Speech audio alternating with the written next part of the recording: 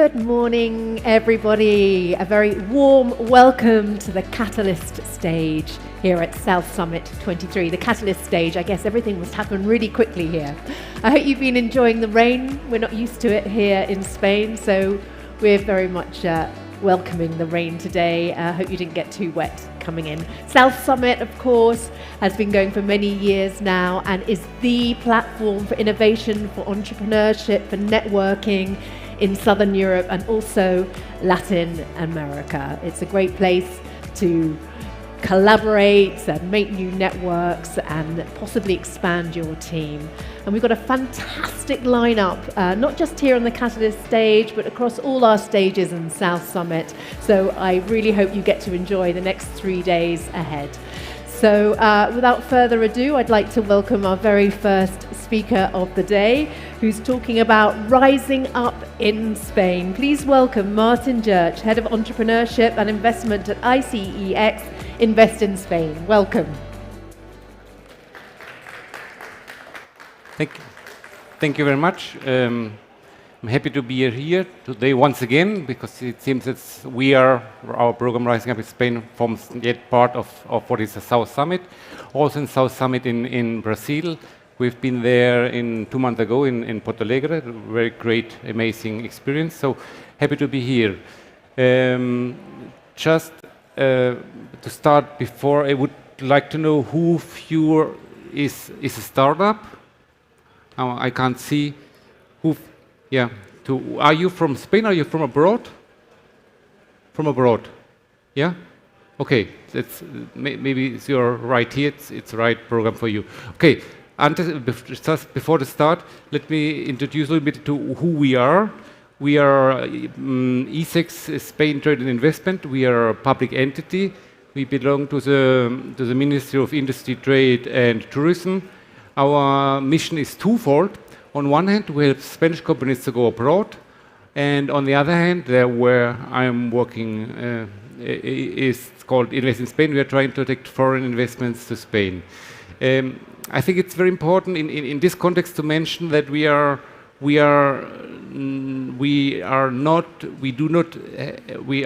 no budget to spend for the startups. Important to say, because a lot of people ask us if you have any program to finance the startups. We have some programs, but it's really not for startups. It's really for helping you to find financing, but we do not have financing as such. Very important to say. We are basically what we're doing on a day-by-day basis is what we are doing is we connect. We connect you with the ecosystem, you with all the people we think you need to be connected in order to have to be successful in Spain.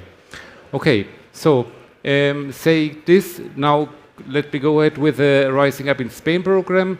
It is now 7 years old. 7 years ago, we started talking to the ecosystem here in Spain and asked them what can we do from our side to strengthen the ecosystem of innovation here in Spain.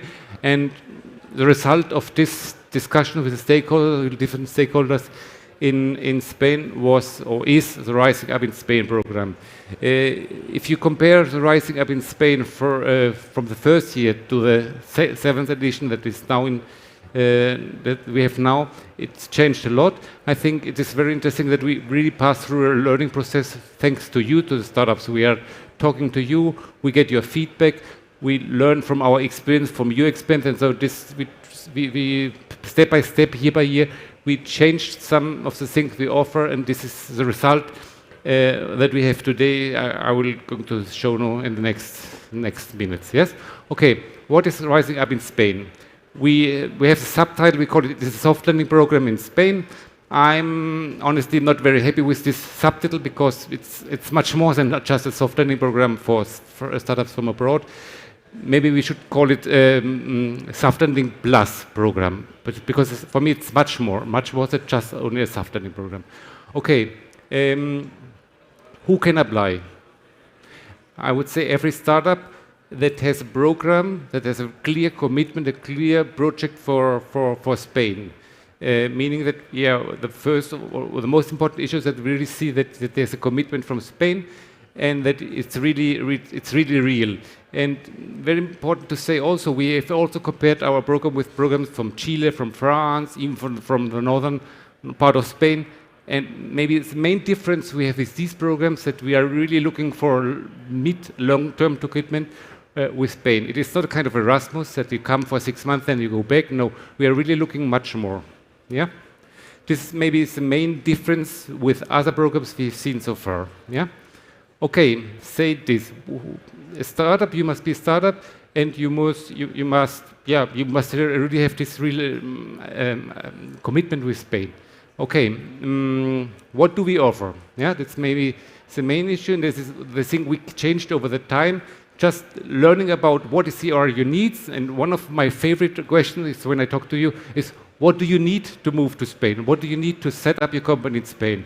And based a little bit on this experience, on this feedback I get from you so far, what we offer is, from the very beginning, we offer a local co-working space for at least 6 months. I would say at the beginning we started to work with Madrid and Barcelona. Now I'm happy to say that we're really working with whole Spain, not only Madrid and Barcelona. Just in the last edition we get 2 companies, one from Morocco and one from Lebanon, to Asturias, to Gijón.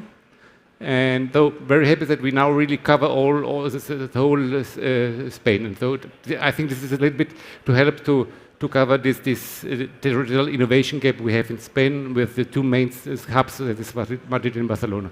Okay, one is the co-working space. The next thing is that we help you with a visa, if you need a visa. If you and your family, we help you to get this entrepreneurship visa. It is thought for the founders. This is very important to mention, because once again, we are really looking for a commitment from you, and we say, okay, if you're really committed, it should be the founder that moved to Spain, or co-founder that should move to Spain and set up, at least at the beginning, the company in Spain. Yeah. Okay.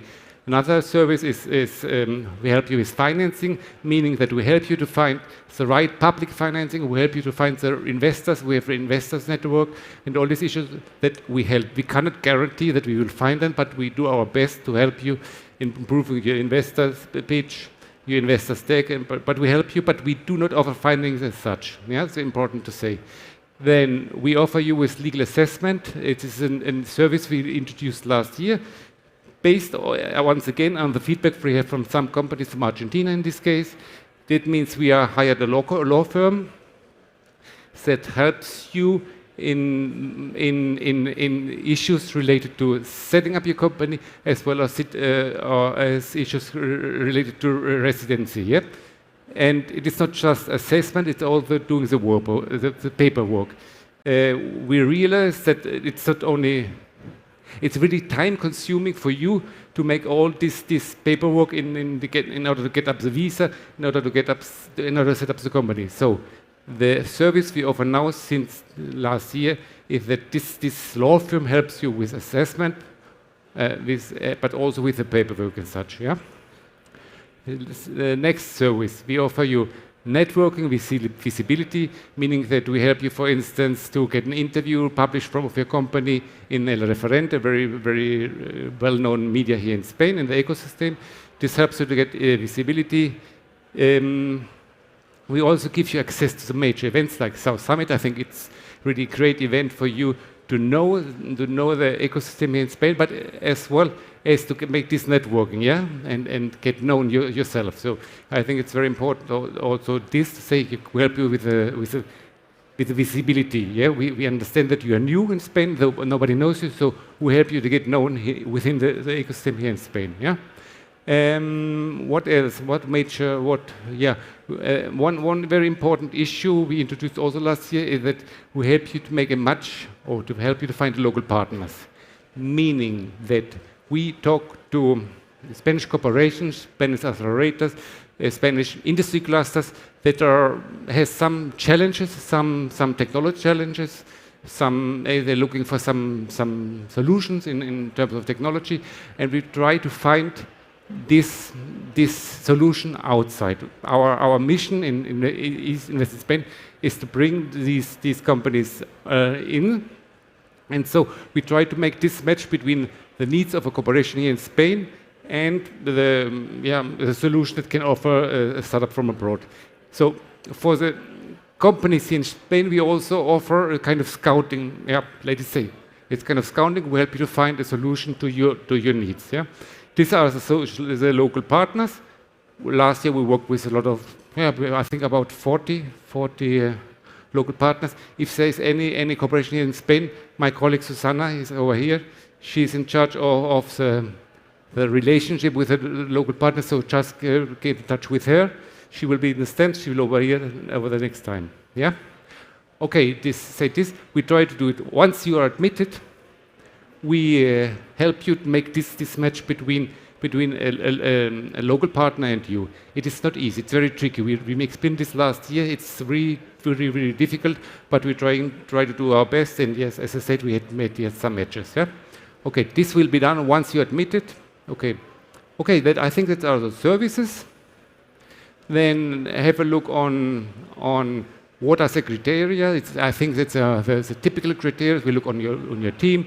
We look on your financial viability. We have a look on your innovation and the scalability, and we have a look on the product, on the growth potential of your product. I think that are the 4 common criteria everybody uses in order to evaluate a startup. Maybe the most important issue, and I'm coming back to what I said before, one very important criteria is seeing all these 4 criteria from the lens of your implementation capacity in Spain. As once again, we received so much applications over the last year from companies that were very, very interesting, very good companies, but with no intention to move their company to Spain. Don't ask me why they applied for, but that happened. So one very important point is make evaluations through this lens of implementation capacity here in Spain. Yeah. So these are the evaluation criteria. The application. Yeah. Further change concerning or in relation to our last year's edition is that this year the call is open now and it will be open for all the years. By the way, we are looking for up to 15 companies that can benefit from the program, and you can apply whenever you want through our webpage, risingupinspain.org. Yeah, it's a web. Sorry. Okay, apply. We ask you must create an account. You must verify your account. Very important. Then you have all the time you need to fulfill a formulary on online formulary. Based on the 4 criteria I mentioned before. Once we have your acceptance, we verify it is everything okay, that you really fit the criteria. After this, we send it to our local partners, to our partner that we sorry, I didn't mention that we are working together with 2 companies. On one side, we are working with a law firm, as I mentioned before, but we also offer an acceleration program. It's carried out by ISTI, a very well-known acceleration program here in Spain. Yeah, ISTI will also be in charge in the evaluation of the 4 criteria that I mentioned before. Okay, once we received and verified your application, we send it to them, and hopefully within 4 to 6 weeks, we will have a result saying you are admitted or you're not admitted. Then it starts. Then we assume that there is a space of 3-4 months, let me say, before arrival to Spain, where we make initial troubleshooting with you, where we help you with the preparation of the visa, and where we can clear any things concerned with setting up the company. But it's really based on the visa and your preparation to move towards Spain. Once you're here, you will really benefit from all the services I mentioned before. Yeah, that's a little bit the timeline. And yeah, from my side, I think I said anything I forgot to say. Normally I use a PowerPoint, but this time it's not possible, so or maybe I forgot something. Okay, I'm just talking to my colleagues Melanie and Susana.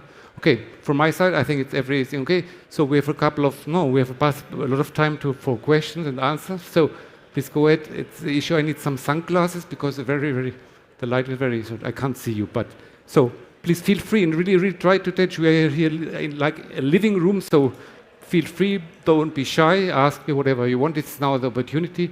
whenever you have some question and do not want to ask now, send us just email or come through our stand or to our booth with over there. Yeah. So, thank you very much. Some question, very, very difficult question from my colleague.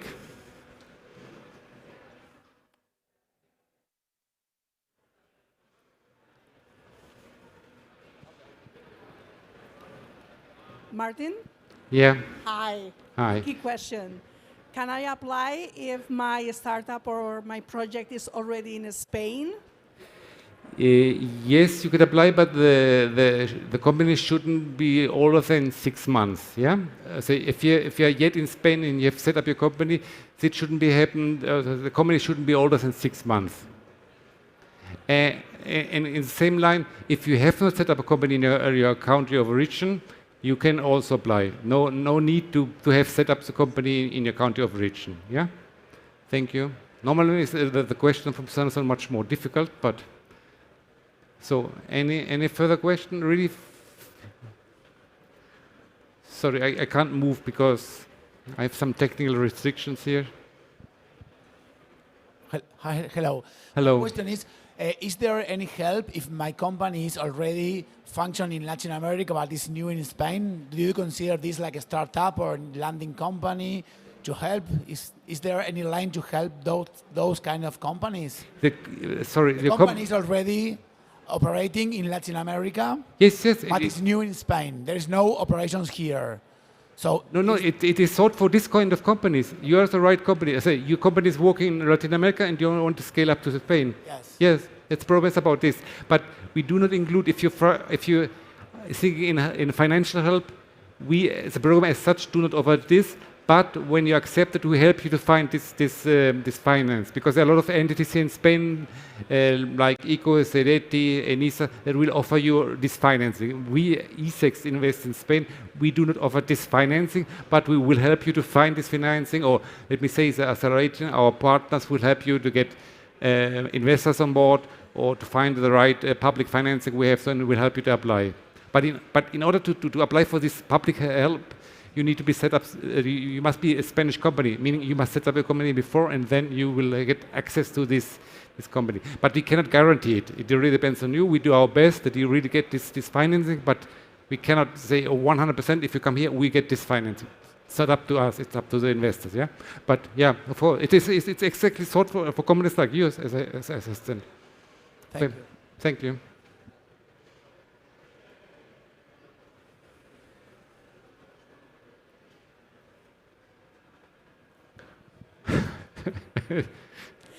If we have more questions about the program, where here at South Summit can we find you to talk more? I think, stop. I think you know it better than me. Where's our, Melanie, where's our booth? 128. 128. 128, okay. Concerning the workshop, could we make an invitation for this workshop today? Yeah. Just a word, we are organizing, it's more a private workshop within the South Summit. It is a workshop about best practices of the Rising Up in Spain program. We invited some startups that have benefited from the program. By the way, in the 6 years of access of living of the program, we have received so far more than 1,600 applications from more than 90 countries, and so far there are 79 companies that have been selected and that are benefiting from the program. In the first editions, we only accepted 15, so this is why there are each year 15 companies. This is a little bit why we have so far 80 companies. So, and this afternoon we will organize a workshop talking with these companies about the experience. They share with them their experience, and there will first a small presentation of 3-4 companies that have passed through the program.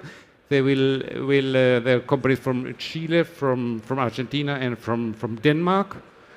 And then after this, we will split up the meeting in different issues. There are issues on internationalization. We understand that once you're here in Spain, you also need to internationalize. So there are a colleague of us that will tell you about the the possibilities you have to get programs from our colleagues from ESEC, the part of internationalization. There will be one person from our law firm that will talk to you about setting up the company. So if you have any specific questions concerning setting up the company, it would be interesting for you to come here and talk to them and raise this question during this workshop. There are also somebody talking about, one of my colleagues will talk about the issue of visa and residency here in Spain. And then also there will be a representative of ISTI, our accelerator, that will also talk to you about the experience they have so far with the program, and they will talk about the acceleration program we have. So all these issues will be discussed today in the workshop. It starts at 5:45, quarter to 6, and it will be, the venue it's not here, it's a little bit, it's like a private. After this we also offer some beers, I think so, very important to mention. If you want to attend, stop by our stand at 128 in the exhibition area, and we'll take down your name so that you can attend. It's at 5:45 p.m. Thank you very much. It's very interesting, and as I said before, after this we have also some beers, no? Okay, so important to come at least for the beer. Okay, more questions? So I can't say we are running out of time. I was thinking about 20 minutes, but it seems that we have 25 minutes. So if there are no further questions, I have nothing more to say. Thank you very much to you, to the South Summit. Sorry for going out the circle. Okay, thank you very much. Before we go, can you hear me? Just while we have 4 minutes left, just for those that are not familiar maybe with the startup scene in Spain, could you give a little idea of maybe how it compares here to Northern European countries? Yeah, it's very, very tricky questions. It's not easy. It is a question that just yesterday, I think we were talking, Susanna and me were talking with a company from Brazil. It was from Brazil. And he says, yeah, we want to come to Spain, or we are also talking with Portugal, we are talking to Netherlands, to Ireland. This is a bit the question about. Concerning regulation, I got when coming back from the South Summit in Porto Alegre, I was comparing a little bit about regulation and how long does it take for you to move to Spain.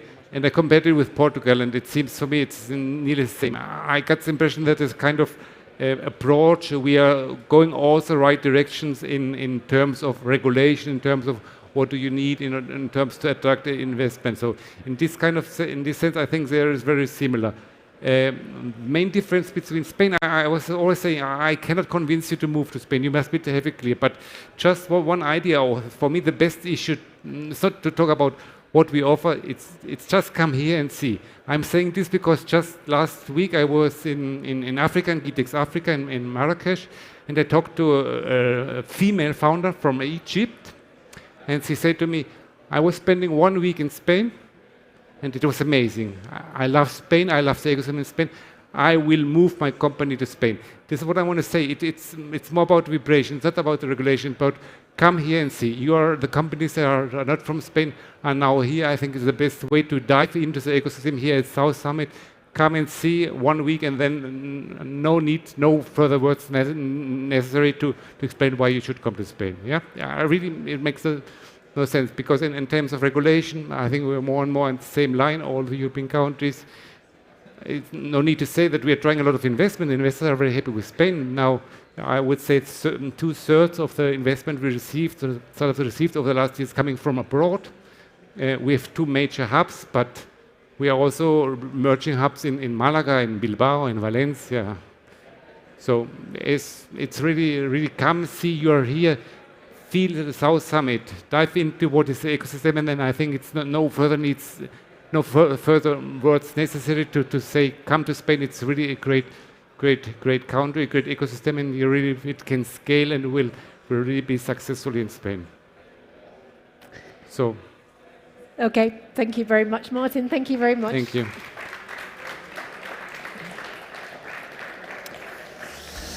Okay, we've got another talk coming up in a couple of minutes, but just to all of you who've just arrived, welcome. Welcome from the rain. Welcome to the Catalyst stage here at South Summit 23.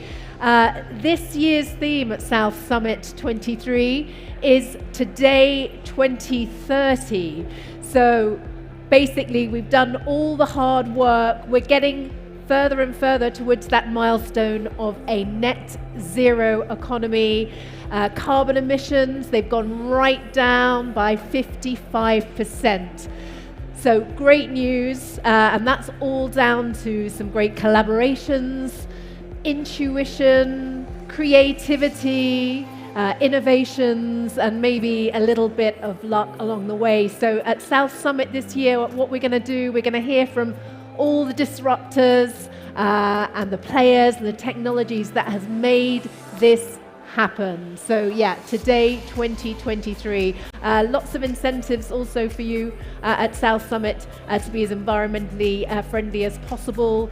Please use your water bottles to fill up in the fountains around you. There's hundreds of fountains around. If you can, get public transport here today. I know in the rain everything's a little bit slow, but please try to do that. And also have vegetarian meals if you can, and with the stamps on your cards, that means you get free beer. Who doesn't like free beer? Let's face it. So yeah, please, if you can, adhere to those environmental policies. We'd be really, really grateful. So let's now move on to our next talk for today. This is driving creativity through design sprints. Here we discover all the benefits of the design sprint framework. From cross-functional teams to user-centric approaches, we ask what are the key components of successful design sprints. So let's welcome to the stage, please, Ignacio Llenares, the founder at Innovolution, and Álvaro Cuneo, Global Business Director at MBM Spain, McCann World Group. Welcome.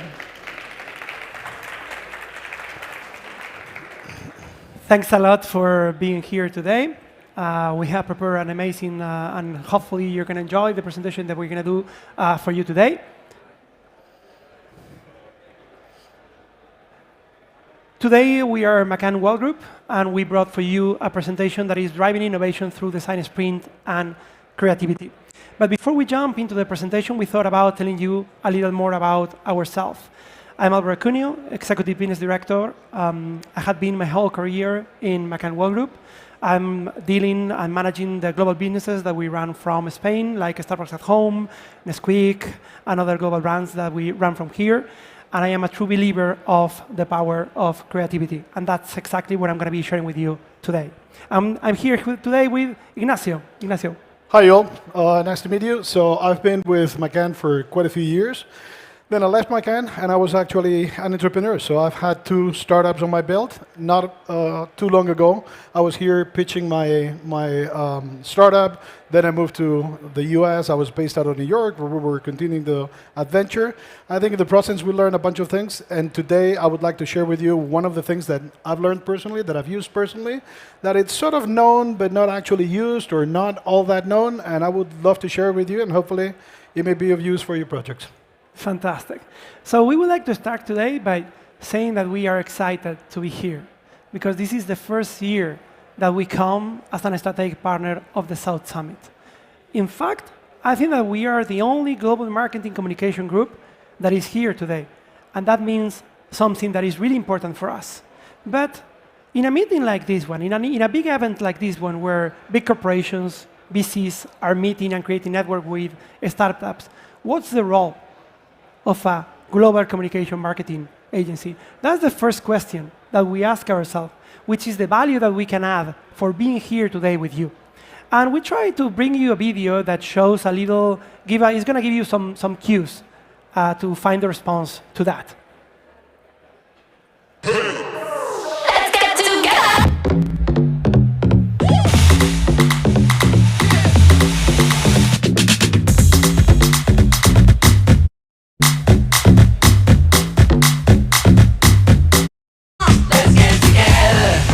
Let's get together.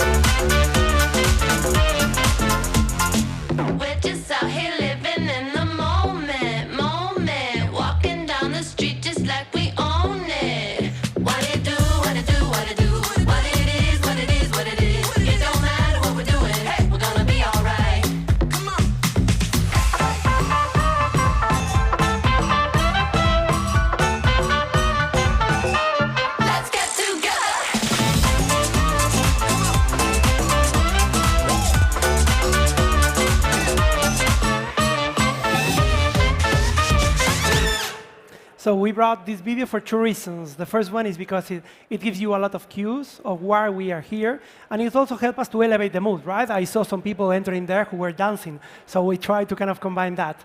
And the reason why we are here is because we would like to reclaim the importance of creativity in innovation. Creativity has been on the DNA of McCann World for 93 years. 93 years where we have been helping brands to play a meaningful role in people's life. And we did a little play on words here, because most of you will know the phrase that an image is worth 1,000 words, right? We think that in some cases, some words, a couple of words, can mean 1,000 images, maybe millions. Because when I ask you, and when I started speaking about Priceless, who in this room is thinking about MasterCard? Come on, help me out and elevate your hands. Who is, when you hear Priceless, who is thinking about MasterCard? Most of you, right? When we think about You Worth It, who thinks about L'Oreal? Hands up. This is a wonderful audience. So exactly. So there are words who are worth millions of images. And that's some of the platforms that we have been building for some of the most iconic brands globally. But today, we are here to show you a more unknown side of McCann World, which is how we help them also to innovate. Same as we did with MasterCard, helping them to create cards for blind people. Same way we help UPS in the States to help them revamp the way they are using mailing system. Same way we help IKEA to create accessories so disabled people can use IKEA product in their daily life. So that's the job that we have for you today. Thank you, Alvaro. So Alvaro has shared with you thoughts about creativity. And the one thing that I'd say about creativity, it is hard work. It's very hard work. It's not about inspiration. It's not about having a few drinks with a bunch of colleagues at the pub and then coming up with a big idea. I've been with McCann for many, many years. I've seen creative teams develop their work, and it takes very hard work and discipline and process and procedure. What I want to talk to you about is about innovation. Many times we mistake the use of technology for innovation. And just applying the technology is not going to make your project, your process, your company more innovative. It's about changing things. So since innovation is a fairly large word, I'll share with you what I mean by innovation. It's about growth. It's about the growth that you would not experience unless you innovate. It's about incremental growth. And increasingly, it's about speed. And speed is an asset in itself.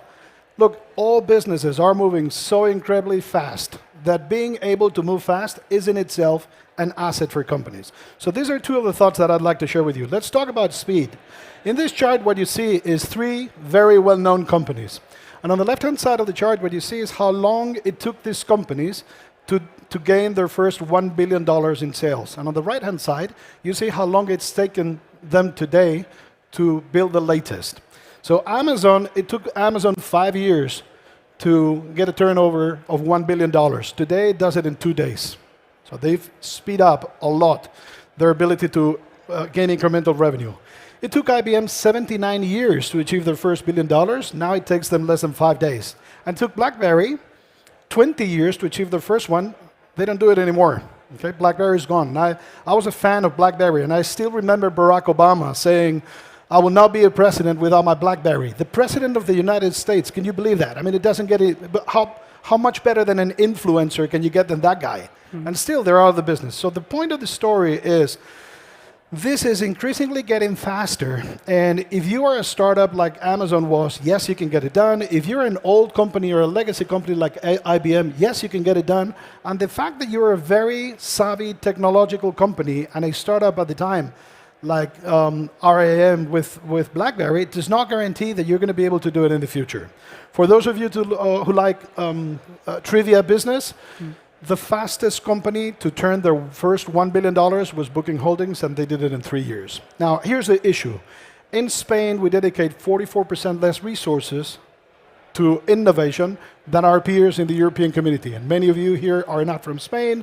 Many are from other markets. I challenge you that probably there are other markets in Asia Pacific and especially in the US who can still dedicate more resources than your own local markets. And there are three things basically that I'll share with you about this. One is this is increasingly faster. And I've been in business for many, many years. I've been on the corporate side. I've been on the startup side. And the one thing that never ceases to amaze me is how much faster this goes every year. Two, it is uncertain. No one has a perfect tool to say this is how you innovate and this is how you achieve growth. I have not seen it. What I'm going to be sharing with you today, it's a book, and it's not written by me, and it's the best that I found. But look, it's all subject to interpretation and to iteration. And thirdly, back to the first point, creativity and innovation, it is a science, it's not an art. It uses the scientific method of iteration and validation and going back at it, and that's the way that it should be done. So the foundation of what we're sharing with you today was published in 2016. How many of you have read this book? How many of you use it? Okay. Look, this is the foundation of what we're going to be sharing. So Design Sprint is a process that was developed by Google Ventures, and it was created earlier than 2016, in 2010, and then it was published by Jake Knapp in 2016. And in essence, is a 4-day process to solve big challenges, create new products, or improve already existing ones. So what we do is we compress in several months of work into a few days. For those of you who are thinking Ignacio is wrong, it's 5 days, well, there's an update. The practice that we follow is one that Jake Knapp and AJ Smart, a company from Berlin, developed a few years back, and it took 20% of the time off, so now it's done in 4 days instead of 5 days. Some of you may be thinking, oh, that's design thinking, right? That's, it's been around forever. Or we already do agile sprints. And the answer is no and no. So here's a brief update on this. Look, design thinking came up in the 1980s. And probably the agency that we all have in mind, or the operator that we all have in mind, is IDEO. It was an agency out of San Francisco. And it was a company that basically promoted the idea of let's be creative when we go to problem solving, and it doesn't matter what problem are you trying to solve. It can be engineering, or it could be manufacturing, or it could be production, it doesn't matter, but you can be as creative as normally you would expect of an agency like McCann. Then a bunch of software developers produced the Agile Manifesto in 2001, and that's the foundation for the Agile that many of us know and use today. And in essence, this is about project management. And the nature of this, or the origin of this, was basically, let's write software differently. So it doesn't have to be from A to Z linearly. We can break this into different projects and do them simultaneously. So in essence, agile sprints are about project management. Design sprint came later on. And it is a process. And it is a tool that you can use, and you should be using, when you're trying to gain speed and in incremental growth. So why use it? Look, this is the simplest way that I can serve this in just a few minutes is, in theory, there's no difference between theory and practice, but in practice there is. So it boils down to that moment when everyone in the meeting room has gone, and you're back in the agency, or you're back in the office, or you're back in your startup with your colleagues and say, okay, how do we get it done? This is it, yeah? Here's the theory for every project that you've ever seen in your life. There is an idea, then we take it into production, we will launch it, we will gain data, and we will improve the idea every time that we do this iteration. This is the theory. And it doesn't matter which business you're doing or how big your company is, but this is the theory. Now in practice, this looks more like it. And tell me if you have experienced this yourself. So you have the idea, you take the idea, but it takes forever to go into production. And it slows down, and then, hey, someone from marketing said that they had a better idea, or that they've done something similar in the past, and they'd like to take a look at it. Oh, and there's this VP who's super important, and she said this, and guys, you need to listen to, and this starts taking place, and your idea becomes slowly moving into production. And then production comes in, and boy, do we have issues. No, I can't do that. What do you mean you can't do that? Nope. Because it's not in our system. Well, we're doing a pilot test. What? No, you can't do that. Or this goes against the rules. Or this goes against, oh, we have something in mind. We're starting a venture with whoever. So this is going to create a conflict. And so production itself takes, you see the process. Yeah? So what comes up is unforeseen complexities, more opinions, little or no data. And at that point, the team is unclear as to what are we trying to innovate for. And this is the main issue is we're forced to innovate by intuition instead of by data. So when you have the data, you know exactly what you need to do because you're given feedback. When you don't have that data, then you have to fly it by the seat of your pants. So in essence, design sprint is about you have an idea and you test it immediately to gain data. And when you get that data, you go back to the idea. And that iteration, the more you do it and the faster you do it, the richer it gets. Let me just share with you a few principles of design sprint that are relevant. One is this idea of together alone. Look, we're all human beings. We're social beings. That has pros and that has cons. There are biases in all of us. So the moment that you sit in a room, you are pro or against some of the people who are with you in the room. And if you have been working together for a long time, boy, is that true. So there are biases. Brainstorming is normally, I'm sure we've all done plenty of brainstorming in our lives. Brainstorming tends to be normally about who is the loudest. I have the speaker now, so I can impose my ideas, or who's the most articulate. Those of us who have been doing presentations for many years and who have been trained in sales and in marketing, we tend to be more articulate. That doesn't mean that we're smarter. There are plenty of colleagues that I've met in my life who are more kept to themselves, and boy, did they have good brains. So this is all about bringing those ideas together, but individually, one by one. And each person will have the opportunity to develop and to present their idea with all the relevant details. Principle number 2 is tangible discussions about ideas. It's better than discussions in general. And everything that is done on design is based on this principle. So all those social dynamics are tried to be pushed away so that there is no gridlock. And 2, this concept of silent voting. So every step of the way, there are going to be moments when there is a fork. And a decision needs to be taken. And what the team will do at that moment, the team working on the design sprint, what they will do is they will do a silent voting. So you're not going to know exactly, this is like when you go to vote for the elections. So the rest of the guys not necessarily know who are you voting for, but you're expressing your vote. Mind you, this is not what the Americans would call kumbaya. So this is not, okay, so we're all even, we all take the decision equally. No way. Companies are structured vertically. There are decision makers. And there are people who are more senior in the structure, and therefore these are the ones who are going to be taking the decision. Likewise here.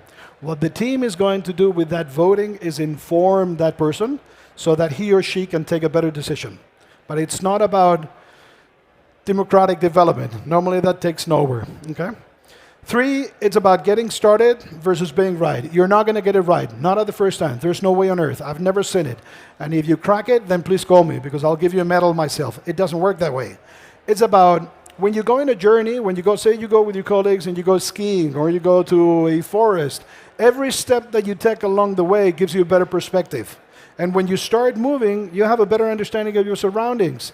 If you're quietly sitting on your place, then you're never going to have a good understanding of what's going on. Same principle applies here, okay? So it's a step-by-step process. Every new step provides new information and better perspective to the team. And there's more value in actually completing those steps than in trying to accurately hit it on the first one. Now, Alvaro was talking about creativity. And as I said before, the one thing that I know about creativity, having spent many years with creative teams, is it is hard work. So if you leave it all to creativity, if you leave it all to some genius coming up with a great idea at the last moment, I'm sorry, you're dead. That's not going to happen. So design sprint is about creating the environment and the stimuli so that the best ideas are created together by that team. But it's not going to be, oh, I need to be super creative to get this done. It's not that. It's about process and it's about procedure. Now, here's the structure of, what does this look like? Okay, so here's a step-by-step process of what it looks like. One is, on the first day, what you're going to do is you're going to define the challenge. And many times when I explain this, people eye roll me and go like, duh. Look, how many times have you not gone into a room and have a heated discussion with clients or with team, it doesn't matter. And then you leave the room and you're like, okay, so what do we agree on? What's the point? What are we going to be doing next? This is of the essence. And I think one of the key collateral benefits of this procedure is aligning the team. And if you guys are working remotely, and most of us are increasingly doing so, this is probably one of the best benefits that you can have of applying this procedure. It's about getting everyone to understand exactly what we're working for, have the same vision, the same idea, the same understanding, and it doesn't matter where you are in the world, we all share that common goal. So let me underscore that because it's extremely important. Some ideas so that you get a better understanding for how this works. First, we're going to think about the long term. So one of the things that we will say is, think about your project, think about your process, think about your goal. If it were perfect, if it were just rosy and everything will go your way, what will your company or what will your project look like 2 years down the road? And that's your grand vision. And that's flaring. And what we're going to do afterwards is we're going to do the opposite. We're going to do focusing. And what we're going to say is be as pessimistic as you can. What are the challenges that will prevent you from achieving that goal? So you've dreamed about your perfect project in 2 years down the road. Now think backwards and think, what are the key challenges that you need to overcome to achieve that goal? That is going to be the focus of the sprint. So we're going to choose one of those handicaps, one of those challenges that are preventing you from achieving the success that you expect, and we're going to focus the next 4 days in building a solution for that challenge and testing it and getting results for it. That's a sprint. Later in the day, what you're going to do is you're going to search and reapply, basically. This is a phrase that I learned many, many years ago with Procter & Gamble. Look, don't be shy. Everything is out there and it's available for you. So you can go to other companies and you can go to other entrepreneurs and you can go to other startups and you can go to other established companies and get ideas from them. Steal them. They're out there. Look, this is a book that was written many years ago and I'm using it for my own purpose and that of my clients. So don't be shy about it. Bring those demos into your team and show them how other people are solving some of those problems. And then by the end of the day, and this is day one, we're designing a concept. So we started the day, different group of people, different understandings, each one has a different idea.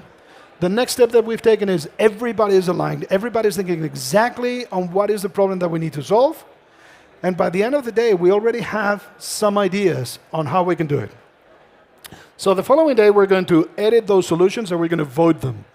This idea of the heat map is, it take a little bit longer to explain, but think of it as a journey, a customer journey, and what you're trying to do is you're trying to identify where this big challenge that you identified sits. From the moment that I learn about your solution to the moment that I actually buy it and maybe advise other people to purchase it, where is this challenge? Where does it fit? So that's the heat map. We're going to pitch the solutions the way that we would normally do it with any other startup, and we'll take a vote. And this is what we call a straw poll. The idea is to indicate to the decision maker, where does the team lean to? Where do we think this leans to? But again, he or she is going to be the final decision. He's going to take the final decision, and that's the decider voting. At the end of that day, we're starting to do a prototype or a storyboard so the prototype can be built. Now, a storyboard. Ignacio, that sounds like super creative. Forget it. It's literally like writing a letter. You don't have to be a creative. You don't have to know how to draw. What you need to do is basically sit down with this piece of paper and put your idea into a piece of paper so that another human being can understand it. That's all there is to it. And the other misconception, if you will, is that this is basically for digital companies only or for digital products. Not the case. We can do this, we can prototype just about anything, even Elon Musk's rockets and whatnot. So the third day is about building the prototype, and the fourth day is about testing that prototype. And one thing that I'll share with you so that we can move on time. Look, with 5 people, with 5 actual customers, and this is pure statistics. For those of you who took Statistics 101 in college, this is it. 5 people, you show your prototype to 5 people, you get 80% of the learnings. You don't need to show it to anyone else. From then onwards, you're fighting a lot for 20% of incremental learnings. Not needed. 5 people, real customers who touch a product that feels and looks and feels as if it is real, it's good enough. Who needs to be in the room? Basically these people. One is the decider. He or she is a person who, is your project manager, your product manager, your CEO, your marketing, your CMO. He or she is a person who has the decision veto, if you will, in your company. 2 is the facilitator. It could be someone like me, like Alvaro, like many people at McCann, who are going to help you get this process started in your company. There's a need for a designer, someone who needs to build these ideas and create that prototype. So it could be digital or it could be physical, but there's got to be someone who turns these ideas. There's a person that we call the voice of the customer. So someone who can, he or she may be coming from customer service, or they may be coming from sales, or they may be in one of the stores. So it's someone who has had sufficient interactions with customers to say, I think it's going to go this way, or they're going to feel this way. That's the idea here. And then several people from the team. You don't want to have more than 8 people in the design sprint team. 8 people is good enough. More than that, you start getting a committee. And what's highly important is that you have a stopper. So in every company, there's always a stopper. There's always someone who's going to stop your project from moving forward. It's important to have them on board. And we can help you basically these 2 ways. Either help you to get this done so we can innovate with you, or we can help you educate, we can help train your people so that they learn this procedure and they can run it themselves. And I'll hand it over to Álvaro. Thanks a lot. So we show you at the very beginning that we are here to reclaim the importance of creativity, and we show you the way we innovate. And now we want to show you one example, and we're going to be 1 minute behind the schedule, but I'm sure that they will allow us to put this example for you.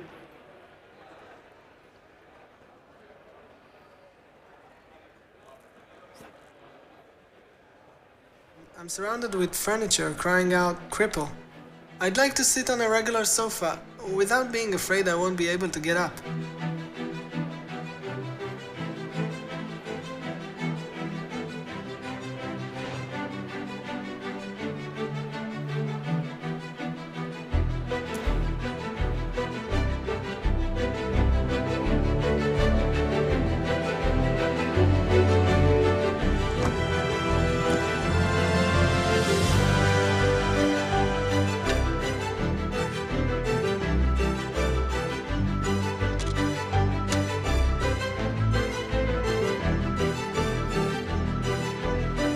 IKEA's vision is to create a better everyday life for the many. This enables give simple and affordable home furnishings for 10% of the population.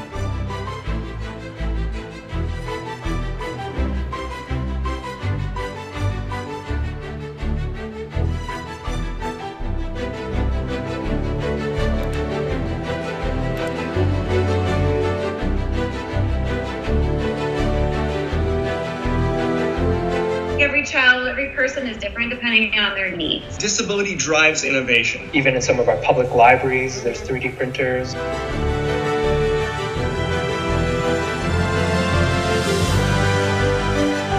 lot of solutions, they've been very medicalized down through the years, and nothing as cool as anything you've produced. ועכשיו אנחנו רוצים להראות לכם יוזמה מיוחדת של רשת איקאה שנקראת Disabled. יוזמה חשובה שתקל על אנשים עם מוגבלויות איקאה, עם ארגון נגישות.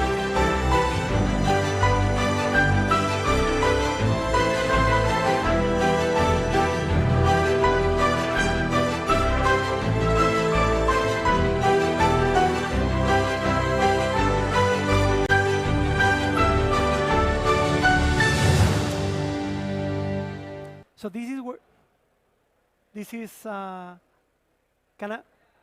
is when the magics happen, when you meet creativity through innovation. And to finalize, we said that this is the first time that McCann Work Group is here as a strategic partner of the South Summit. Creativity is here to stay, and McCann Group is here to make sure that it's represented every single year. Thanks a lot to you all.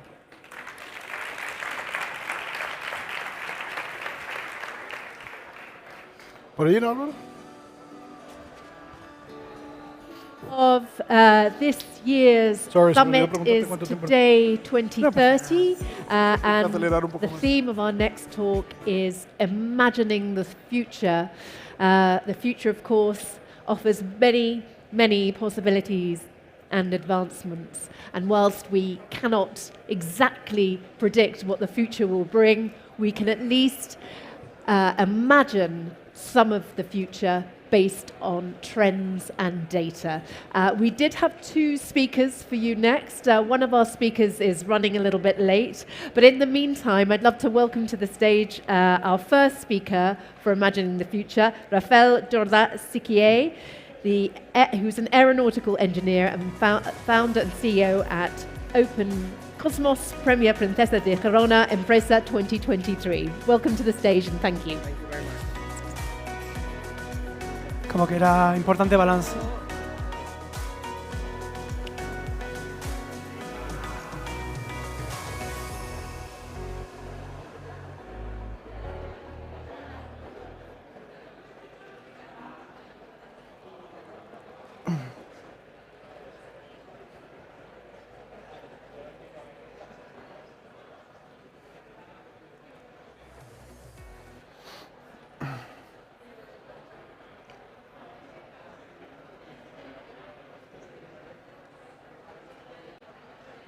¿Es el pasado?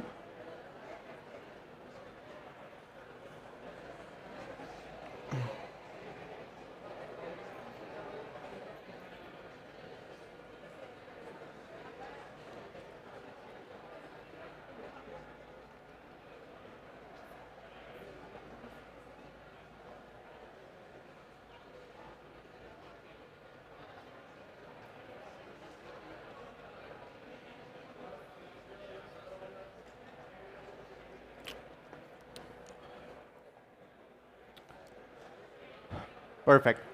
Good morning, everyone. Thank you for joining. It's been a bit of an eventful morning. Pau Garcia Milà, who's going also to join me on the stage in a couple of minutes, is on his way here. The plane was delayed. And I had an amazing video to start this presentation with that you won't be able to see. So you will have to look for it at OpenCosmos on YouTube. Let me start by introducing myself. My name is Rafael Jordà-Siquier. I am the founder and CEO of OpenCosmos, and this year the Fundació Princesa de Girona has awarded me the Entrepreneur Award. And for this reason, I'm here to share what it is to be an entrepreneur in the domain of space, big data, and AI.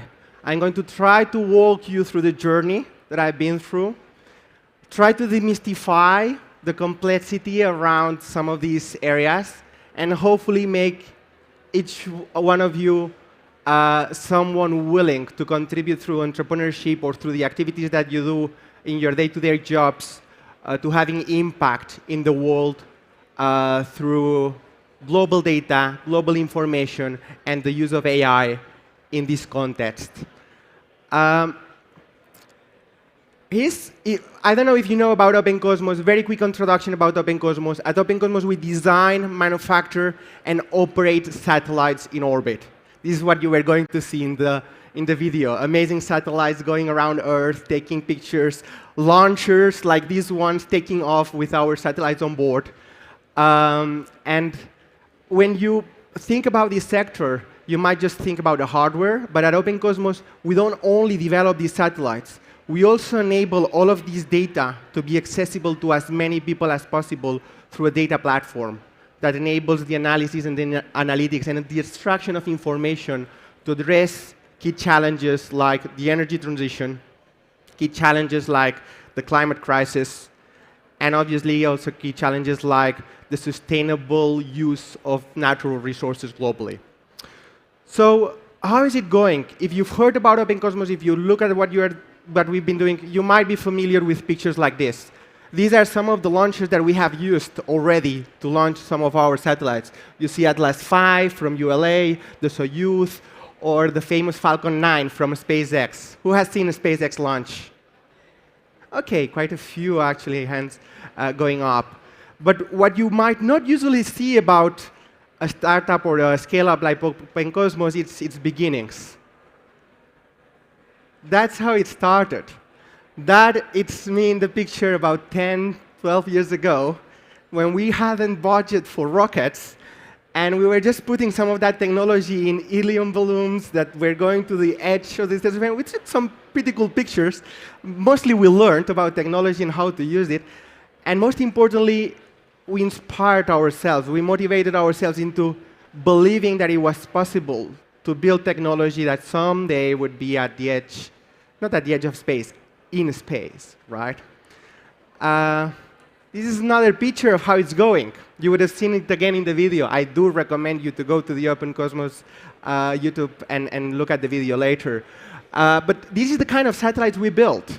Satellites that are more or less like a microwave oven, okay? Some of them are slightly bigger, some of them smaller.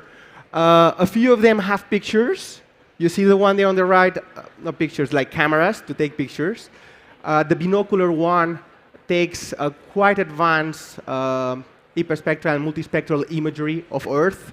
We also do satellites for telecommunications. We also do satellites for navigation. Okay, fancy technology, but this was our first product, guys. This is what is called a CanSat. It's the size, literally, of a Pepsi or Coca-Cola can. And we sold 700 units of these about 8 years ago to the European Space Agency, so they could educate students all over the world on how to start, learning how to build emulators of satellites. So that's where we are coming from. This is how it got started. That contract, it was a very, very tiny contract. I think it was 55K euros or something like that for 700 units. With that traction, with that early traction, we managed to recruit the first engineers to start our team. So we started from sales on day one, engaging with some of the top customers, in that case, the European Space Agency. And yes, very soon after, we got the contract for the first satellite, but we should not forget that in the beginning, sometimes, some of these early products don't look exactly like what you are going to offer when your company is going to be fully fledged. And last example of how it's going and how it started. Who's here familiar with a company called PLD Space? Okay, one person, not many. You should know about these guys. They are just about to launch from Spain the first ever suborbital launch. That's the rocket that they have right now. I visited a few weeks ago in Huelva, in Arenosillo, in the south of Spain. That's the rocket that they are going to launch. On top of it, there is part of my team, the team that is based in Oxford. We have people in Oxford, Barcelona, Madrid, and soon also Porto. So if you look at how it's going, you might be just looking at this picture, this kind of company, but that's where it's coming from. I nearly teared up when I saw this picture a few months ago. This is a picture that I took over 15 years ago when we were at our first or second year at university. The people that you see at the front, these are the Raúls, Raúl Verdú, literally the founder of PLD Space. And that's his first rocket. That's his first ever built rocket. And you might not see it, but do you see the people in the group in the shadow just behind it? That's me and some of the other people from Open Cosmos building some of those CanSats as students. Can you imagine? So this is how it started, and that's where it's going. So after having showed you some of these pictures, you might be wondering, how the hell did that happen? Right? I sometimes think that myself as well. And here's where I would like to take a step back. I don't know how many of you are entrepreneurs or are looking to have like an entrepreneurial journey. Maybe hands up for those that are or want to be. Okay, quite a few. So the journey of entrepreneur has no receipts for success, has no plans, has no structure. Each one of you will follow its own path. I can only share the path that I follow to go from how it started to how it's going. And everything started with this, in my case. This is me when I was a child, my parents, and the values that they taught me, actually. My parents have nothing to do with the space industry or with business or anything like that. They are doctors. They are medicine doctors. And as many of the doctors in this country, I learned 3 core values from them. One and key is never give up. Doctors don't give up. Second is to find joy in effort. Some of you or some of your family are in the medicine sector or lived through it during the pandemic. You know how hard they work and how they always look for that joy in the results of the work that they do. And the third thing that I learned from them also was to enjoy more to give than to take. So these 3 values are something that have nourished kind of the culture that we have at Open Cosmos, the reasons why we do things. And looking in perspective, it has been fundamental, the learning that I did from them on these key values into the shaping of the company that we are building today. The second thing was curiosity. This is me dressed like Mars when I was 7 years old or something like that. You might think he has always been wanting to be in space because he has a picture dressed like Mars when she was 7. No way. I was curious about everything. I've always wanted to learn about biology, about math, about anything that I could grasp. When it really became really clear for me that I wanted to develop my career into technology, and particularly into space technology, was at university. I went to study aerospace engineer, and that is when I found the passion for technology. We started doing some of the early balloons that I showed you earlier. We did some sounding rockets that reached supersonic speeds. We even put, in the picture that you see here, one of these rockets also at the edge of space with a balloon and then launch it to try to go even further, right? So that's when the passion for technology, for space, and building teams and working together with teams over weekends and so on really, really emerged. And we took pictures like this one. You remember the first bots with the balloon that I showed? That's the picture that we took with it. You can see the curvature of Earth, the black sky, and that to me was kind of an aha moment. That's when I realized, wow, I really want to dedicate all of my efforts, all of my time, everything that I have in my soul to literally try to democratize the access to this technology. Space technology doesn't need to be complex, doesn't need to be expensive, doesn't need to be just for a few organizations in the world. It needs to serve absolutely everyone, right?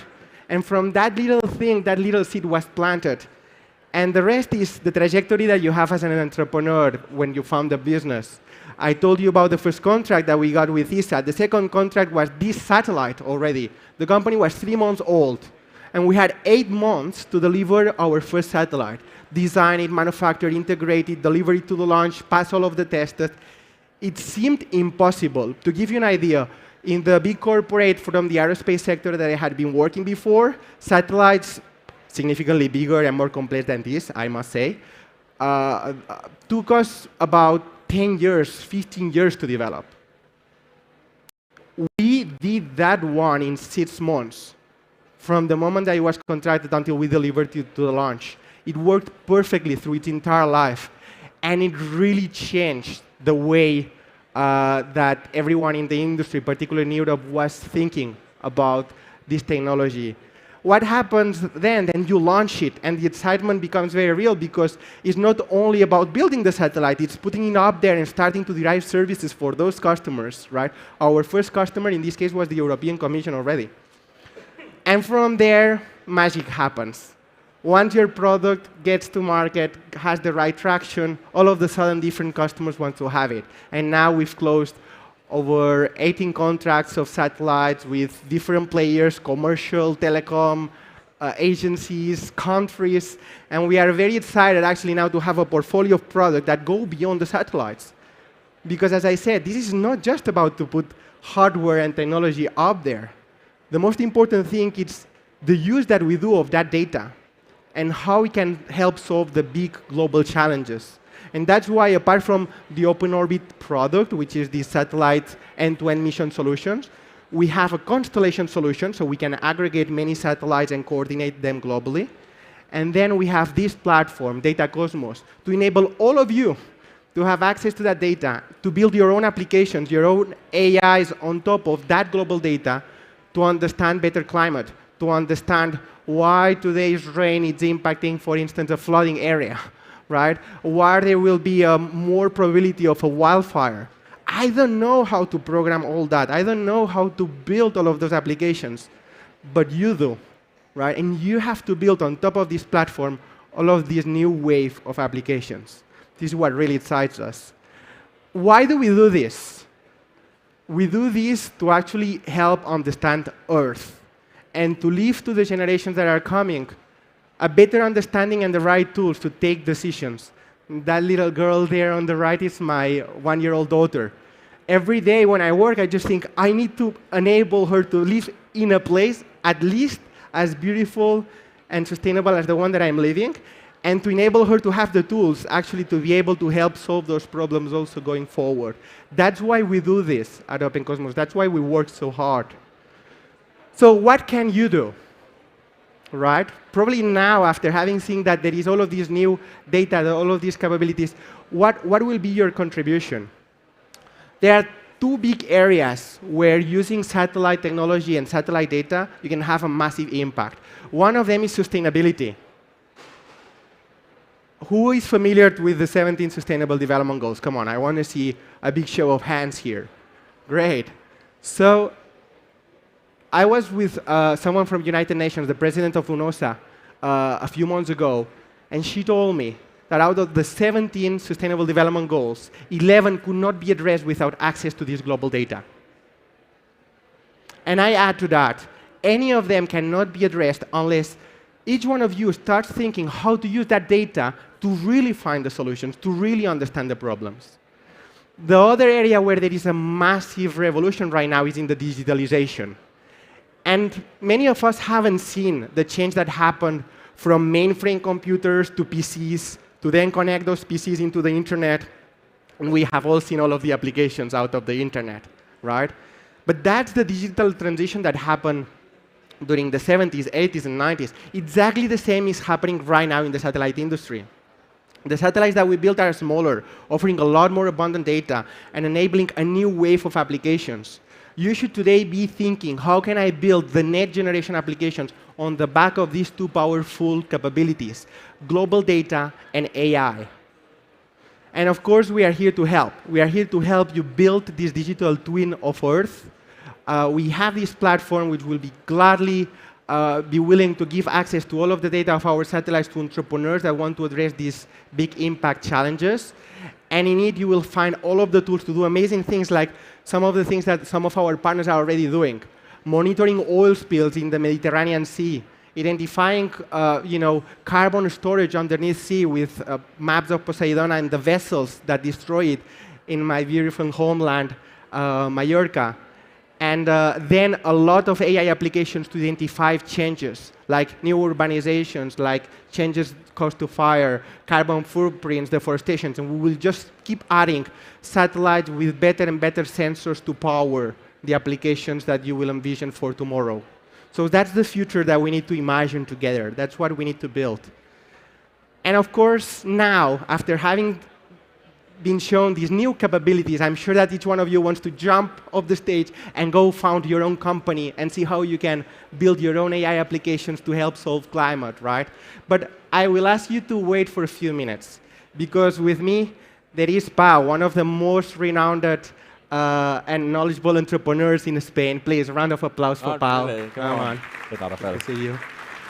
And he's going to show you live how best to use the AI tools to disrupt and create some of these new empowering companies. Pau, it's a pleasure to share stage with you. Not really. Actually, it's a pleasure, and I'm glad to be here with you. Both Rafael and me, we are, I think I'm an awardee from Fundación Princesa de Girona from the first year, and you from the last one. So we share a very beautiful family of people who are, I usually explain ourselves like we're a group of people doing things that for a specific moment in our life we were awarded in like one of the most important awards you can receive in Spain, which is the Princesa de Girona Award.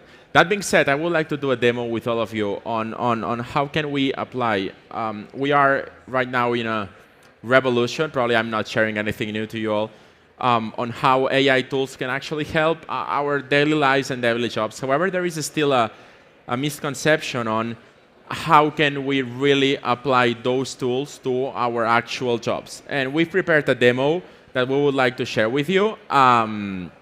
So initially, the goal is to ask ourselves, we have 11 minutes and 40 seconds remaining. The goal is, could we create a full prototype of a startup, of an actual startup in 10 minutes? We will need a website, a business plan, a deck for investors. A lot of you are investors, so we need to convince you this is a cool idea, an idea that just does not exist yet. And maybe a logo, and why not Instagram content for a year so people could discover us. We have 10 minutes, so that should be fine. The goal is, let's create a unique idea. In order to make sure this is unique, we need a unique idea. So I would like to invite you to join us on this idea. I would suggest we go for something which is not in our daily lives. For me, a computer, for you, sending rockets to the sky, still not our daily lives, something you like to do in a weekend, like, I don't know, any hobby or something you do in your weekends when you are not working. For example, any idea you can bring me? anything. Soccer, sport, soccer. Okay, and we need a group of people, a segment. For example, young kids from 5 to 12, so they will discover sports and they will get away from video games, or a group of 85-plus-year-olds, so they will move the body and rediscover, sports. You can choose any group of age. Which one would you choose? Seniors, you like 85 and above, right? Okay. 60, probably, yeah, 65. A lot of people does not feel like senior when they reach 65. So I would suggest with 75, not you or me. Okay, so let's do this. Let me check if this, yeah, it works. So we'll start with ChatGPT, and we'll go further beyond from that. Okay, we'll start easy. I'm going to use the free version of ChatGPT because it's faster. Write a business plan for, I'm going to make it bigger. So you see, startup that will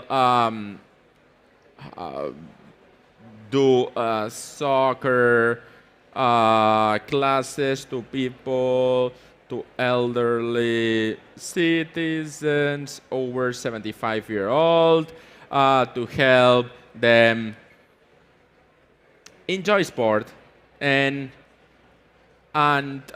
meet other people and make new relationships. We are doing a Tinder for our grandparents. That's fine. I'm just going to copy this. Okay, the moment we ask, it will just automatically start creating, not a big surprise here. It will probably be a quite decent business plan. We're going to see it in a moment. However, we need quite more than this in order to make the magic, because in a business plan, you don't have a startup, you just have a business plan.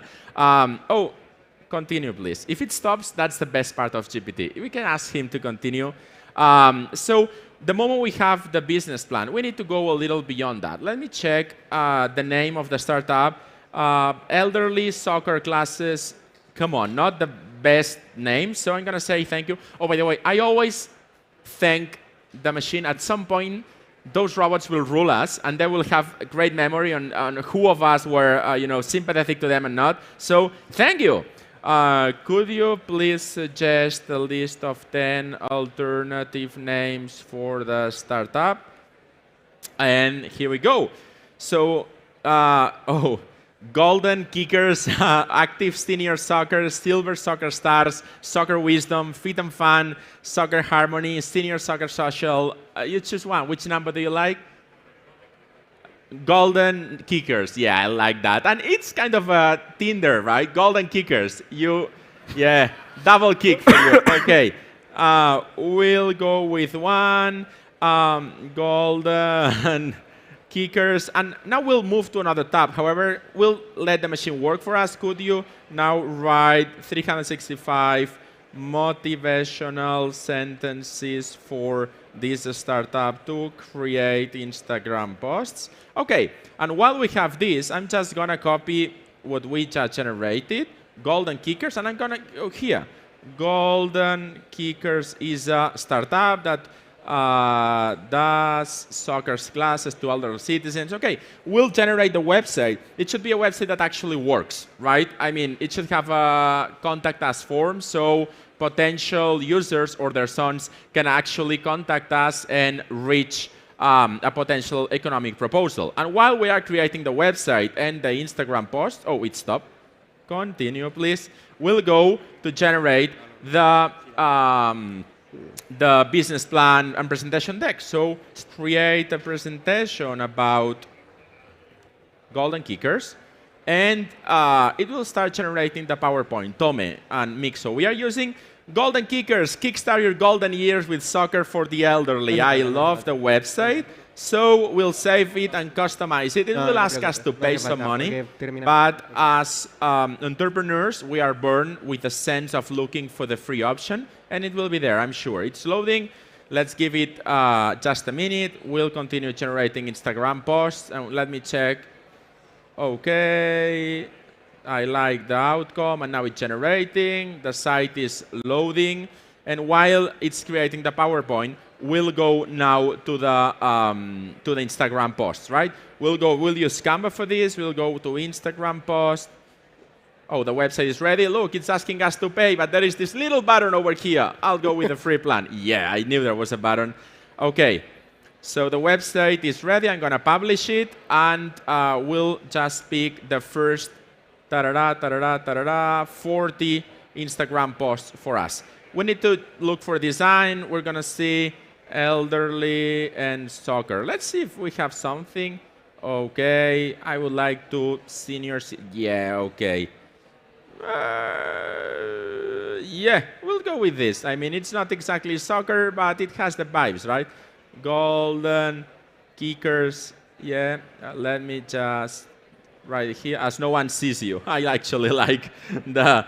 Okay, but it would be quite, slow to do it manually. So why don't we just automate it? I'm going to see sentences here, done. And I'm going to just connect this, the data we just generated, and continue. And it will just generate the initial 40 Instagram posts for us. As you can see, everything is done. And we could even schedule it in Instagram, so it will be published one every 10 days. We'll do this 10 times, and we'll have 10 different designs. So we'll have actual content for a year in advance. So people will come to Instagram, they will see the bio link, they will go to this website, which is already published. You could access it through your phone.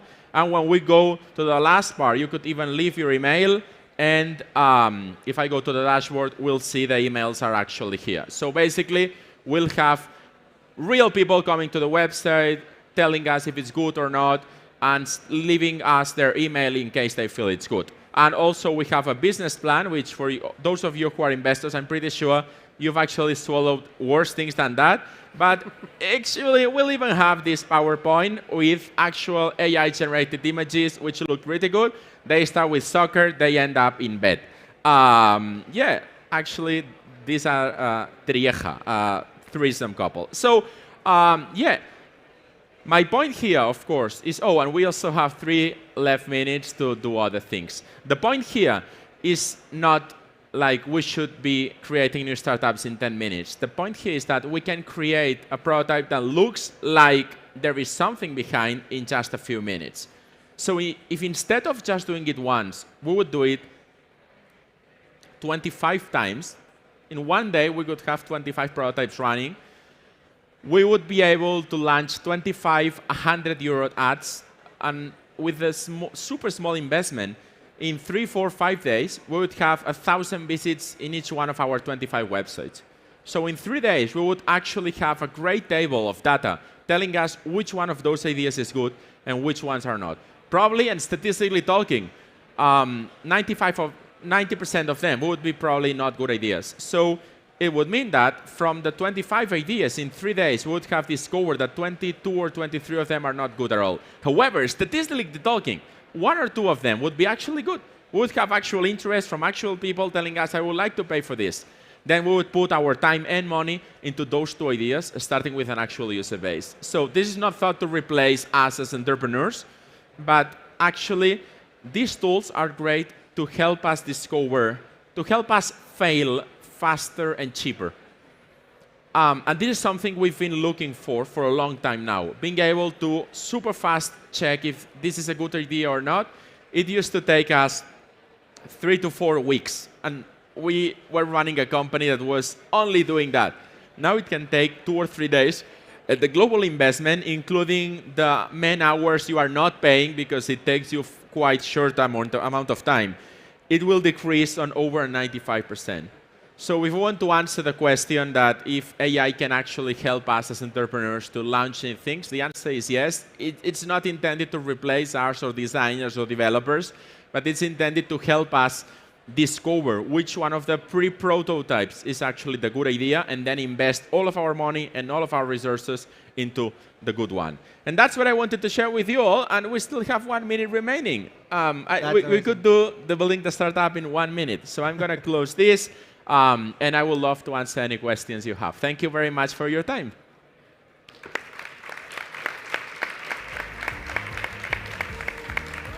¿Vamos? Yeah, nos queda un minuto, Rafael. Yeah, pero nos Okay, let's go, let's go.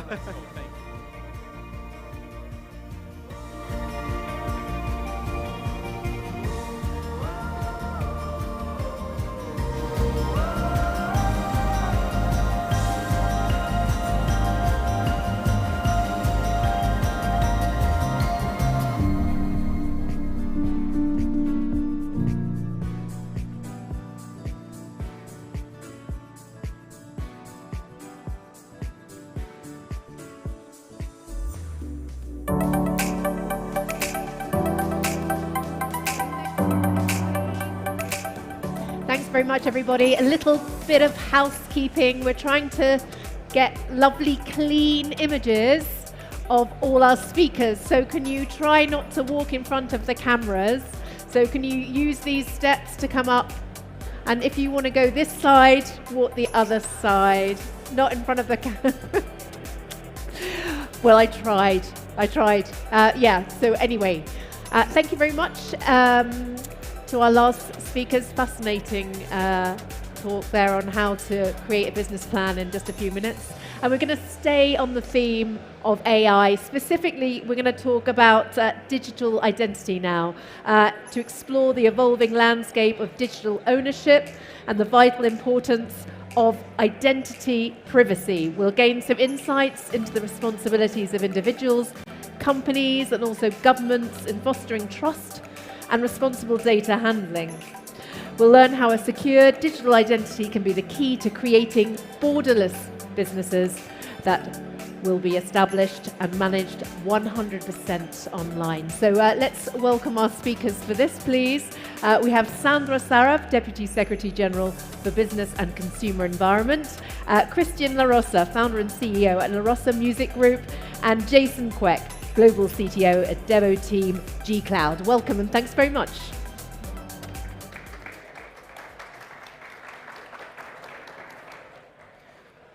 So hi everyone, I will do the honors of sort of moderating this talk, but I will of course speak myself as well, as I like to do it very much. But thanks everyone for joining us for this panel where we talk about borderless businesses and how this can be done through secure identities, because we had a little bit of a discussion before back in the speakers lounge where we said most governments offer their identities through private sector, so it's or normally like a bank offered secure identity. Whereas Estonia, which is the country where I come from, we have a fully state-offered secure digital identity. And with the identity, you can do 99.9% of the things online, including voting. We just had general elections in Estonia, and more than 50% of the people cast their votes online. You can declare your taxes in 1 minute. You can open up a company in 15 minutes and 33 seconds. So anything you need to do in interaction with the state, you can do online, including proposing to someone to get married. But we're here today to talk a bit more about how the business making functions. So I mentioned you can open up a company really fast, you can declare your taxes fast, everything that you have to do with the state you can do online. And Estonia in 2014 decided to expand this concept to foreigners as well. So it's not only Estonians who can win from this secure digital identity, but anyone, including from this room, can apply and become an e-resident of Estonia. And we have one e-resident here, and Christian is a super successful one. So Christian, maybe you can share a bit about your experience, how you became a digital citizen. It's, I come from a very challenging economy in Latin America. I'm coming from Buenos Aires, Argentina. But I live in Spain, and I used to have a company here in Spain. We sold it in 2019, and so because we work in the music industry, it's a very international business, and we needed to work with, for example, America, and we need to work with the UK, and we need to work with Europe. So I was trying to find a solution, and I came across this blog post online that was about Estonia and e-residency. And it was very easy, it was very smooth, the process to open the company, to register myself as an e-resident, which means that I can be there without being there, kind of thing. Because I could open my company there. Well, first I've applied to the, and of course we have to, well, they have in Estonia, they have to check if I'm a good guy, of course. So it seems that I am. So I got my e-residence card, and I went to the embassy here in Madrid, picked it up, and then in 15 minutes I opened my company, and I was operating with everybody around the world, which was incredible for me because coming, as said, from this very challenging economy in Argentina, or going to these situations when we sold the company here in Spain and struggling with a a kind of, well, we can say maybe some bureaucracy here, as everywhere and all around the world, right? Yep. But then it was all everything smooth. Accounts, invoicing and uploading, and everything was done. I'm a musician, I'm a singer-songwriter. I don't want to struggle with figures, so this was perfect with this. So a lot of other companies that we work with, for example, in Colombia or in Venezuela or in my country, Argentina, a lot of musicians, a lot of people that works in the creative arts started to onboard to the program as well, because suddenly they could invoice to Universal Music or Warner Music or Sony Music with a legal invoice without struggling. And thanks to the system that Estonia has in terms of digital identity, we have a card. I think I have it here. I think I do, yeah. So we have here. This is my e-residency card. And with this, I'm paying taxes and signing papers and doing everything, even if I'm traveling, which I do a lot. So it's easy for me, it's easy for everyone. So this works pretty well, and there are several countries in the world that have this kind of digital identity, right, Jason? Yeah, so just a big background about myself. So my name is Jason Quack, the Global CTO at Devoteam G Cloud. Devoteam is a premium IT consulting firm. And we have offices in 18 countries all around EMEA. So we have one right here in Madrid and also one in Barcelona. Our primary business is about moving customers to the cloud. And on the side, also, I work as a mentor for Google for Startups. So one of the key factors, and one question I can raise to the audience, is that if you're a product owner today, if you're running your own company, how many of you integrate with a single sign-on provider? For example, Google, Login, or Microsoft, or one of these providers? Can you raise your hand? One there. So now maybe it's about 50% of the audience integrates with a provider that helps you manage your identity, right? The rest of you perhaps manage your own identity, which means it's all distributed, which means that when you start to ask, hey, who actually you are, is based on what you created the account with. For example, if you boil it down back, all the way back to when you sign on to your product, it's actually based on something as simple as email. So actually, email is one of the most predominant source of identification. But email by itself is not a trustworthy source, because logging in, creating an email account can take seconds. And this is kind of the state of identity today, is that you have mass spam, mass bots that can create identities, fake identities, and impersonate you on the web. And that's one key thing that we help do with customers and companies to make sure they can integrate and make sure they can improve their management identity. And this is very important. So you mentioned Estonia. It's really a good example of how they manage identity very well, because they built a strong infrastructure, IT infrastructure backbone to manage it. I come from Singapore. So in Singapore also is very government driven. So the government actually created what I call the SingPass, which actually is a one-stop shop of identity. You can use it to log in onto websites, you can do tax declarations, and makes business smooth.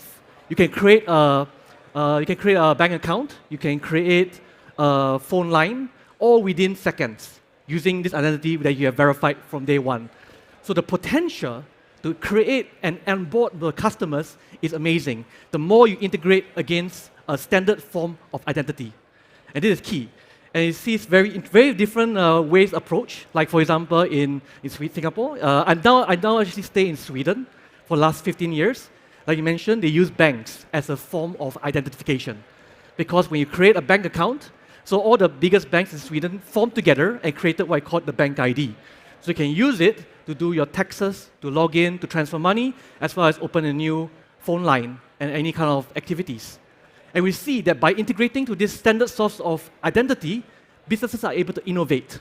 So right now you can use it to do even more activities, like list your real estate on a website, verify that you have ownership of the real estate so that you're not listing someone else's house for sale, like it happened on Airbnb, for example. So identity is very important to understand what to integrate against, how to protect it, how to encrypt it, how to defend against malicious attackers looking to steal identity as well. I think the crucial part about this is trust, right? So, I mean, it can be the bank who provides you the identity if you trust the bank. Yes. It should be your own government, but I mean, I also teach at the university, and I always ask my students, do you trust your government? And you can imagine, not all of the people trust their own government, right? And in Estonia, we do, because we've never had any major disasters. And by the way, Estonia was the first country against whom a cyber attack was launched in 2007. So we had a full-blown cyber attack. It was a series of DDoS attacks by our eastern neighbor towards Estonia. And of course, some of the systems went down, like the bank websites or the government websites, but no data was leaked because we use a distributed data exchange system in Estonia. So the e-residency card or Estonian national ID, they don't hold any data. I mean, on the card, physically, you can see the name and the personal identity code, but it bears a microchip, and you have your authenticator. So basically, this gives you an access to those services. So that's why people trust it, because it's distributed. And it's very much regulated who can access what data. So for instance, the police can see your criminal records, the Tax and Customs Authority can see your DAX data, but the doctor can never see your DAX data, such as the police can never see your medical records. And this is the key thing about the people trusting, because nothing has ever blown up. And when something did, like the 2007 cyber attacks, we were very, very openly discussing about this. So people knew what happened. We were very transparent, and this is the key, right? So transparency, when you're an e-resident or when you run your business, I assume transparency is the one thing you want. Yeah, absolutely. I mean, yesterday I was uploading our annual report to the government website, where you can, well, the accountants, they send you the annual report, so you have to upload it, and you can sign the annual report with the card that I was showing you. And so, for example, I was telling this to one of my partners that lives in my country, in Argentina. I was telling, well, yeah, I'm uploading here the annual report, blah, blah, so then we can have, you know, the accounts there, and everybody can check actually online. You can go online and you can check how much we're making every year, right? And these can help you if you're looking for funding, for example, if you're looking, and if you're an e-resident, you can apply for funding or you can apply for grants in Estonia, even if you've never been there. So I was telling this to my partner in Argentina and saying, well, we need a company there, and you can have it, you know.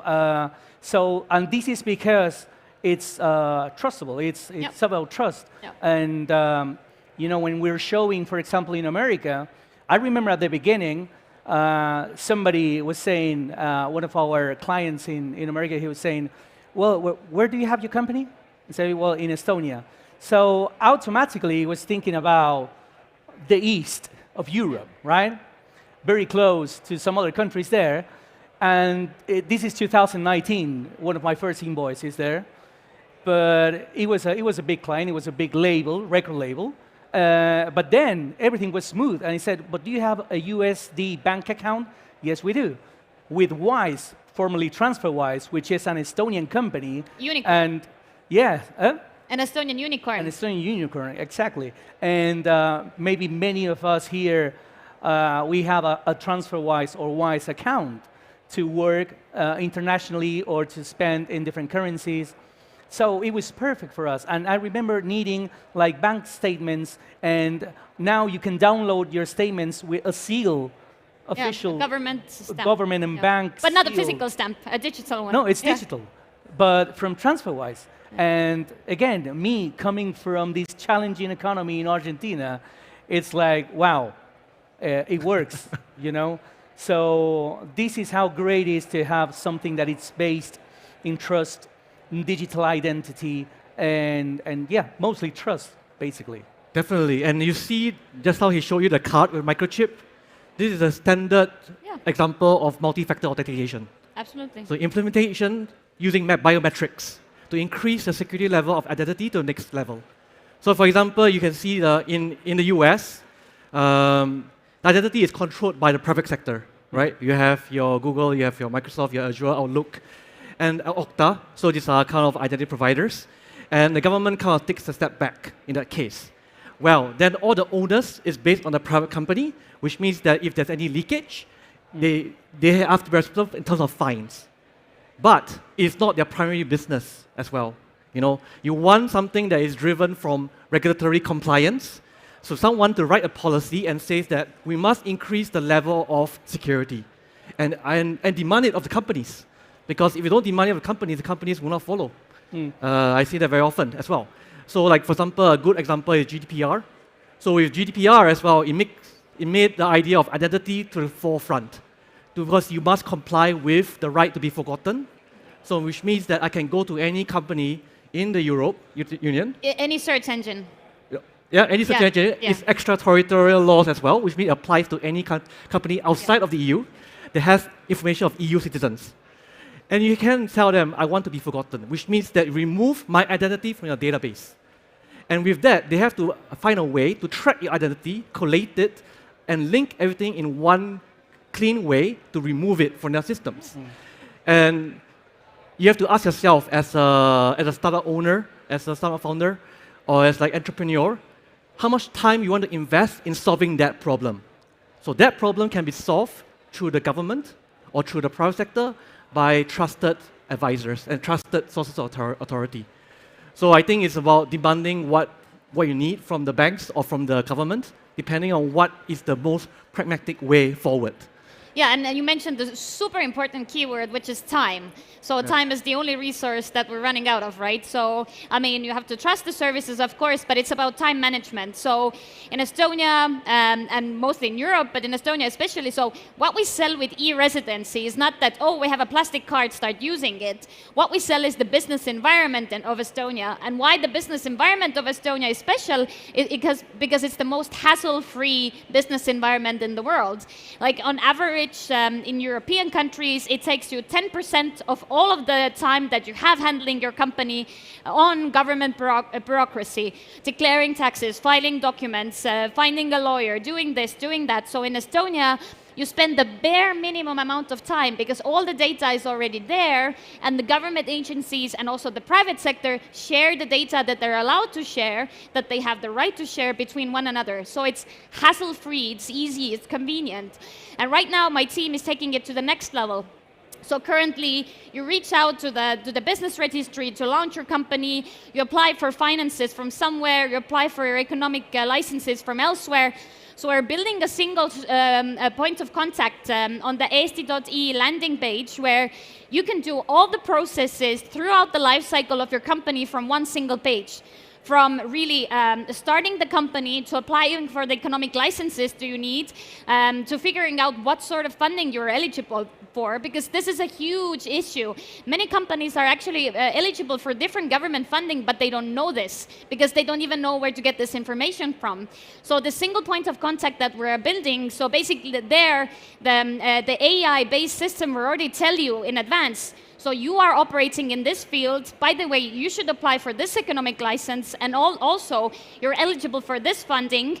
And we're also building a machine learning system into the single point of contact, which will help micro companies, because 94% of Estonian companies are micro companies, to actually do their financial decisions. Because my boyfriend is a CEO of starting startup, so he says he's doing 10 to 20 different roles, because if you're a CEO of a starting startup, this is what you need to do. So this is your financial assistant from the government telling you, you should price your product or your service differently, you should hire or fire people, you should do some pricing changes in order for you not to become insolvent. And this is how we see the business system in Estonia. Us as governments should help the companies. We should help them, start, grow. And this is why Estonia has the most unicorns per capita in Europe and the second most unicorns per capita in the world after Israel. Is because we feel we should be there for the companies, not make their lives more difficult, right? Yes. In our case, for example, when we have these discussions with some colleagues in the music industry, and we were talking about, I want to apply as a label, as a record label, because you manage some acts, and you have some artists in your roster. So you want to, for example, submit some of them to win a Grammy or a Latin Grammy, and maybe you need to have a company for that. So we did it. In 2020, we did it.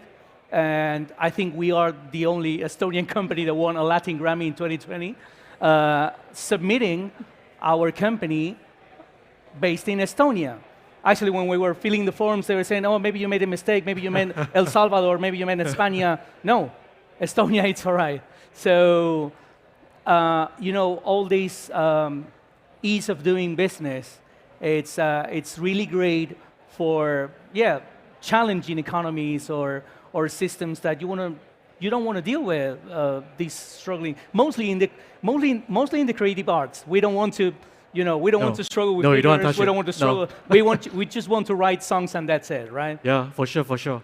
So actually, one of the use cases we help a company do as well is about today, when you create a song, you upload it to YouTube or SoundCloud. Yep. How do you prove that that is your It's song? your song, yeah. Yeah. How do you prove it from day one? How does copyright function in the cloud? How do you stop an AI-generated music to generate and base off your song as training data to generate their own songs? So actually now we're doing what I call encryption and hashing. So we're actually signing songs with the identity of the person who created it before they upload to SoundCloud. So they can say that, yes, this is my timestamp. I have signed it on this date. I put it in a blockchain, and I can prove without a doubt I came to it first. And then you can work on that. And I think this is the kind of nice use cases that come up when you start to utilize a lot of things like decentralized identity to secure your digital assets. And you think about it in that terms as well, because like a digital asset can be anything. It's your ideas, it's your code. So like for example, code. Code is one of the biggest digital assets in the world right now. Oh. GitHub, code. So like I actually contribute a lot to open source as well. So when you log into GitHub and you do submit your code, it gets linked to your identity, which is a GitHub identity, to prove that you wrote the code first to prevent companies from making it closed source. You want to have open source technology. But the thing is that my identity is based on an email address, So technically, I have to prove, if it goes all the way back, you have to prove to myself that I am actually owner of this email address at Gmail, which is kind of ironic because in the end, it should be based on almost a governmental aspect. Exactly, and you bring out like a super valuable point, because this is the problem with most countries in the world, that actually all of us have several identities. We anyway have. I mean, your LinkedIn identity is not the same as your Instagram identity, it's not as your government identity where you declare your taxes from. And this is what we try to limit in Estonia, that you have one single identity to do all interactions with. So we are all assigned a personal ID code. Literally, when a newborn baby is born in Estonia, the nurse clicks in the information system, add a newborn, and a new personal code is being calculated. And this is your name throughout your life cycle, whatever interactions you do with public or private sector. And I love that you mentioned open source. And by the way, this X-Road, which is the distributed data exchange layer in Estonia, it's open source. Any government in the world can come and take it and use the same distributed data exchange layer. And so far, only Finland and Iceland have done that from Europe, but also Ukraine, also numerous Latin American countries. So different countries around the world have done it, but why not use it if it works somewhere? And this is how we approach things in Estonia. If it works somewhere, use it. We copy-pasted our ID card from Finland, but we made it work. I mean, we made it mandatory. And I know there's an ID card in Spain, but to use the digital identity part of it is not mandatory. But of course, you're not going to get an uptake of users if you don't make these things mandatory.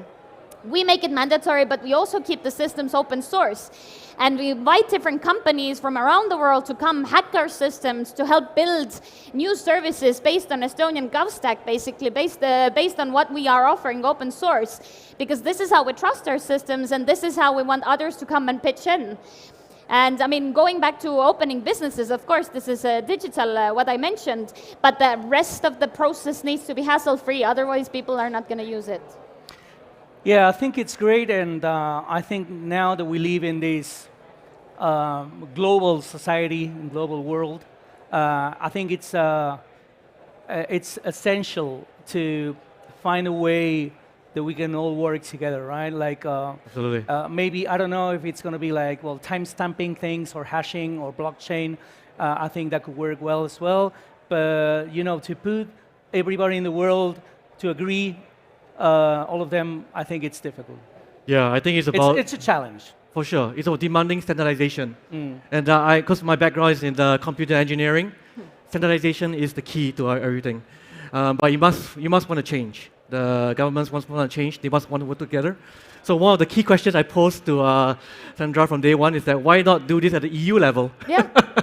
It's like, why solve the problem at like 20 different countries within the EU where you can just solve it one time? We have great examples like Estonia. The Estonian system works. There are some other working as well. So yeah. I mean, the problem is, so in Estonia, we have this e-Estonia briefing center where we invite governments around the world to see how we've done things and copy-paste from us. We're right now copy-pasting the Ukrainian mobile app for government citizens because it works in Ukraine, so of course we're going to adopt this here. But the most mindset in the countries in Europe is, we can't do this. Okay, it works in Estonia, you're so small. You know what, we're so small, we also don't have the same amount of money such as Germany to test those things.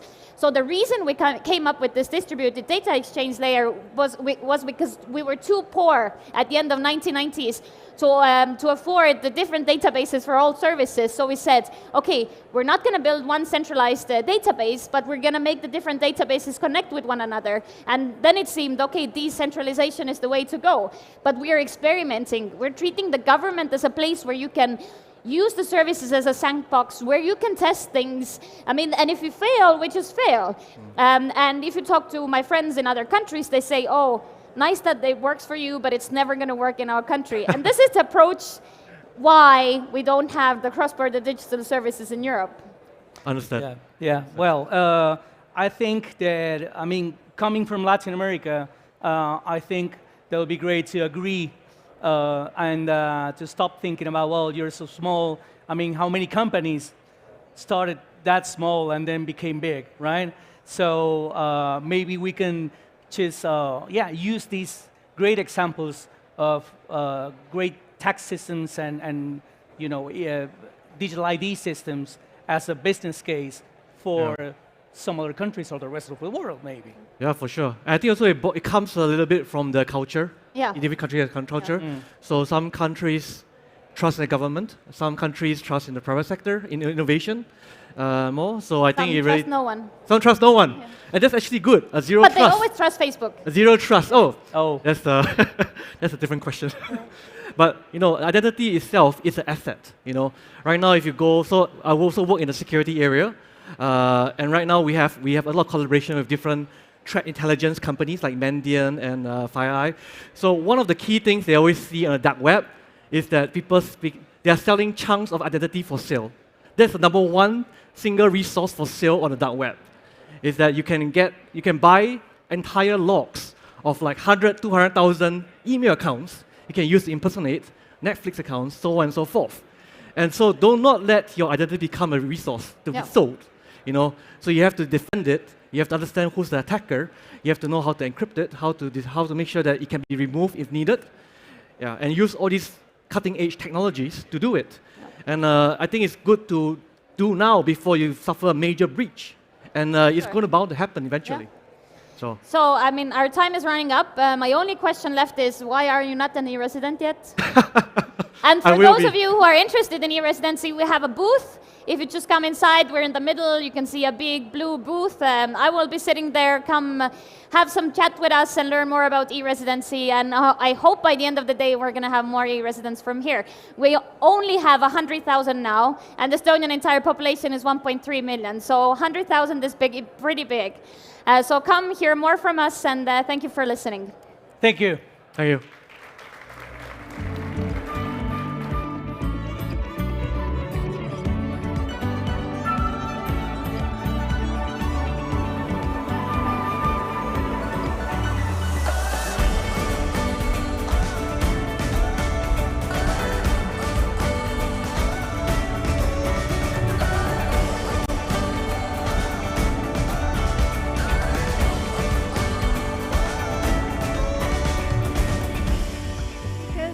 Thank you. That's better. You can hear me now. We're going to stay on the theme of data and digitalization now, specifically digitalization and companies and the many complex issues that raises. While digitalization within businesses can have many benefits such as AI, it also does bring its own risks such as privacy, for example. So let's bring on two speakers who can discuss this further. Samuel Martinez, Head of New Technologies at Kingwood Mallesons, and Carlos Mure, Managing Partner at Brain VC. Welcome to the stage.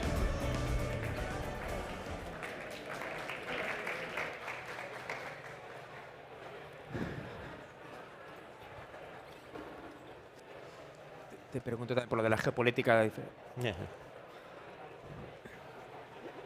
Well, thank you very much for everybody coming to this fireside chat on AI. As you know, this is a very hot topic lately, thanks to ChatGPT.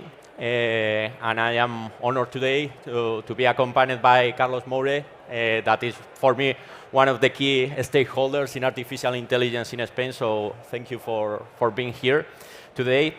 We are going to try to tackle this matter in a very practical manner. As you know, there are a lot of things that have been discussed around the risks on AI, geopolitical issues, which country will be the lead one in this race to become the leader on artificial intelligence, how this will operate in China, Europe, and US. But particularly, we are concerned about all the challenges. There are a lot of issues around privacy, around identity, around IP. People is somehow feared around use these technologies, particularly in the internal process of companies. But I think that we are just seeing like a little bit percentage of everything that is going on, and probably Carlos will follow more on how companies are using AI internally to deploy new business models, and particularly to make more efficient internal processes. So, Carlos, please go ahead on this. Okay, thank you very much, Samuel, and thank you all of you to be here with us. No?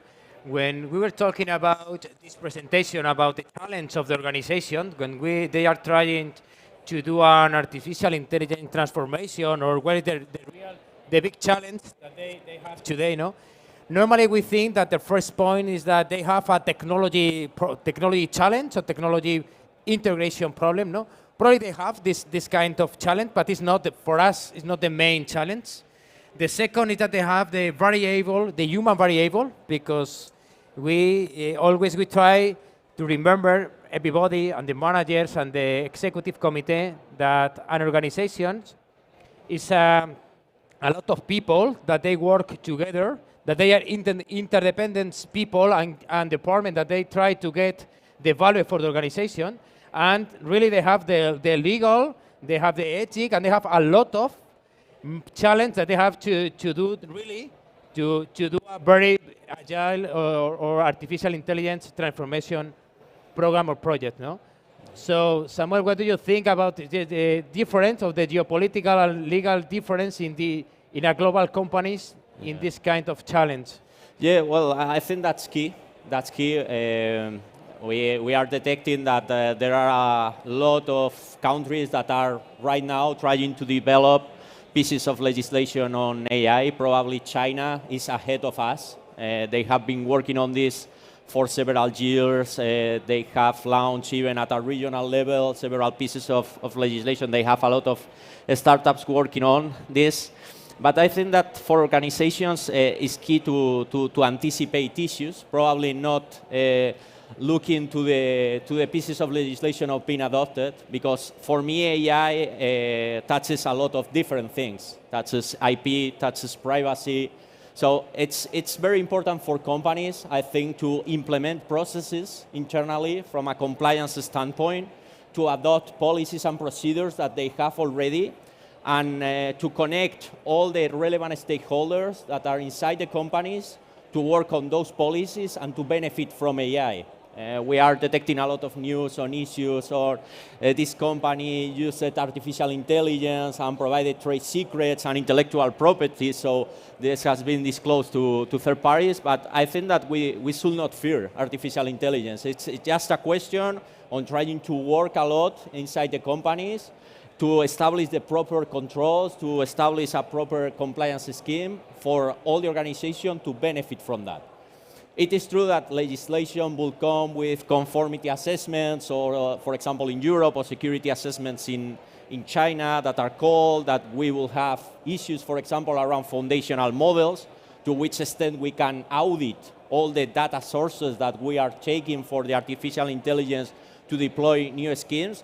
But I think that this will be something really on the accountability side of the company. So to try to adopt the steps to the extent possible to avoid these potential issues. But I think that, for example, for foundational models, and you know them very well, it's quite challenging to try to have traceability of everything, or to try to explain on a transparent manner how we are working on those models, and to provide that information on users. I do not know how it's the experience, how you are facing this in the industry, for example. Yeah, and we know a lot about ChatGPT, but today we think that there is more than 1,000 generative models or different foundation models that they are going to compete with ChatGPT, that they are going to be more competitive in cost or more advanced in the features, no?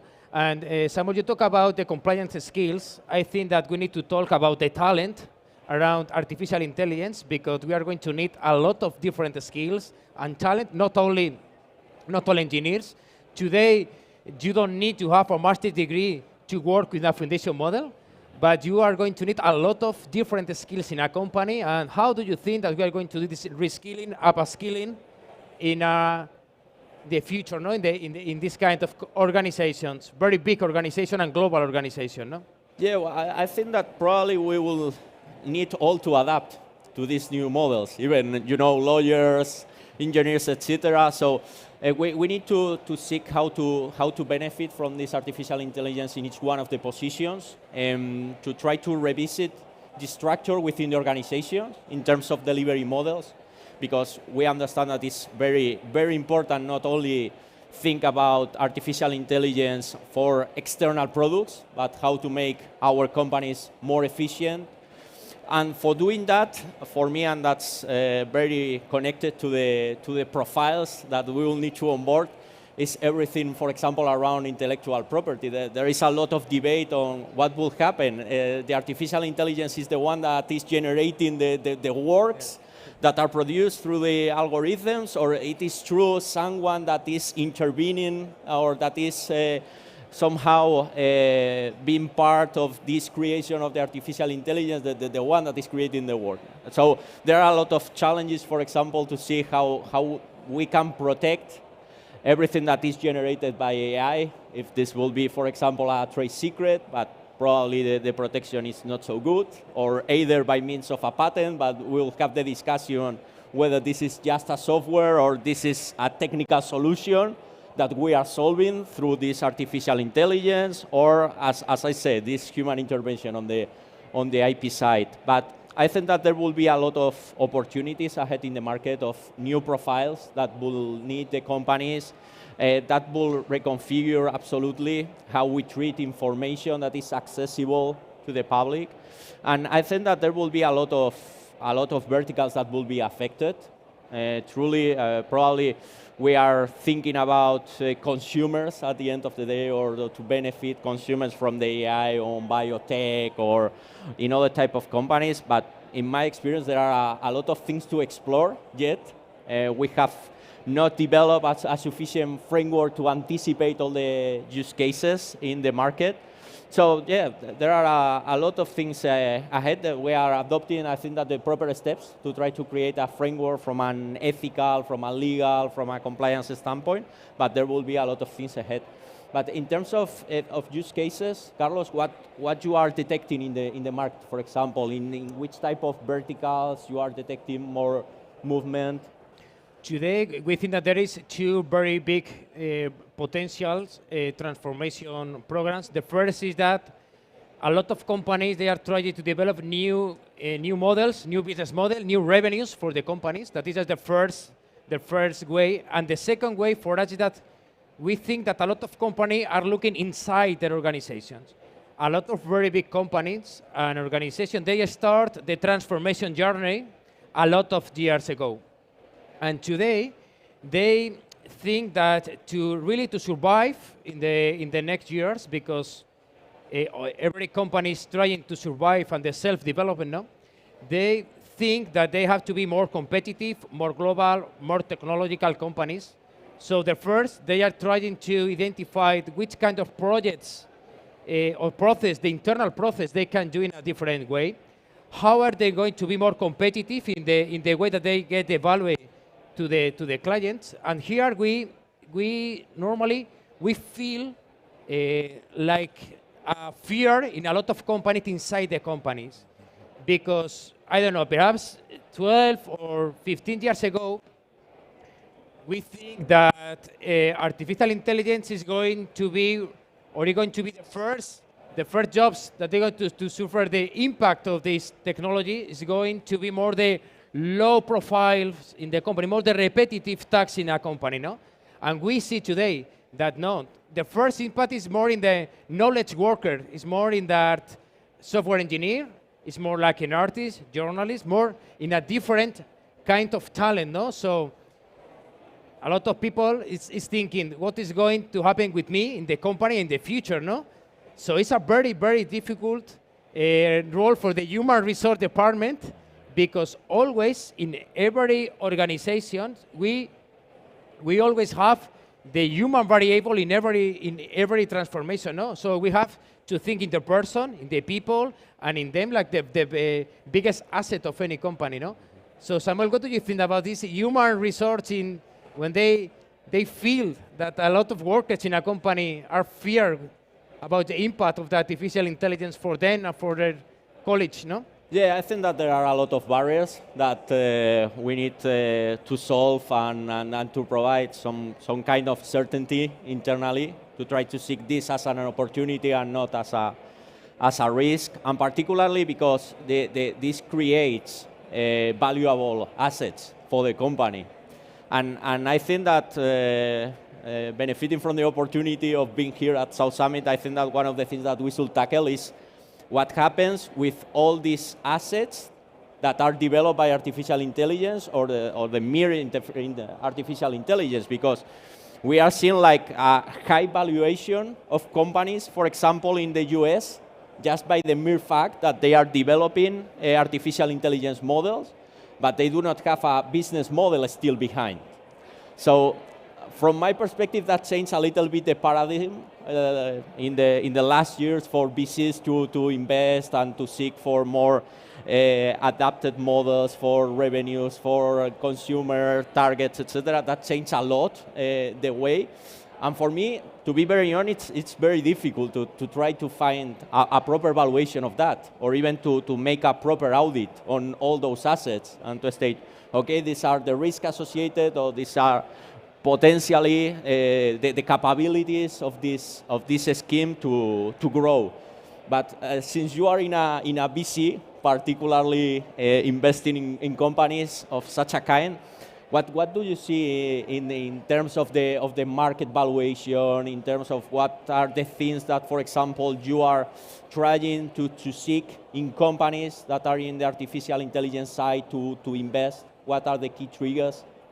Here, you can invest in two kinds of companies. The first, you can invest in a foundation model. Okay, so you can invest in a model that you are going to try to grow and to scale, and you have a very good opportunity in this side. And the other side, that you are going to invest in a business model that they are trying to use a foundation model or artificial intelligence really to add more value to another company, more a B2B or B2B company, no? For us today, the biggest opportunities is that, for example, in industrial artificial intelligence, there are a lot of opportunities for companies that they are trying to really to change the value chain of the company, because they try to change how are we going to add value in the industrial process of any company. No? So you can invest in a foundation model. That is a very good opportunity, but it's going to be very difficult because today we have a lot of open source foundation models. We are going to have more open source in the future, so it's very difficult to try to compete in this market. And in the B2B or the B2B2C, in industrial or in retail or in financial institutions, really you can invest in startups that they are trying to get these models to the final clients. No? For us, the second market is the biggest opportunity. No? And the valuation are high valuation today because the market is very hot. There's a very competitive market. No? And every venture capital we are trying to look for really the diamond, really the best company, no, for us and in the future. No? Yeah. Here we have Money Spender Europe. We need to try to we talk with Samuel about this, that how are going to try really to legal no more the legal or the property, no, in the company, that how are we going to really to do the growth of the startups in Europe to try to compete, no, in the United States, in China, because the legislation here in Europe is different, no, and it's difficult, not only for big organizations, for startups or for small and medium companies, no? Yeah, no, it's a really good challenge. From my perspective, for example, the AI legislation that we are adopting in Europe is like a framework. It is still very difficult to anticipate all the models that are behind. So there is a very broad definition of what is included within artificial intelligence. There are a catalog of risk, but it is true that for me, one of the key issues at hand is how to deploy the business abroad, because okay, you will be fulfilling regulations in Europe, you will have a lot of transparency, conformity assessments, etc. But probably in China or in the US, the models will be significantly different. So we do not know yet if this legislation will aim at the development of these entities, or this will be a barrier in comparison with other markets that are operating already for so long, sandboxes, so they are testing already these technologies that are more flexible because they are like in a race to try to reach the prominent point behind. So from my perspective, it is very likely that the models that we have in Europe could be used abroad, for sure. It is a little bit like, you know, when GDPR came into force, that we try to have this like extraterritorial effect in other countries, and that affected 4 other pieces of legislation. So I think that this will work, but it is true that in terms of the race to become the first, I do not know if this will pose some barriers. I think that particularly in Spain, that we are adopting a lot of initiatives around. We have a lot of innovation centers. We are creating sandboxes, so there will be opportunities ahead. But for me, the point will be to see that this is not really a trend. That for me is not a trend, but you know, we have been discussing a lot of technologies that just before around metaverse, etc. And you have like the issue to see this in the market, to see this implemented and to see the valuation there. But I think that we will certainly reach that point. As you know, and as you have been discussed earlier, it's a thing that we had in the past, that we have a lot of capacity in terms of technical resources right now to implement these processes. And we will see how these open source models will operate, the challenges that we will have ahead, because open source models tend to be more prominent at the end or to benefit from improvements. But that's a thing we will require, from my perspective, at least 1 to 3 years to stabilize everything, to try to reduce potentially gaps or issues, for example, from authorities. And we will need a coordinated effort, I think, from the industry, from governmental authorities to move this forward. Yeah, but for example, Samuel, when you have a project with a corporation, they have really, they talk with you about Europe is different, we need to do something different. what happened, what is going to be about the intellectual property in the software model. How are we going to do this, no? Because it's a very good question. Software, foundation model, intellectual property, no? Yeah, no, it is true. It's really interesting to see that we are adopting a lot of pieces of legislation, but we are not tackling the main issue, that is how to protect this. So probably things will evolve. For me, it's also a question to seek opportunities. We have seen that in terms of trademarks, how things have changed for being able to register, for example, in categories such as NFTs for metaverse, etc. So probably there will be trends also to change how a patent could be registered in this type of models, or try to seek a protection by means of software. But you know that, for example, in Europe or in Spain, the value of registering a software is more to have pledges or to secure financing, but not to have a really good protection. But yeah, we will see. So Carlos, just some final words that I think that will be interesting coming from you of the future on AI. I think that we are living in one of the most important technology transformation in the history of the humankind. It's the big challenge, the big opportunity, and if the technology is not going to be the problem, is that how are we going to use the technology? And I think that we have to get this opportunity because we have a lot of challenge in the humankind, the climate change, the health, and a lot of things, no? The demography.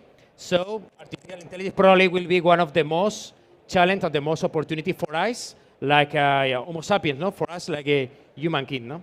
Yeah, no, it's incredible, for example, from my perspective, how Earth observation models are developed through artificial intelligence, or how things could be improved in terms of ESG, etc., thanks to this model. So I think that we arrive at time. Thank you very much, everybody, for your attention, and see you soon.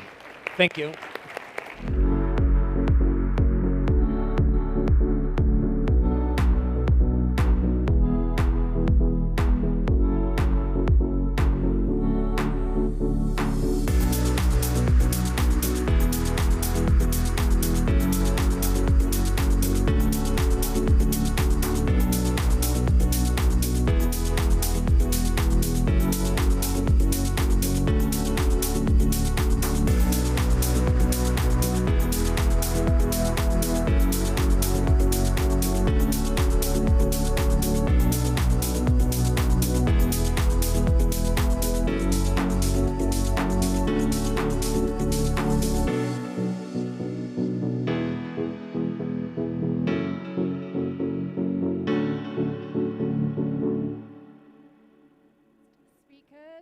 Thank you. So in this fast-paced, ever-evolving business landscape, the role of venture capital is as important as ever in shaping innovations, fostering new industries, empowering the economy.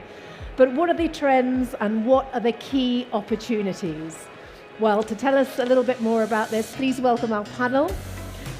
First up, we have Andres Dancosa, General Partner at the Venture City, Javier Toramocha, Co-founder and Managing Partner at Kibo Ventures, Antonio Iglesias, Managing Director at Endeavor,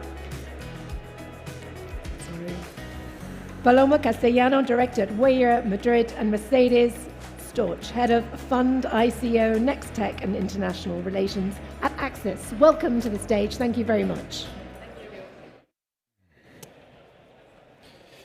Hello, everyone. What? Take a photo. Pues claro. ¿Dónde me pongo? Coño, pues que te pongas aquí. Una foto, es verdad. Okay. Picture. This is a picture time. ¿Y tú dónde vas, Zudaire? Que tienes que estar aquí. A ver.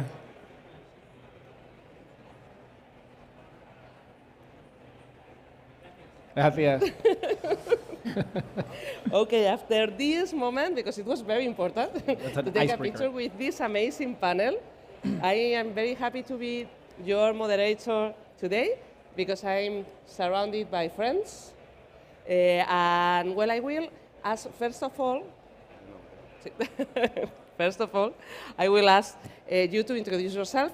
If you want, we can start from you, Andres. Okay. So tell us a bit Thank you, more. Paloma. Thank you, South Summit. And thank you, SpainCap, for having us today. I am Andres. I'm GP at the Venture City. We are a global fund based in Madrid, but also in Miami, San Francisco, and Sao Paulo. We invest globally in software companies, specifically focus on software on health tech, cybersecurity, fintech, but we have also interest on other verticals, so we are vertical agnostic in a way. We manage around $150 million to invest in those companies, and happy to be here with you guys. Mm-hmm. Okay, we will continue with Mercedes to see if you are really focused. So Mercedes, please introduce yourself. Hello, thank you SpainCap for inviting us also to participate here today. I come from ICO, that is the National Promotional Bank, so I work for the subsidiary investing company in equity. We have nowadays 7.1 billion under management, and I am director for Fonicones Tech, that is a fund devoted to invest in scale-ups and deep tech. Mm-hmm. One of the great dynamizers of the Spanish ecosystem. And well, let's move to another very interesting fund. So Javier, please, your turn with. Thank you, Paloma. After all the international locations of these guys and so many assets under management, I don't know what we're doing here. Exactly. So I'm Javier Torremocha. I'm one of the co-founders of Kibo Ventures. We're an early stage fund. We have invested in like 70 companies so far, investing out of our third fund, and mostly doing B2B early stage investors in companies like Flywire, Job and Talent, Mitiga, which is one of our latest investments that it's pretty much on the verge of what's happening today around deep tech, climate, and AI. So looking forward to this panel. Mm-hmm. And well, your turn, Antonio, as another great dynamizer of this ecosystem. Thank you so much, Paloma. Thank you so much, SpainCap, for having us, especially because we're not investors, so you're not international, not even an investor, right? I'm the managing director of Endeavor in Spain. We are a global nonprofit organization that supports high-impact entrepreneurs, so the fastest growing entrepreneurs, the fastest growing companies that go international, go global. We'll talk about the why we support those companies, but we're very happy to be working with many of the companies you guys have invested in. Mm-hmm. Okay, Antonio was trying that you do not pitch to him after the panel, but he's also a connector, so you can pitch to him, and he can introduce you to other fans here in Spain. So, well, we have very interesting ecosystem now here in Spain. I will give you several data so that we can comment on the health status of the ecosystem in Spain. And well, according to a report that of Dealroom, Endeavor, BBVA, GoHub, and Key Fund, the sector in Spain last year raised for nearly, well, a bit more of 4 billion euros. That is a bit less than what we have had the year before. You know that the ecosystem, the VC sector is going a bit down, is getting a bit slower. But here in Spain, things seems that are maintaining. So what are your point of view? This is an open question to all of you, so feel free to jump in and comment your thoughts on the health of the ecosystem. I think that it's quite an interesting moment. And we are realizing as public partner, we work always under a public-private scheme, so we need the part side of the market. It's true that the fundraising maybe is moving a little bit slower, but there are many opportunities. I think that Spain is a safe haven place. Many international players, for example, are looking at Spain and looking for opportunities here, maybe because their pricing is going to be not so heavy as in other areas. Mm-hmm. I think this conference is a very good testament of the health of the ecosystem. Now I remember the first edition, I think it was 2013, and it was held at Mutua's office in Madrid, and there were probably like 50 attendees altogether. No? And out of the 50, 40 were sponsors, no? So all dressed in suit and tie. And I think walking around and seeing so much energy, so many startups, but also so many international funds attending the conference is a great sign of how the Spanish ecosystem has evolved. You mentioned that at Endeavor we're connectors, so we connect, we talk with a lot of people, right? And I think the fact that even if there was a small downward trend in the last year, we're still better off than most other countries in Europe, right? And the amount of calls that I'm getting, the amount of people trying to contact us because they want to learn more about the ecosystem, right, it hasn't stopped. So we think, to Javier's point, I think there's a ton of interest. There's a ton of dynamism in the ecosystem, and at the same time, there's a ton of interest from international funds trying to find companies or good investments in Spain. And Andres, you are in the earlier stage. Yeah. I don't know if you want to add something about that. So for us, we think we are in a very good moment in the ecosystem. Probably it's one of the, I would say, the healthiest time ever. And I know that it's hard to raise capital, probably harder than before. I've run 2 companies, so I know I know something about fundraising for my own startups. And it's true that today is harder, but we have a more healthier ecosystem to build companies. Because at the end of the day, the goal is not to raise capital. The goal is always to build a very strong business. And what you have today, guys, as entrepreneurs, is a very fair place where you can compete. There is no huge rounds on other competitors that allows them to buy your talent, your clients, without paying attention to the customer acquisition cost or other metrics that make sense. So when I was an entrepreneur, that is the kind of ecosystem that I would love.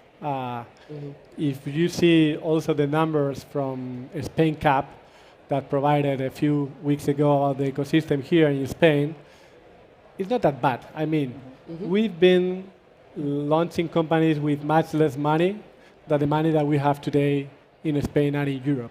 So I would say it's not 2021, it's not 2022, sorry, it's not 2021, it's not 2020, but there is still a lot of money to fundraise your projects and your dreams. So I have like a very optimistic point of view on this matter. Okay, there's a lot of dry power in the market, so it's a good day to pitch your solutions to investors because there's a lot of money here in South Summit this year. And well, Mercedes, from the public sector, how do you see the situation? I know that you are doing a lot of things to push the ecosystem and to do so. Please tell us a bit more. It's true that after a COVID-19 crisis, and now that we are really in a situation where there is no one black swan, but there is a folk of black swans around, we are trying to really push the market, to move the traditional venture capitals to grow their funds, really to put bigger tickets in companies. We really want to create value, to create a good employment, and that's why we launched this initiative of Fonicones Tech to support the scale-ups and deep tech. It's true that after the crisis, the assets under management has increased 4 billion euros. That is a lot. So we have Fonico Global, that it has been historically very important player, and it continues to have this very important role. And now we are adding new products and trying to move the private sector and all these guys here to really change their mind a little bit. We are analyzing also another new strategy to move more in technology transfer funds. So we have really this counter-cyclical role at ICO, and we try to work, and we work very well with the private sector. Okay, so now let's talk about trends. So if you have moved around, you have seen that this South Summit is around sustainability, and it's also around, because it could not be the other way, other way, it's about AI. So, well, do you think that according to this trend, so in venture capital, we always say that this motto of move fast and break things. Is this motto changing? There is a shift around sustainability, conscious investments. What do you think about that? So it's one for you. I think definitely no, but I think we need to move away from trends because trends or fancy sort of words, because they come and go eventually, and we've seen that in the past with fintech, and there were a lot of companies that were neither fin nor tech. Obviously, there've been very relevant fintech investments, AI, and so on. But I think at the end of the day, it's really, what's the technology behind that? Mm-hmm. And I think on a macro geopolitical level, we're seeing very interesting things happening. Sequoia announced yesterday or 2 days ago they were splitting the funds. I think the war in Ukraine is definitely having an impact in technology, because probably Russia would have not done it without China supporting that, and that really means blocks. Blocks. One is China, and China against the US, and sort of Europe is in the middle. And the European Commission, Fondico, and similar players in Europe have done an excellent job in fostering the ecosystem and supporting funds like us that we in turn support companies. But I think the next wave, and Mercedes will probably agree, is not just startups, but deep tech, real defensible technologies. And I think that's where probably Europe is lagging a bit behind in terms of cybersecurity, AI with applications around big data and so on, as opposed to pure consumer models that were really the ones growing or that had very high visibility. So I think it's a combination of sustainability for sure, but AI for sure as an infrastructure, but with very deep tech applications that can really build a defensible industry in Europe. And so it's going to be, and putting all those together is going to be more complex. So which is your point? Our vision on AI, I agree. It's true that we follow trends. We like AI companies right now, but the thing is that how can you separate sound from music, right? Sorry, noise from music, right? That's the thing. And there's a lot of noise about AI today. And since we were born, we are looking for three things. We are looking for very ambitious entrepreneurs. We are looking for very tech-driven entrepreneurs, and also very data-driven entrepreneurs. So even if when this AI thing wasn't on all the panels in South Summit, on all the paper that we were reading, the companies that we were investing in were already using AI. So it's not something from the last 3 years. Actually, AI started in 1950. Alan Turing was the first one using AI in his machine, right? So it's not the last thing that we have to justify a very expensive investment. It's not that thing. It's another technology that we use as a mean for an end. That's the thing.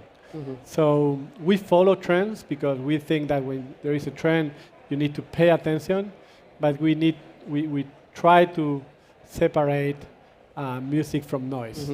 I would like to let Mercedes talk about deep tech and yes, what are we doing. No, adding a little bit, maybe Fondicones Tech is the first time that Axis invest without not being sector agnostic, but with a focus in deep tech. And having this, or trying to look for these deep tech companies, and without having any preconception, we have found that there are many of them that have a lot of sustainable impact. So, I mean, for the funds it's easy because you have the Article 8 or Article 9, so you can select more or less. But for the companies looking for deep tech, we realized that investing in quantum computing, investing in the space or in other sectors, we found that they had a strong sustainability profile. So they're really linked. They're really linked. Defensibility, sustainability, and do not focus on trends. I don't know if you see a lot of entrepreneurs in Endeavor. So, which are you seeing a lot of AI? What are your thoughts? We are, but I agree with Andres, right? Now AI is sort of a buzzword. The same blockchain was a few years ago, right? Yeah. And everybody seems to be doing AI, but the reality is that it's the definition of an exponential curve. Everybody has been doing it for a long time, and now we're starting to see a lot of results. We're starting to see consumer applications that are getting used. The only thing I'm thinking, and it's more a reflection listening to you guys, right, is especially for you guys entrepreneurs, right? As you can see, investors are interested. They're investing, right? It's just a matter of finding the right project, the right application, right? And the other thing is, I feel that in the next months, we're going to see two things, right? Especially more, I think, on the AI side than on the sustainability side, which is we're going to see a lot of companies grow, be born, grow, and die, a lot of them, right? But very, very early stage. But we're going to see a ton of innovation and a ton of new applications. And I think it's going to be a really fun time for entrepreneurs. But definitely, I agree that we shouldn't be following trends. But the reality is that this is here to stay. Everybody is doing some sort of sustainability or AI play. Yeah. Okay, well, and sustainability is also a very broad concept. No, you can do many things. You can have impact and social impact, climate impact, all type of impact born within the sustainability concept. No? So I think around that is okay. What kind of impact is this having?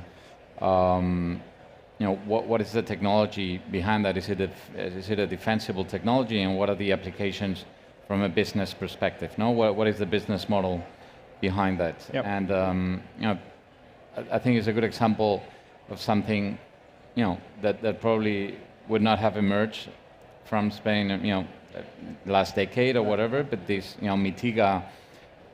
Which is coming out of the Supercomputing Center in Barcelona, is really building their own physics-based models which help analyze and predict and assess climate catastrophes. No? And that is a huge, and as opposed to traditional models which are based on probabilistic situations based on what happened the last 50 years. Well, we all know because we're seeing it all day, and unfortunately the world is suffering from events that are very hard to predict based on historical models. No, okay. Yep. So you have the models which are trained with AI, and they run billions of iterations on the supercomputing center. Mm-hmm. Okay, you have the sustainability side of it, which is okay.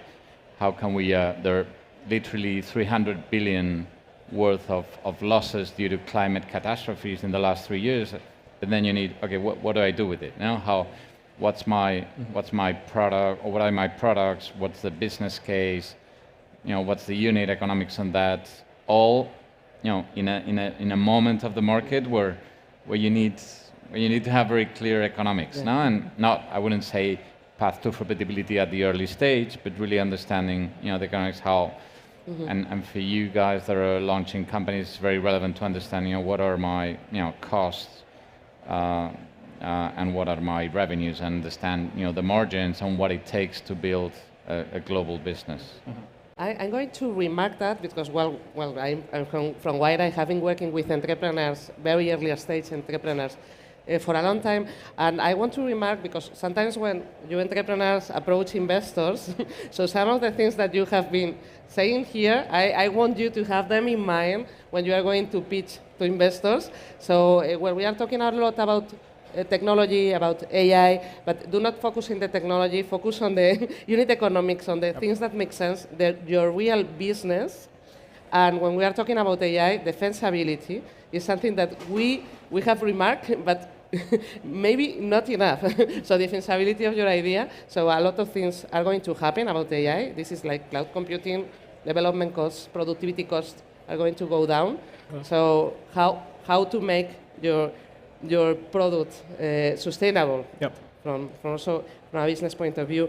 And well, another thing that we work a lot here with Endeavor and with all the agents in the ecosystem is sometimes to dignify the VC sector. Sometimes it seems that we are like killing employment, and that's not the case. So, which is the real impact of the VC ecosystem and the startups in the real economy? So I don't know who wants to take this question. I can just throw it to the air. Okay. I can start. To me, I don't think we need to dignify the ecosystem. I think the ecosystem dignifies itself through their impact, right?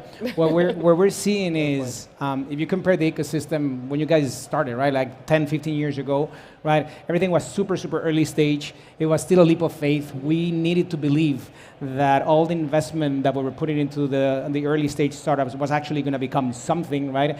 10, 15 years later, what we see today is that has become a real thing. It's true. We did a study with WIDA in the context of Scale-Up Spin, a program that we do with to support scaling companies. And what we saw is that, for example, the fastest growing companies that we see in the country, they have 1,000 employees, right?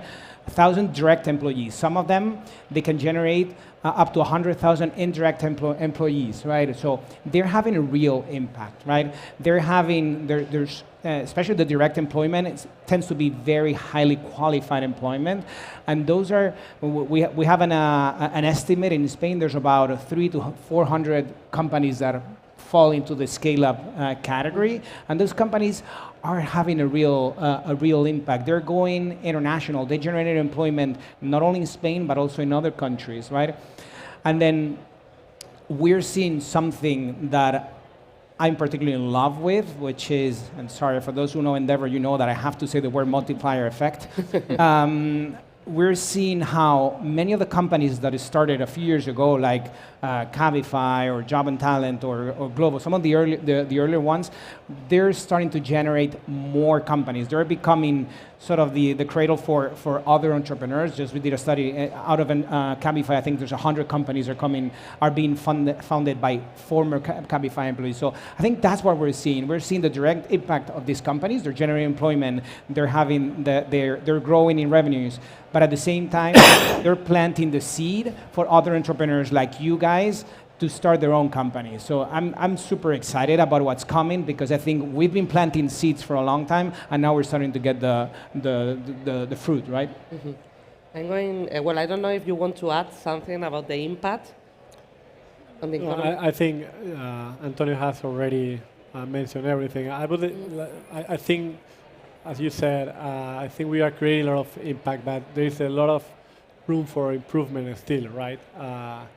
I remember to read the Spain Caps report a few weeks ago, and I think it's just the 5% of employees are produced by companies invested by private capital in our country. So if you compare this with other markets, we are still below the average. So I think there's a lot of still for improvement, even if the job done until now has been like substantial. Mm-hmm. And building of that, after the Series A, nearly 70% of the growth capital comes from outside of Spain. So sometimes, it's not sometimes, it's 20% of the companies, the scale-ups here in Spain, have to move their headquarters outside. It's like we are kind of losing a bit of growth. Don't worry. That's why we launched Phonicon Tech. We use the rationale when explaining that some scale-ups or startups that had this potential, they decided to leave because the biggest investors were in the States, so they moved to Delaware, so we were missing all this value, all this job creation, and all. So we decided to launch this initiative, and we are trying to convince our friends from Kibo. We are also doing some partnership with corporates, and it's very important, for example, that we have Telefonica. And this year I was shocked because there are really a lot of initiatives from corporates. They are really moving in this arena, and they're increasing the rate for the venture capital, and that's very important for us because they are giving this private support that we need to really push those companies to stay in Spain. And we are investing only in Spanish companies, and we are asking them to stay in Spain during the time and to create this good quality employment in Spain. We really have this feeling, and there are many entrepreneurs who have this commitment with Spain. Yeah, for sure. Well, and from the corporate side, if there is any corporate in the room, I really encourage you to invest in the startups and to work with these guys, with funds, because it's really fun. So, yeah. No, we are enjoying it. It's not only a question of survival, that it is. It's also that you can have a lot of fun. And what I have, it's just a minute left for all of you, for all of you. So, do you have any final remarks that you want to give to the audience on the health of the ecosystem, and final remarks for the regulators that I know that some of them are here? Yeah. Do you want to start? Yeah. I can start. Yeah. So, as I said before, I think we are in a very good moment to create and run your own startup. It's not true that funds are not investing. I think this is like a message that I don't know why the general consensus is on it, and my feeling, and actually at the Venture City, we are investing, and what the number says is that, of course, everybody's investing less, but still there is a lot of money. And I would say it's probably a moment in time where you can build product and real tech behind those products without any kind of noise of competitors, huge rounds that doesn't make sense, trying to get valuation that the company won't get, never in a more healthy way. So I feel very positive, and it's true that we have also the other, we see companies operations on the other side of the ocean, and what we have seen there is that funds are reinvesting again more and more. We have a fund from New York, from Miami also here today, and they were telling to us yesterday that they are closing a lot of operation in these next 6 months than in the prior 12 months. So I think things are gonna change very fast. Mm-hmm. I would, very quickly say it's never a bad time to start a business. I think the ecosystem now has all the pieces that you need from the starting business angels, seed funds, early stage funds, growth funds. All those amazing companies will definitely get funding. There are more and more entrepreneurs starting businesses, so that's also adding some complication to it. But it's, I think this country and the world is really prepared. There is, but really focus on the technology, on preparing, on building something that makes a big difference, that's defensible, the technology, and think global. I'll add a minor detail, which is I truly believe on the impact of having not just startups as scale-ups, so later stage companies out of Spain remaining Spanish. So my ask to everybody, whatever you are, right, is what can you do to make that happen, right? If you don't feel like starting a company, maybe you can join a scale-up and learn, and then potentially you'll become an entrepreneur later. You can see that there's plenty of really smart investors that are pushing to invest in later stage in bigger companies. The regulators, the ask is make sure that we have an environment that is friendly not just for starting companies, but also for growing them, for going international. So it's what can we do, right? How can we focus, each one of us from our own seat, what can we add to the equation so that companies have a better environment to grow? That's great. So Mercedes? So I would say that there is a good moment with a lot of dry power. If you are a company, do not hesitate to move your valuation, try to raise your money. Yeah, and if you are a fund and you want to grow, or you are an international fund and you want to invest in Spain, come to us, and we are trying to really to push the sector, the ecosystem, and Spain is a good place to invest nowadays. Okay, so, well, thank you very much to José Zudaire, to SpainCap, for organizing this panel, and thank you very much to our panelists, so give them a big applause. Thank you. And pitch to them. Thank you. Gracias.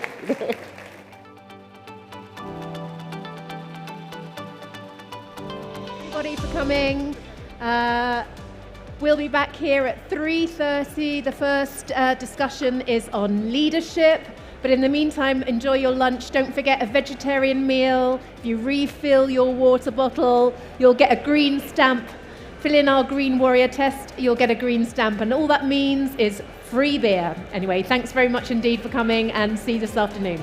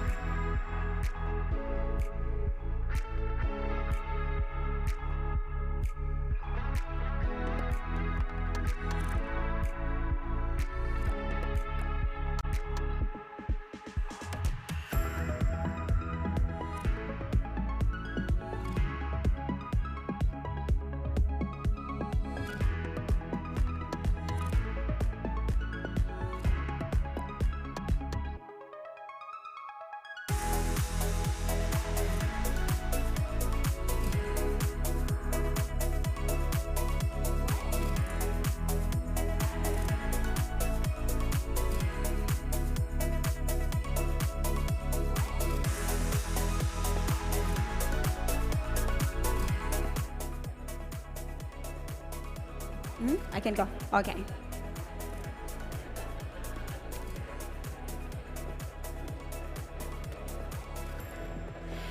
Good afternoon, ladies and gentlemen, and welcome back for those who are coming back.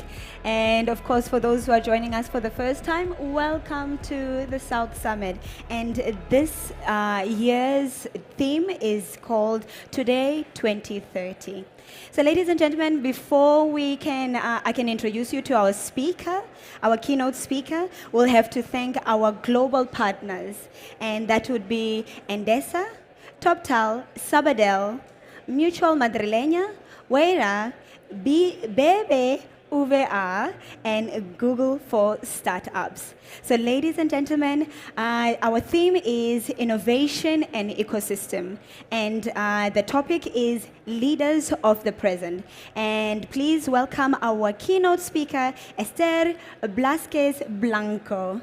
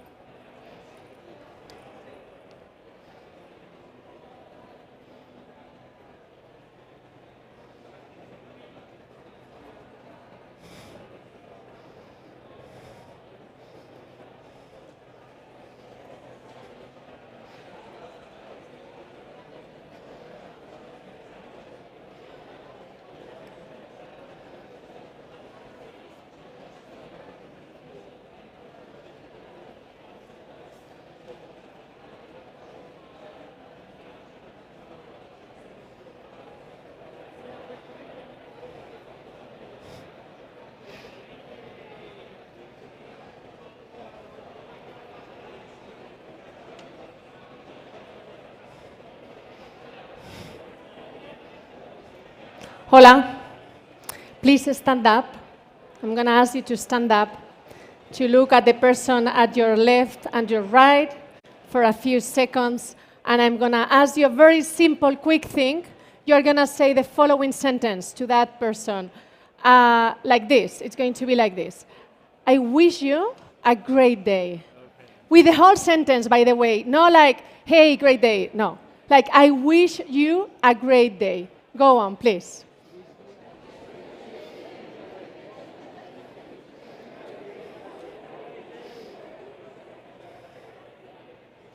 Thank you. You can sit down now. This was not an icebreaker, by the way, because there is no ice in here, and there is nothing to break, but there are many things to evolve. And your business, it's about relationships, right? So here, what I'm going to introduce to you is 5 fundamental areas that I see that leadership can enable in our organizations. So,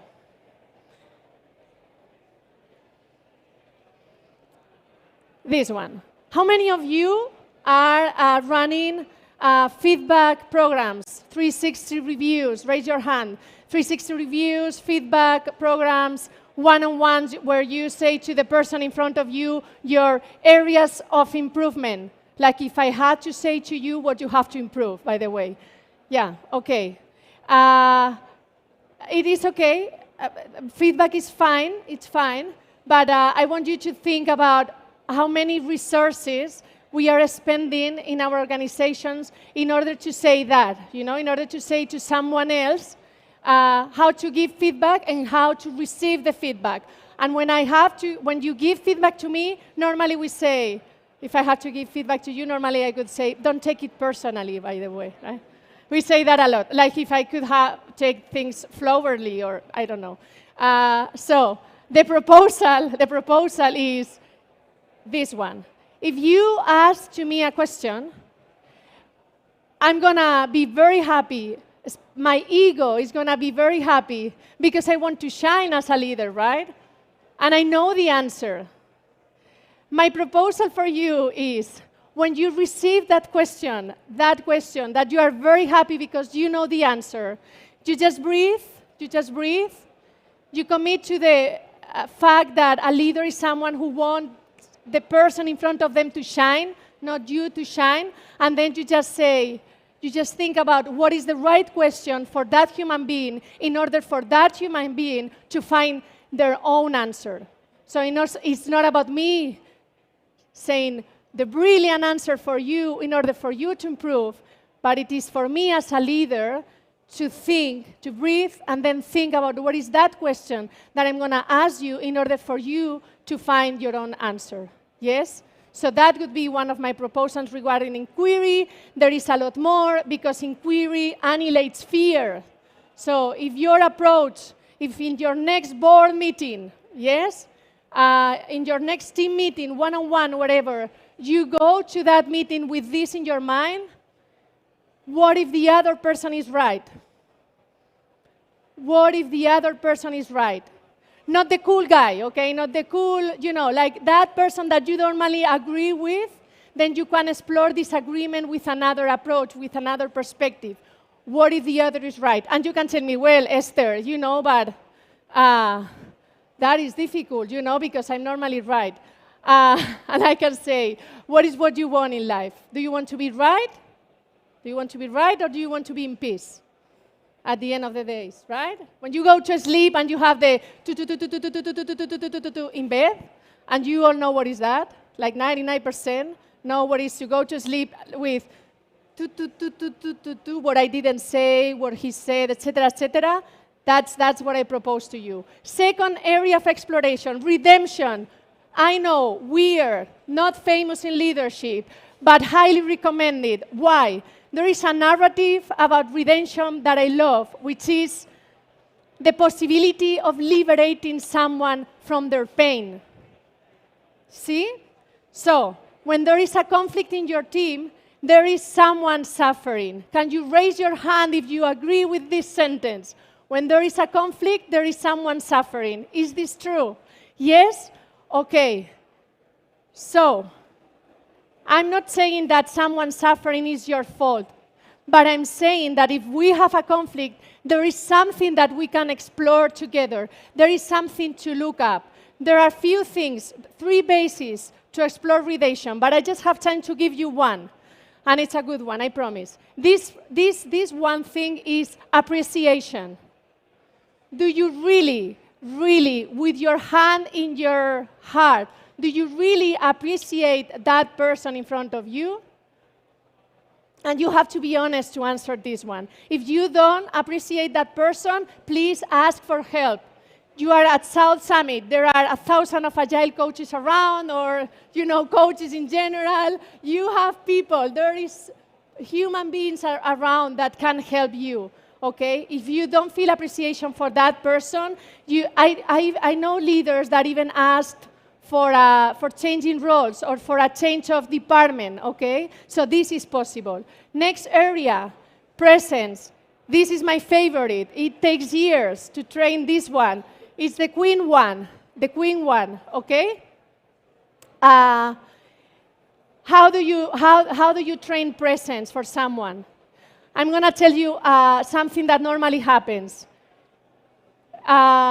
You are having in your business, you have to launch an MVP, V2 of your product, whatever. And there is a moment that the team says, we have communication problems, right? See?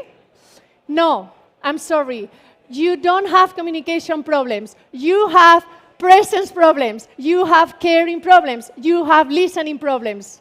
It is not true. Communication is the result of a great relationship, of a relationship that you build, of taking care of the other people. That is when then you can have a great communication with that person, okay? So we could spend a week. I'm happy to explore that opportunity, speaking about presence, but I don't have time for that. But there is one thing that you can do to train presence in your mind. It's going to be, I'm going to ask you, I have still 6 minutes. Let's do it. Stand up. Yeah. Okay, so partner with someone, the closest person Yeah, purse. Okay, do you have your partner? Yeah? Okay. I'm going to use you gently for a second. Okay, so this is the position with your partner, one in front of the other, okay? So you have to do like this. It's going to be just a few seconds. Do it. Yeah. Okay, silence. You are going to, okay, you're together. Good. You are going to look at each other in the eye for just a few seconds, and this is what I want you to think while looking at each other in the eye. Go now. Look at each other in the eye and put this sentence in your mind for the rest of your life. It is the following sentence. My mind is a safe space for you. My mind is a safe space for you. You don't have to say it. You have to think about it. My mind is a safe space for you. You just think about it for a few seconds. For real.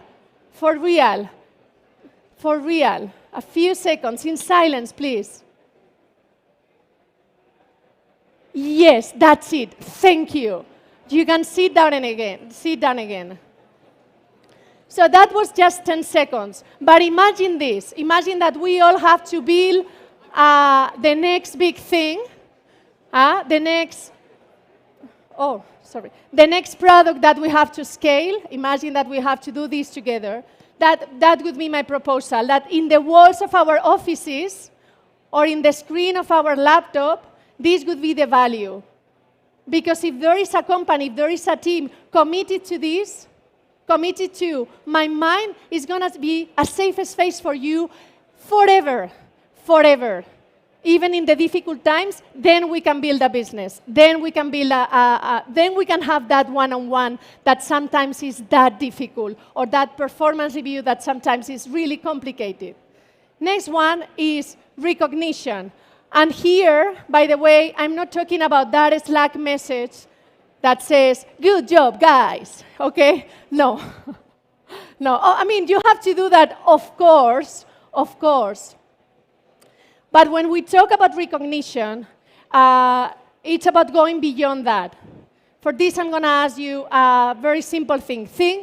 Just think. You don't have to share this about your greatest moment in life, the most happy one, and the most painful one. Just think about those two. When you have those two, raise your hand so I can see that everyone is in the same vibe. The most difficult one and the most painful one. Thank you. Okay, thank you. So, when you have that meeting, which is difficult normally, in disagreement, I mean, with that human being that you don't normally agree with, that is everything you need to know. That person has a lifeline with those moments. Great ones, painful ones. And normally, you all were happy and sad because of the same things. Newborns, people leaving planet Earth, failure, things that didn't, all those things. And then from that place of human recognition, from that place when you see the other person as a human being but for real, then you can recognize that person in your team, okay? And then you can become a company that practices recognition on daily basis, yes? And the last one, legacy, not patrimony, please, okay? I like your smiles, thank you. I know you know what I mean. This is the question, and this is a question for all of you. The question is, whatever you are building, whatever you want to scale, what is this for? What is the great cause? What is the purpose of that thing that you are building? What is the real purpose? And you will know that it's legacy if it answers this. What is that thing that you are building that will be for the good, not for the good of your community, your people, No, for the good of the sons, of the daughters, of the sons, of the daughters of your people. And if you can answer this question, if you can reflect on that, then you're building legacy. And then we can speak about leadership, which, by the way, is not related with your job title. There are as many leaders as human beings in the planet. So the way you look at your people in the company, if you look at them with, this is a bunch of leaders willing to leave a legacy in life, then we are building life-centered business, human-centered business. Yes? 51 seconds. Wow. Oh. We are going to close. This is all. There is a lot more, but I'm going to finish here with, we are going to close as we began. Please stand up. And this time is going to be, at least 2 people. If you can go to the line behind you, that could be awesome, because you are building relationships here as well in this event. And the question this time is going to be this one. I wish you a great life. And you answer me back? I wish you a great life. Thank you. Please go on.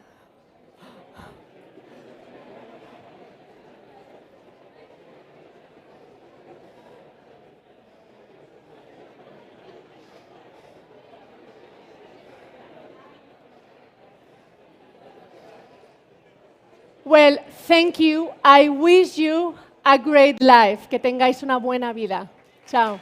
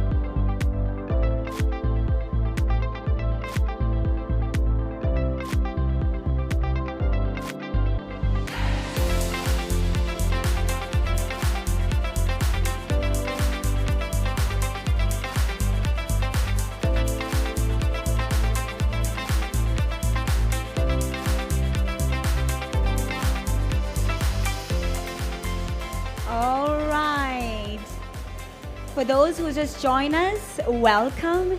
And ladies and gentlemen, please make sure that when you leave as fast as you possibly can so that we can start with the next session.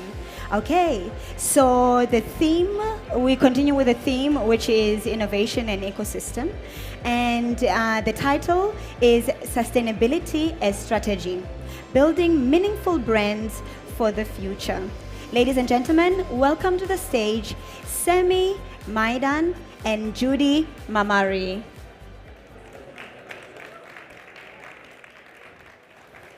Hi everyone, thank you for joining us this evening. Today we're going to be talking about sustainability as a strategy and how to build meaningful brands for the future.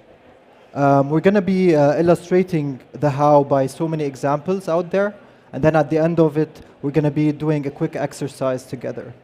But before all that, please allow us to introduce ourselves. I'm Sami Maidan. I'm the co-founder and managing director of Blue Hat. We're a design and innovation consultancy. We're all about empowering businesses and helping brands succeed and innovate.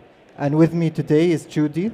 Hi, I'm Judy Mamari. I proudly serve as the co-founder and innovation director at Blue Hat. We specialize in business transformation, service design, and strategy consulting. I'm very happy to be with you here in Madrid. So, yeah. Let's start. So the first question that we need to ask ourselves, why do we build meaningful brands for the future? And why did you decide to join this talk today? Well, there are plenty of reasons. For starters, you have plenty of legislations that might affect your business. You have plenty of legislations that might be forcing you into adopting sustainability as a strategy. Some of the legislations would be giving you incentives for you to venture into sustainability. From a market perspective, Generation Z and Generation Alpha, they're all about sustainability. If your brand is not adopting sustainability as a strategy, you might be cancelled, they might be supporting your competitors. So it's very important to think about them because they're all about the future. At the same time, it's very important to think about access to capital, especially that we might have so many startups with us here. So if you're looking for funding, a lot of venture capitalists are looking for startups that have innovation as part of their core business. There's even also an application called Fennel that helps venture capitalists search for startups who are responding for the ESG set by the United Nations. Meaning also, sustainability gives you competitive advantage and long-term viability. Now, from the why, we move to the how, and the good news is it's not very complicated. If you want to build a meaningful brand for the future, you have to think about two main things. One, branding, the branding perspective, and number two, sustainability.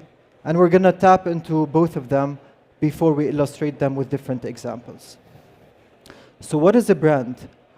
When we talk about brands, people might think it's a logo, they might think, about the visual aspect, the aesthetic, but actually a brand is a person's gut feeling about a certain product, an organization, or even a service.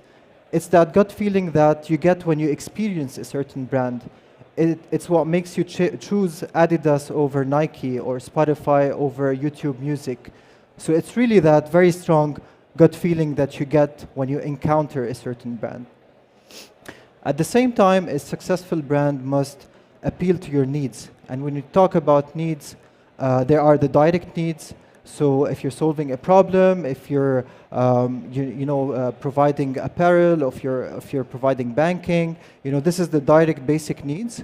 But also think about the latent needs. Sometimes a brand might push you towards belonging. It might create a community. It might help you with customization. So basically self-expression.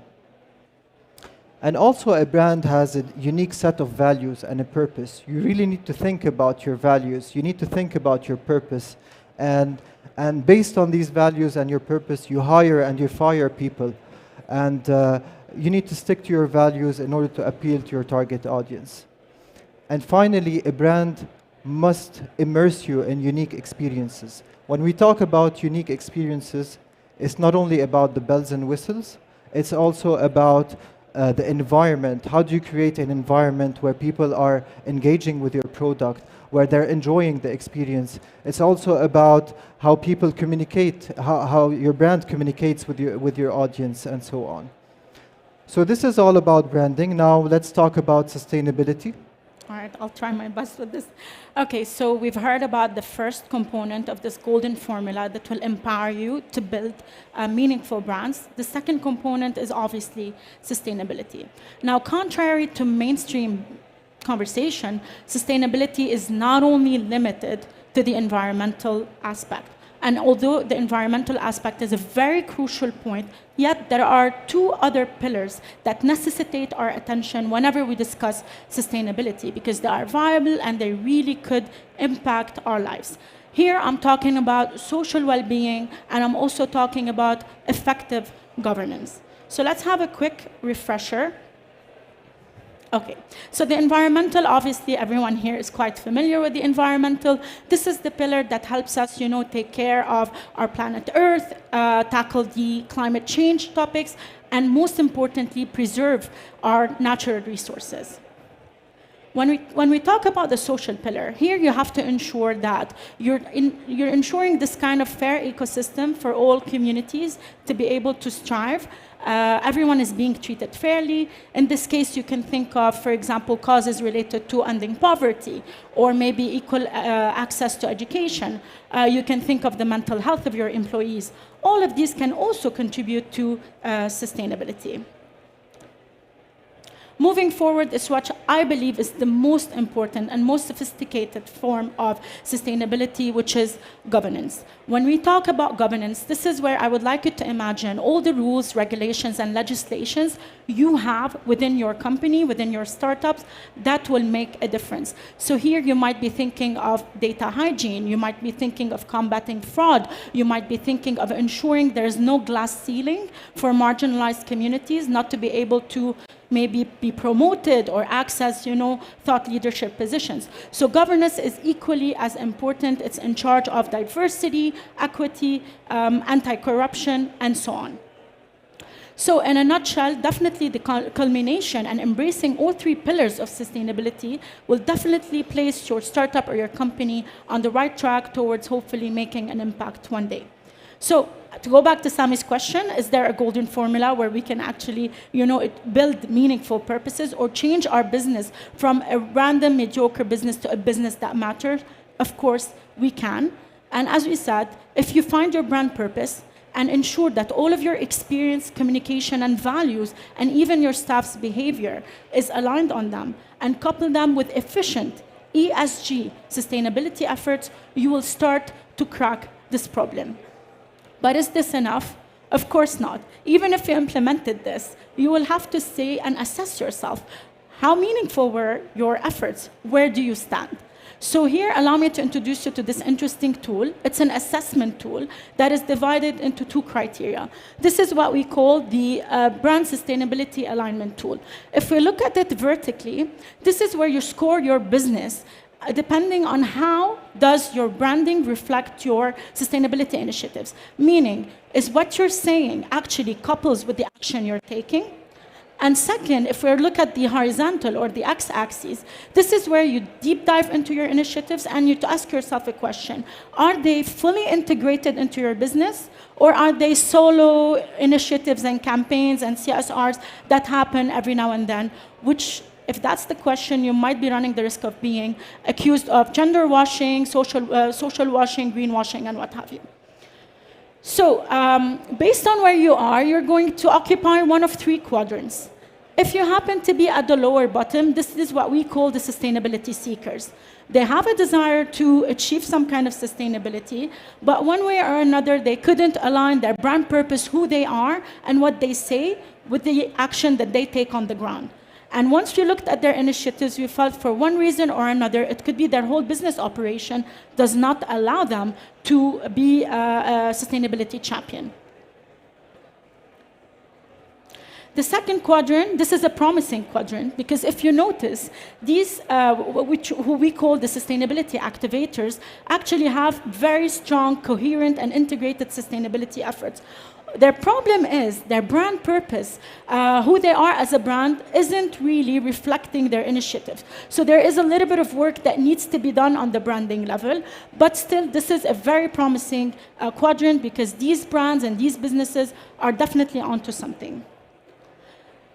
Next, we have our sustainability promoters, or what I would like to call the cheerleaders. Think of all the businesses, all the brands that talk about sustainability, but whenever you deep dive or you zoom in into their activities, you find that things aren't really what they seem to be, or they do more harm than good, so whatever efforts are doing are still not enough.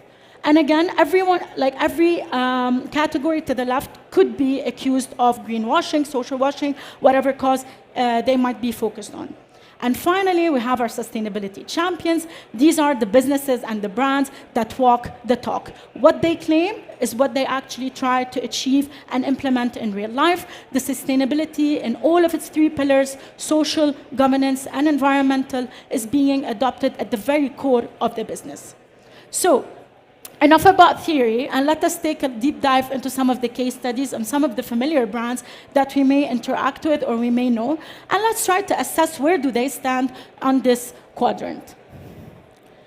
Starting with the sustainability seekers, I don't know if I'm going to get a lot of boos on that, but Amazon. Okay, so I'm sure each one of us at one point or another has interacted with Amazon. We wanted to look at it from a very specific brand sustainability assessment. So if we look at the brand purpose of Amazon, please focus on the following keywords. They would like to be Earth's most customer-centric company. They want to be Earth's best employer and the safest place to work as well. And honestly, throughout the years, we cannot deny that they have tried to launch some sustainability initiatives. At the end of the day, they're trying to pledge to become carbon net zero by 2040. They're trying to, they purchased, I think, over 100,000 electric vehicles. They do donations every now and then to really important causes and disasters that happen. But if we rethink again about their brand purpose, they want to be customer-centric. If you recall what Sami mentioned, is that a brand must respond to the user's needs. But that's not the whole thing, because branding should be coupled with sustainability. To go back to Amazon, when you decide to be user-centric and you offer features such as Amazon Prime, same-day delivery, next-day delivery, definitely you are user-centric, but you are not environmental-centric. You cannot get both. And this is the detrimental effect of the Prime effect of their service that they launched. Also, not to mention that whenever they say or they claim to be a safe environment and the best employer, if you look at it from a social perspective, the working conditions aren't the best in Amazon, and they've been having lawsuits when it comes to harassment and even lack of diversity and discrimination at the workplace. So, in a nutshell, for any company that may fall into the seeker, don't despair.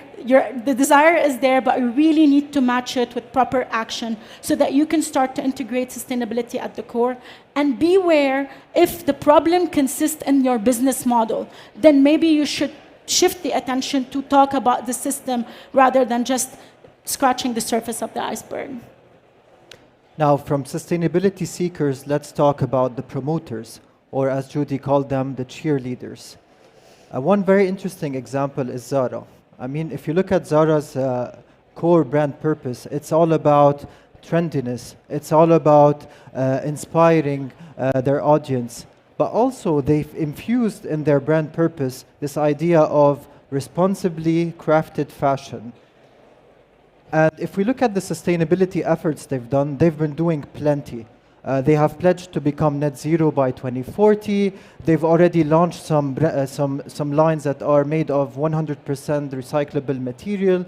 I mean, plenty of initiatives. And I'm sure you've seen here in Spain plenty of campaigns by Zara. But the problem with Zara and what prevents them from becoming a sustainability champion is the business model itself. If we look at the business model of Zara, it's all about fast fashion. So from design to production, in 6 weeks, you are promoting overconsumption. Yes, we might be doing responsible production, but fast fashion in itself leads to overconsumption. Another very interesting example is Spotify. Spotify is a brand that I truly love. I don't know if anyone loves Spotify like me, but some hands in the crowd. With Spotify, they pledged to become the world's creator platform. So they're all about democratizing the music industry. And I'm sure we're all familiar with their business model, but and they've been doing plenty of efforts when it comes to sustainability, like diversity, data centers powered by renewable energy, and so on. But as part of their purpose, they have claimed that they are empowering 1 million artists and enabling them to get, proper compensation for their music. But in fact, there has been so many different criticism that, the artists aren't getting compensated properly, and most of the revenues are going either to record labels or to A-list kind of celebrities. So plenty of initiatives with Spotify, but unfortunately, we cannot put them as sustainability champions unless they solve this sustainability issue and they implement it at the core of their business. So in summary, for sustainability promoters, our advice is that you're doing plenty of efforts, amazing. Make sure you're covering the 3 main pillars of sustainability, the ESGs. and make sure that you're implementing sustainability at the core of your business, not just initiatives here and there and campaigns, but actually at the core of your business and your product. Now, from promoters, let's look at activators. This is a very interesting bank. It's called Bunk. It's a very cool bank, just like N26, but probably on steroids. They call themselves the Bank of the Free. A very cool branding, very seamless experience, and they're doing plenty of sustainability efforts. Imagine for every 100 euros that you spend through Bunk, they will plant a tree on your behalf. Also, they enable you to actually select where your investments are going. You can choose that, I want all of my investments to be green or in certain sustainable kind of products. So when it comes to Bunk, they're doing plenty of sustainability efforts. But again, in order to take it to the next level, their branding does not rise up to the sustainability efforts they're doing. If you think about brand positioning, Bunk is known to be seamless, to be very young, very hip, a very nice branding, and very accessible and affordable. Many of their products are free of charge, but at the same time, it doesn't strike really high in terms of branding. Another example is Fortnite. Now, this is a very peculiar one because you might think that sustainability is difficult to implement in many different industries. Now, how can you implement it with a gaming environment? This game is all about shooting zombies, and it's all about, building forts. So how can you integrate sustainability with that? So they've built some very interesting versions of the game, whereby while shooting these zombies, you can actually learn indirectly about sustainable farming. You can learn about how societies can be self-sustainable and how economies work. So that's super interesting. Not to mention that they are really donating a lot of their money into different causes to help fight poverty and so on. And the platform in itself, it really reflects freedom of speech, and it enables the community to interact with each other and to be more creative. So this is a super cool example. But at the end of the day, if you think about Fortnite, Fortnite does not strike you as a sustainability brand. So if for them to become champions, probably they have to redefine the whole game. But I mean, it's good and inspirational to see how different industries are adopting sustainability. So finally, piece of advice for sustainability activators. You're doing a great job, amazing. Just make sure you are integrating these sustainability efforts at the level of the brand, okay? And that you are covering the wide spectrum of sustainability efforts from environment to governance to social. All right, so we move on with the last section of our quadrant, which is the sustainability champions. Let's see if maybe some of the brands that you love can make it here. So we cannot talk about sustainability champions if we do not mention Patagonia. At the end of the day, they just donated the company last year, which is worth $3 billion to an NGO that focuses on environment. No other competitors, no North Face or indirect competitors such as Adidas, Nike, you name it, can claim such a position.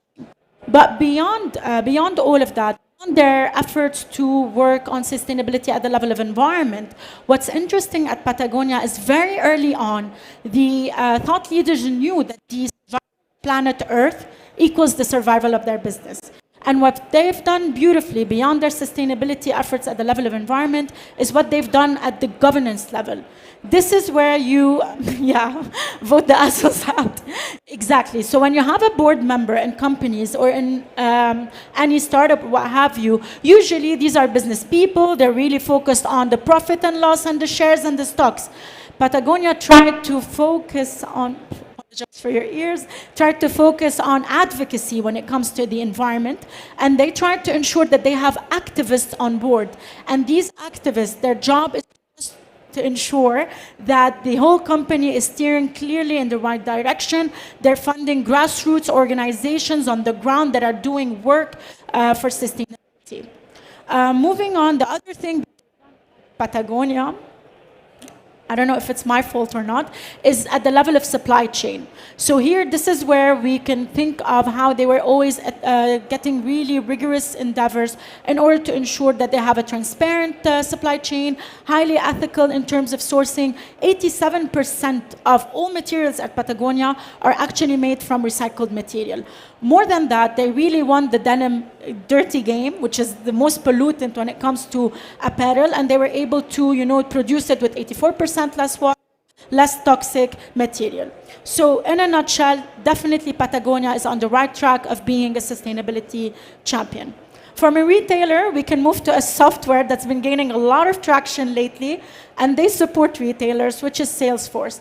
Salesforce is one of the largest, software companies at the moment that is trying to include sustainability initiatives. And very much like Patagonia, they do a lot of green initiatives related to the environment, such as, for example, funding the One Key organization and so on. But let's talk about things beyond the environment that they have done beautifully well. When we talk about a software company that aims to build connections between brands and their users, the issue of data privacy and information and security always arises. And with Salesforce, they're really trying to integrate ethical the dimensions into technology. Not only that, they're really trying nowadays, because we know that AI has been gaining a lot of traction, and lately all of us are using it in different fields. You can name it: music, art, design, research. AI is fully immersed. And the issue with AI is, to this date, it's still not regulated. So Salesforce, at the level of governance, they're really trying to fight bias at the level of AI and push for inclusivity and equity in order to ensure that they can positively impact their the industry. And finally, we come to Allbirds. Please show of hands if you ever came across this brand or if you ever purchased from it before. Allbirds is one of my absolute favorites. If you can just take a moment to look at their brand purpose and see how aligned they are with the activities that they do on the ground and in reality. Mother Nature made us do it. So Mother Nature made us create, shoes. As a matter of fact, it's true. One of the things that they do beyond the environment, beyond giving back, is, first of all, 100% of Allbirds footwear is made of completely regenerative material.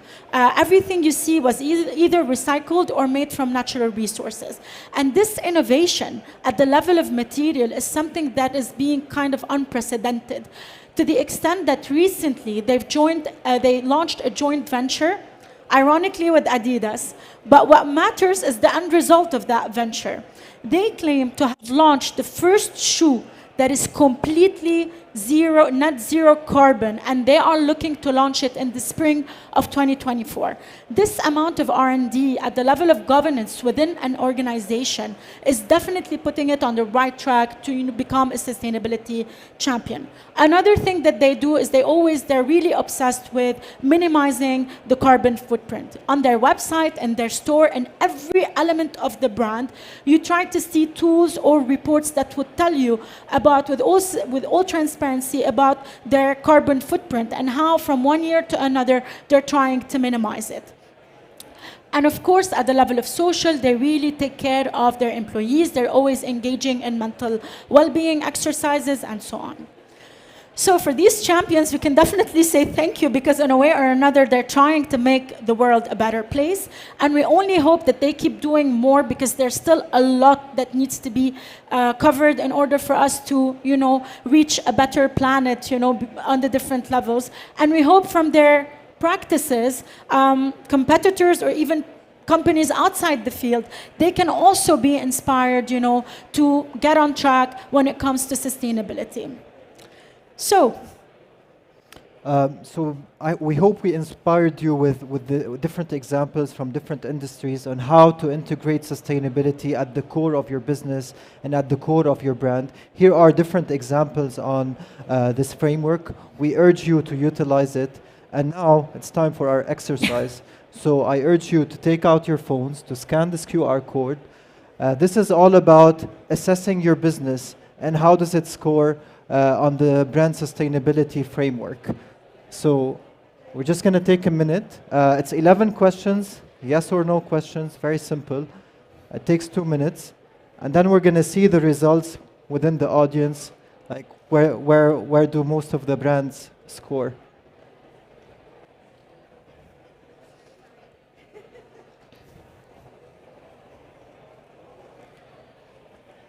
بلكي من القلب. قلب. نقلب على تاني سلايد.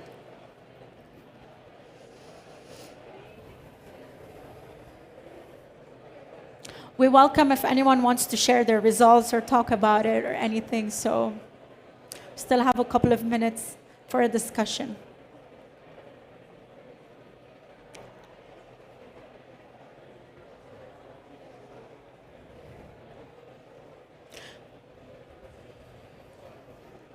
Any happy faces? Any sustainability champions? No. Listen, at the end of the day, really, it does not matter if you are a large company or a startup, and it doesn't matter if you are in the tech industry or not. What matters for you today, if you can take one key takeaway from all of this, is that, of course, when it comes to sustainability, the environmental aspect is the most pressing.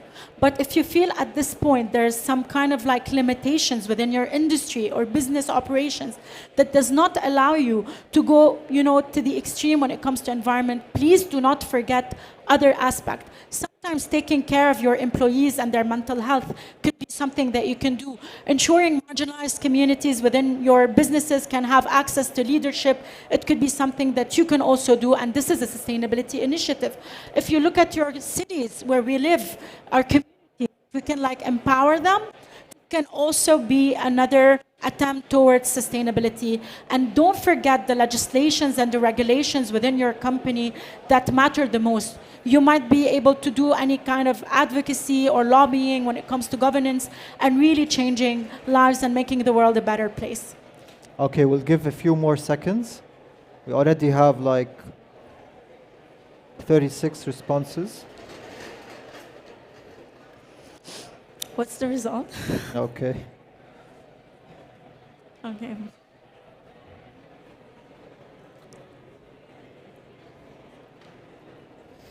All right, so we have 42% sustainability seekers. So okay. aim higher. You're onto something, so yeah, don't worry. Yeah, and 15% sustainability promoters. So perfect, many cheerleaders. 15% sustainability activators. Keep it up, just boost your branding. And finally, 27.7% champions. So congratulations if you're a champion. Keep it up. Thank you so much. Thank you.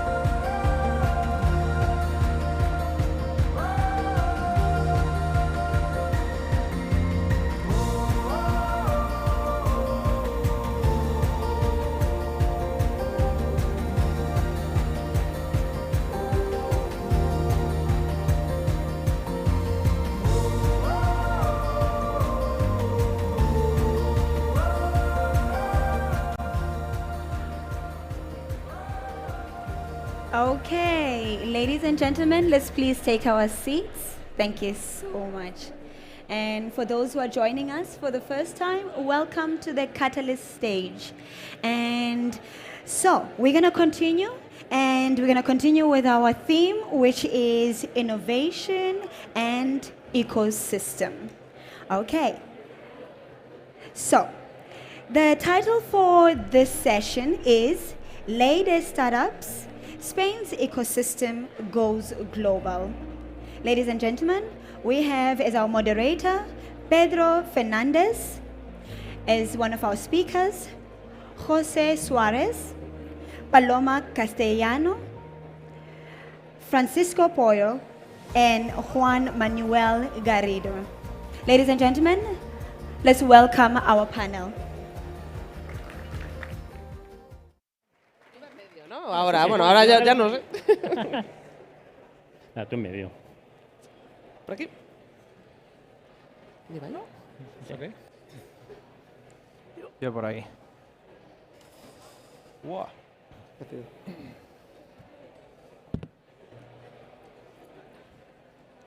Ready?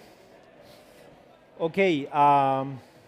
Good afternoon. A pleasure to be here, being the moderator of this terrific panel. We have a hot and challenging topic, which is the new startup law, Ley de Emprendimiento, with also a very relevant title, no? Which is how this law is positioning Spain as a global hub, as a way to attract investment and talent in the startup sector. So the idea is to speak and to comment what was the situation before the law.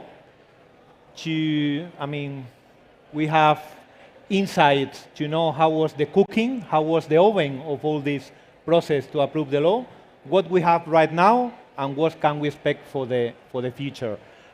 We have amazing panelists. We have law firms, universities, VC corporate accelerator. We have thinkers and doers, and we have ENISA. Always a pleasure to have ENISA. Thank you. So, short introduction of yourself. What is your view of the... All right.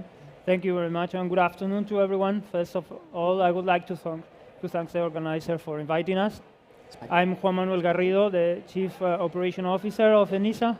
And for those of you who are not absolutely familiarized with ENISA, we are a public-owned company belonging to the Ministry of Finance and under the political leadership of the Ministry of Industry, and we are pretty much dealing with financing early-stage startups and innovative SMEs. We actually use subordinate and non-convertible loans for that.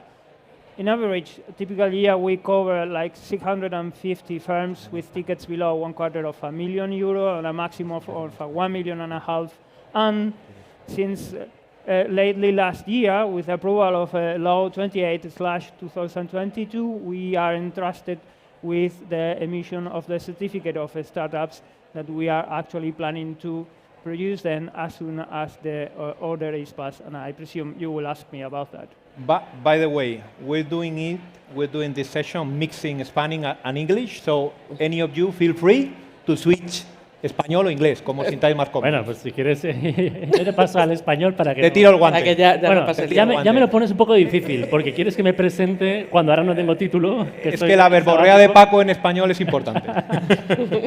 Bueno, pues yo soy Francisco Polo, me conoceréis de otras películas como haber fundado Actuable, que fue adquirido por Change.org, que se convirtió en la startup de más rápido crecimiento de nuestro país, y después de 7 años decidí dar un paso en política, arremangarme para cambiar todo aquello que creía que podía ser mejor en el sector del emprendimiento innovador. Acabo de renunciar a mi cargo en el gobierno hace 3 meses como alto comisionado para España Nación Emprendedora, después de lanzar una estrategia con una visión a 10 años, con 4.000 millones de euros de respaldo, haber conseguido que se apruebe la ley de startups, que es una ley revolucionaria y es de lo que vamos a hablar hoy aquí, y finalmente, entre otros proyectos, también haber lanzado algo que ya podéis ver aquí, esa marca de Spain Up Nation, que ahora gestiona ENISA y con la que nos vamos a poder presentar al mundo como esa nueva potencia en emprendimiento innovador. Y ahora estoy buscando proyecto, busco a un ingeniero, una ingeniera, alguien que tenga algo muy grande entre las manos y que tenga ganas de hacerlo todavía más heavy. Así que, bueno, paso. Qué bueno. Siguiente. Bueno, pues ya aquí voy directamente. Yo soy Paloma Castellano, soy la directora de Wayra Madrid. Y nada, nosotros en Wayra llevamos 12 años impulsando el emprendimiento innovador, no solamente en España, sino en todos los países donde opera Telefónica. Somos un fondo de inversión y somos un conector. A mí me gusta definirnos más como conector. Hacemos que la innovación que encontramos en startups, en todo el ecosistema, pueda fluir a Telefónica, a sus partners y a sus clientes. Y nada, llevamos aquí 12 años, entonces estoy representando un poco más la visión VC de esta ley de startup. Tienes varias. Sí, buenas tardes, yo soy Fidel Rodríguez Batalla, actualmente soy viceconsejero de Universidades, Ciencia e Innovación de la Comunidad de Madrid.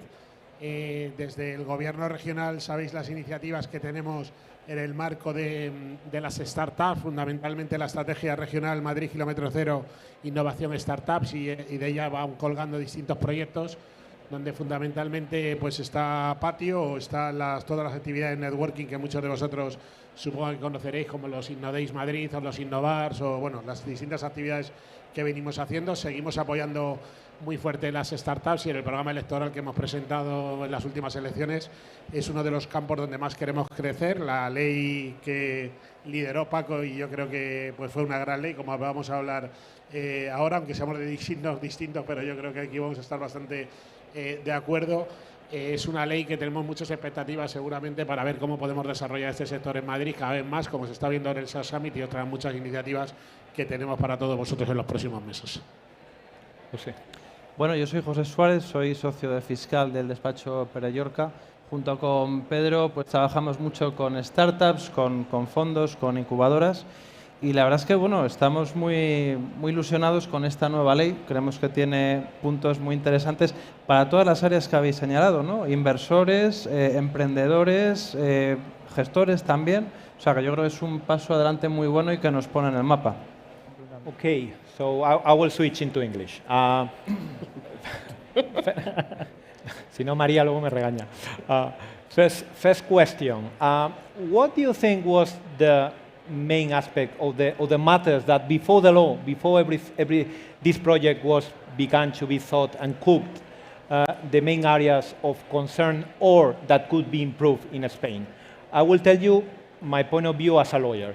For me, the main areas to improve were bureaucracy, I mean, apostiles, power of attorney, tax identification number, foreign tax identification number, go to one place, go to the other.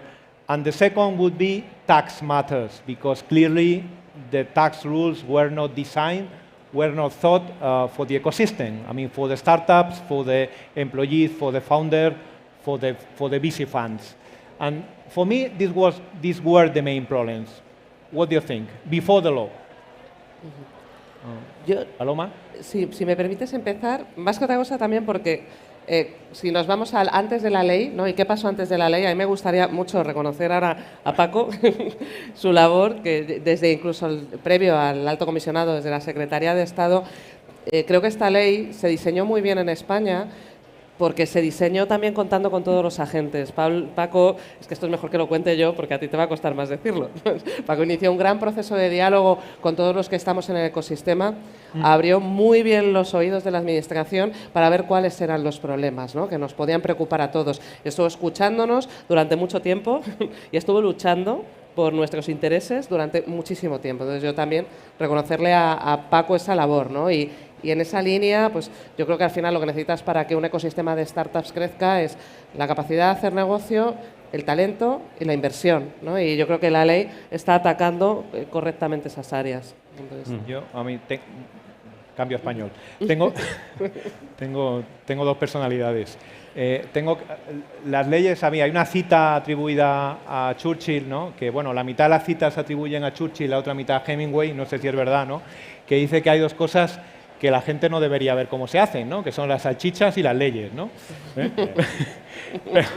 Pero yo tengo que decir que mi percepción del despacho es que esta ley se abrió a todo el mundo, ¿no? Y de hecho algunas cosas que vimos en los diversos borradores desde el despacho y que metimos, bueno, dimos comentarios, fueron escuchados, ¿no? Pero yo creo que aquí el mejor es Paco, para que nos cuente un poco todo este proceso de la ley, contando lo que puedas contar. Hasta donde pueda contar. No, pero se puede contar todo. Te lo voy a mezclar con lo primero que has preguntado, ¿no? ¿Qué era lo que tenía que cambiar? Mira, cuando yo decido terminar mi etapa en Change.org después de 7 años, ya era un emprendedor maduro, con conocimiento, con acceso a ingenieros, a financiación, con entendimiento de cómo escalar una empresa. No tenía nada que ver con el chavalín que había vendido su empresa con 28.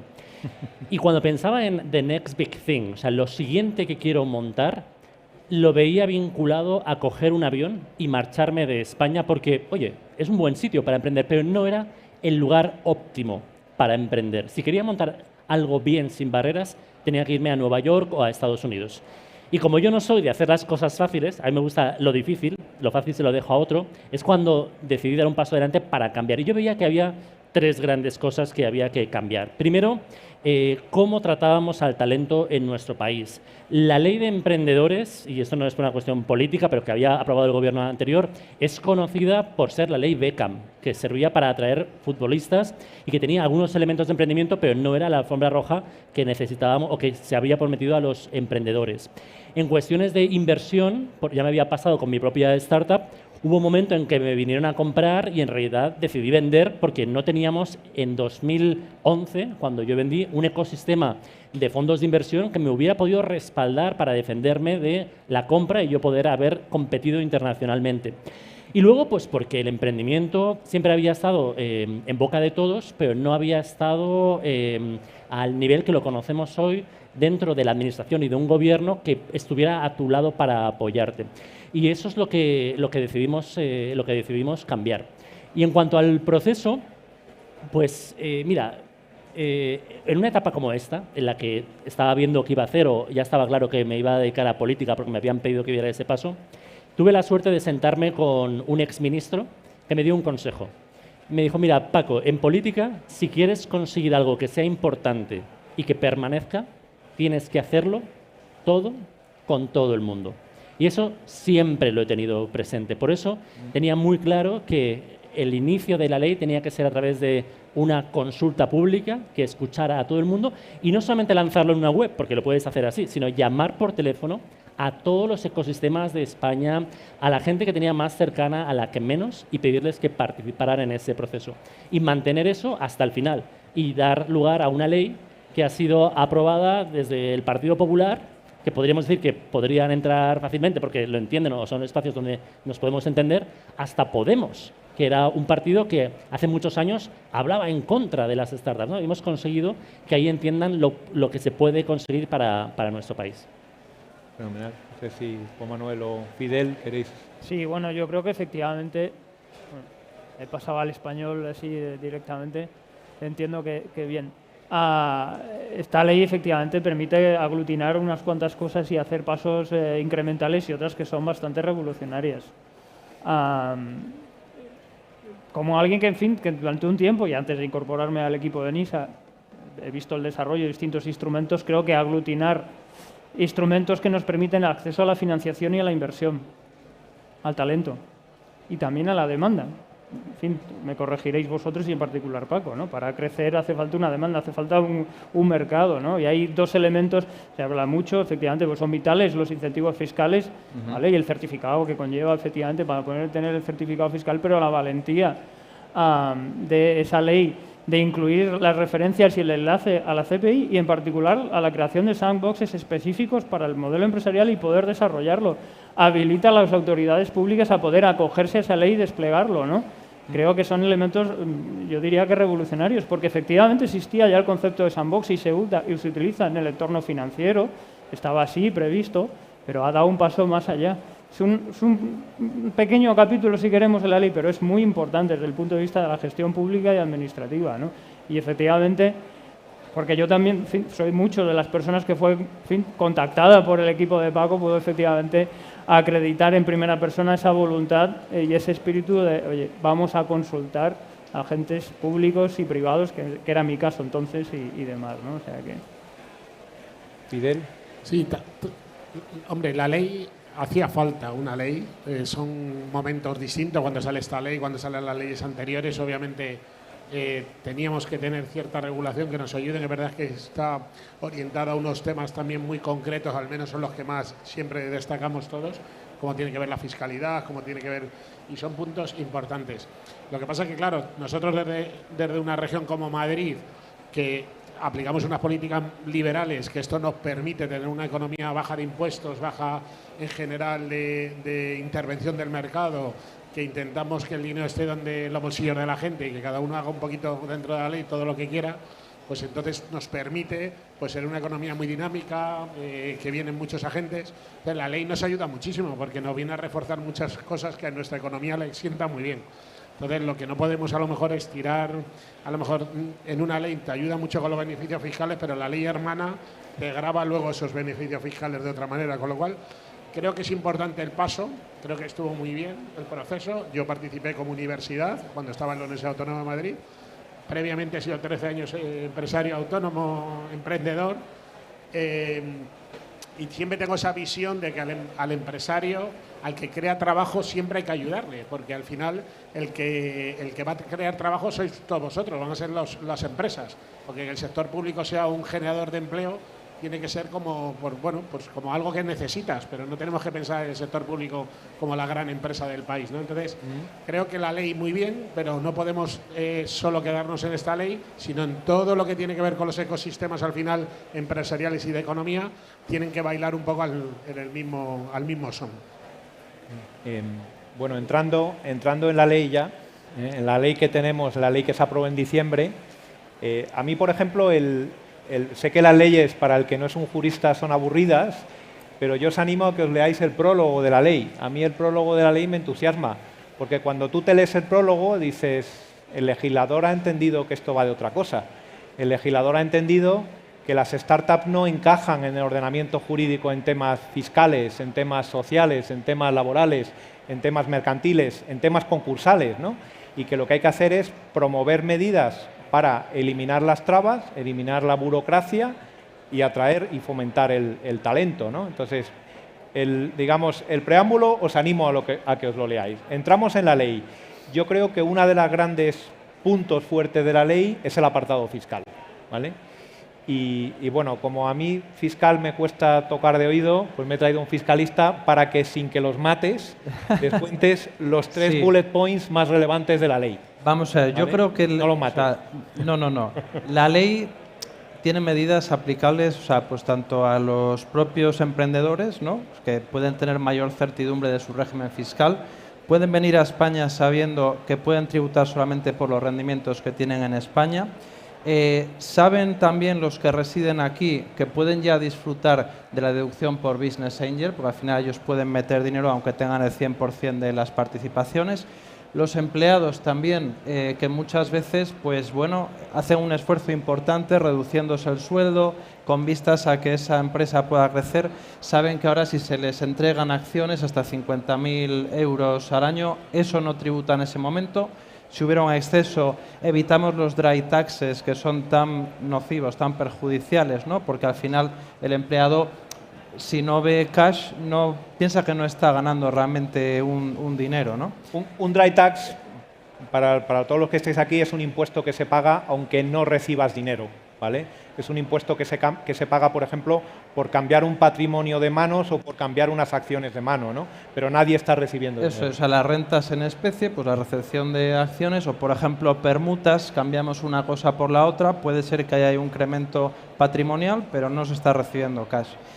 Y después los inversores, pues hombre, hay una mejora muy sustancial de todo lo que es la deducción por Business Angel, ¿no? Incluso gestores de fondos con esa bonificación del carried interest, con lo cual yo creo que es que todos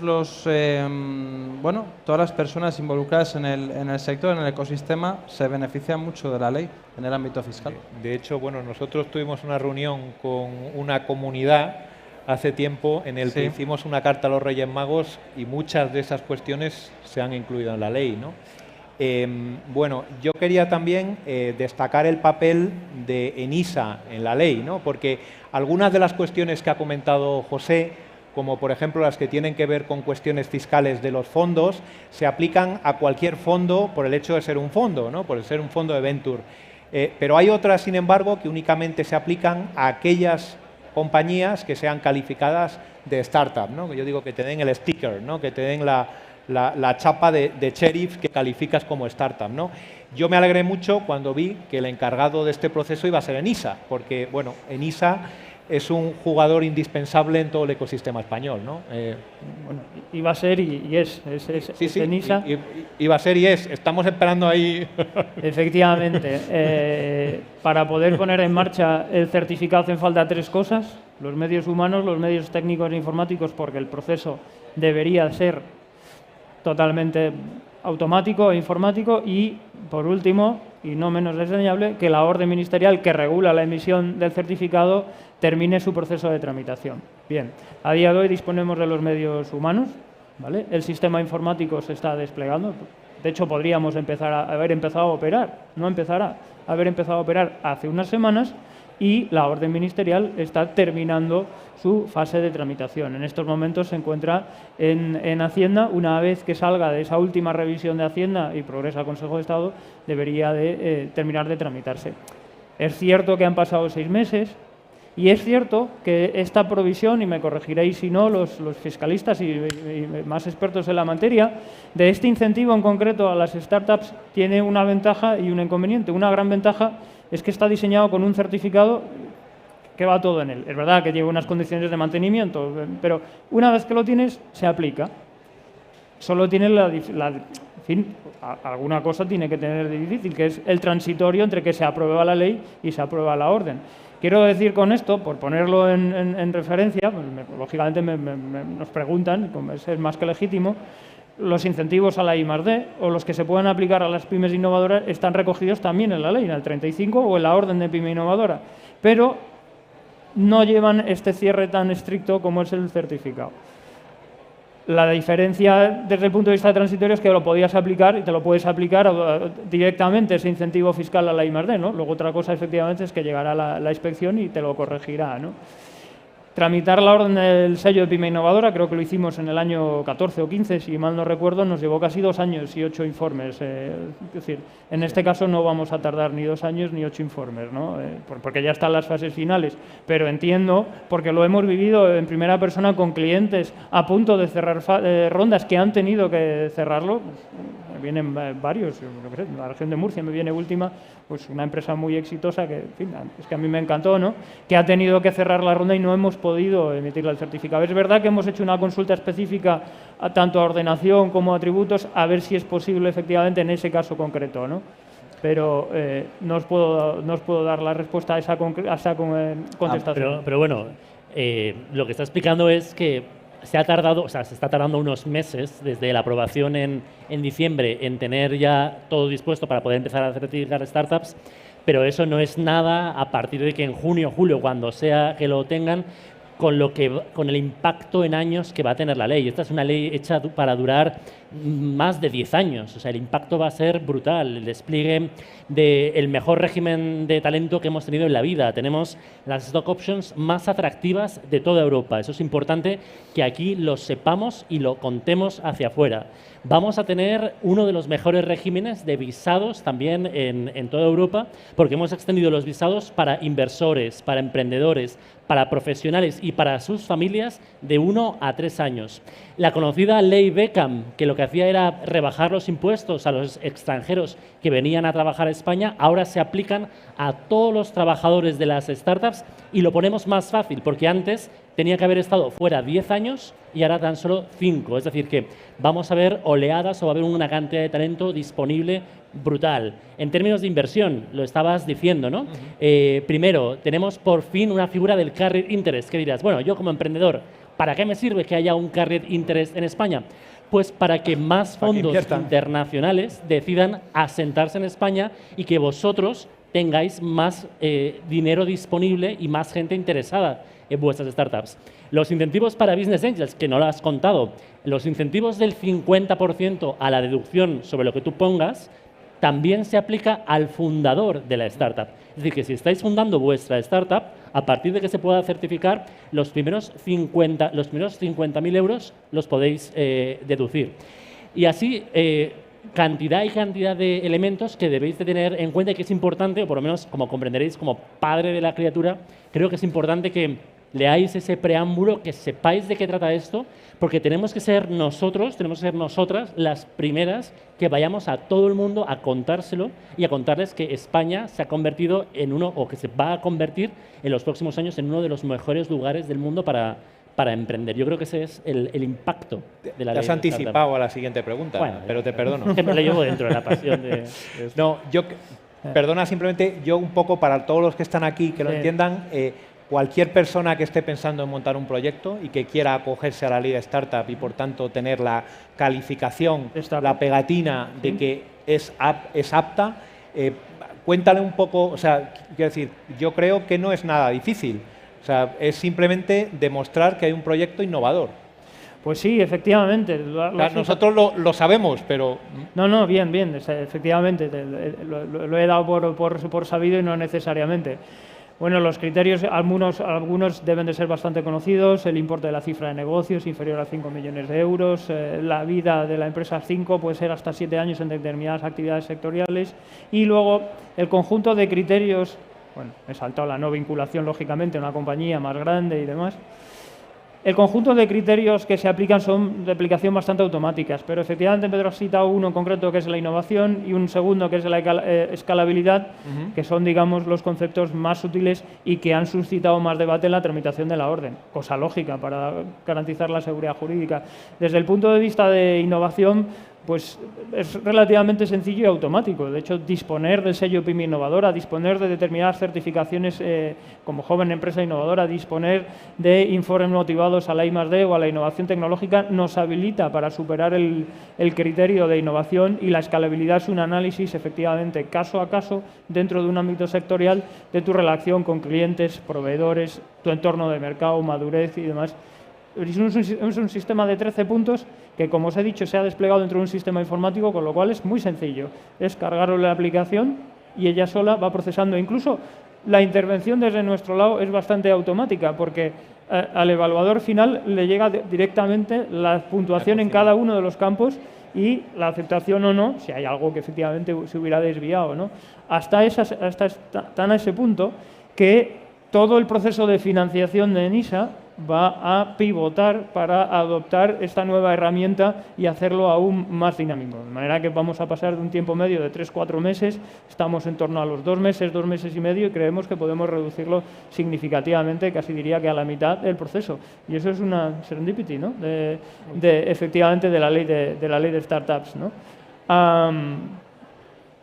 A mí, de hecho, si me permitís, bueno, como resultado de ese proceso es al final esa calificación, esa chapita que decíamos, a mí personalmente me gusta mucho la solución porque da mucha seguridad al emprendedor. Es decir, no es como, por ejemplo, podía pasar en el ámbito del I+D, en el impuesto sobre sociedades, donde siempre hay dudas. Si tú tienes tu chapita, en principio estás bien, estás seguro. Si me permites enfatizar ahí en el campo de la I+D, por si no todo el mundo está igualmente familiarizado, por un lado tienes el informe motivado vinculante que emite el Ministerio de Ciencia, que podría ser el paralelo al certificado, pero que solo vincula la naturaleza de la actuación, no el presupuesto al que vayas a aplicar el incentivo. En este caso va todo en un solo pack. Bueno, ya siguiendo con la ley, Paloma, en Guaira, ¿qué crees que puedes aprovechar? Bueno, nosotros trabajamos con empresas de... No solo en el lado inversor, sino en el lado, digamos, ayudador, acelerador. Claro, bueno, no somos aceleradoras, que me gustaría romper ahí la lanza. Pero por eso he dicho ayudador. somos inversores, con lo cual, pues bueno, esta ley, estamos entusiasmados con que esté. Creo que es, Paco, un muy buen primer paso, pero que también como agente que representa el ecosistema más, la parte más de inversión, ¿no? Y parte interesada en todo esto, a mí pues hay cosas que se me quedaron un poco fuera, que sé que es el momento también, pues de que sigamos luchando por ellas, ¿no? Por lo que creemos que debería, que es un buen paso. O sea, yo creo que la ley de startup no recalcamos lo suficiente lo bonito que fue el proceso y lo importante que también fue ese proceso y ese preámbulo de ley, porque ha puesto, creo que en el ámbito público, en boca de la gente, un diálogo que normalmente, ¿sabes? No sé, parecía como que éramos una logia masónica y que estábamos entre nosotros hablando de cosas raras todo el día.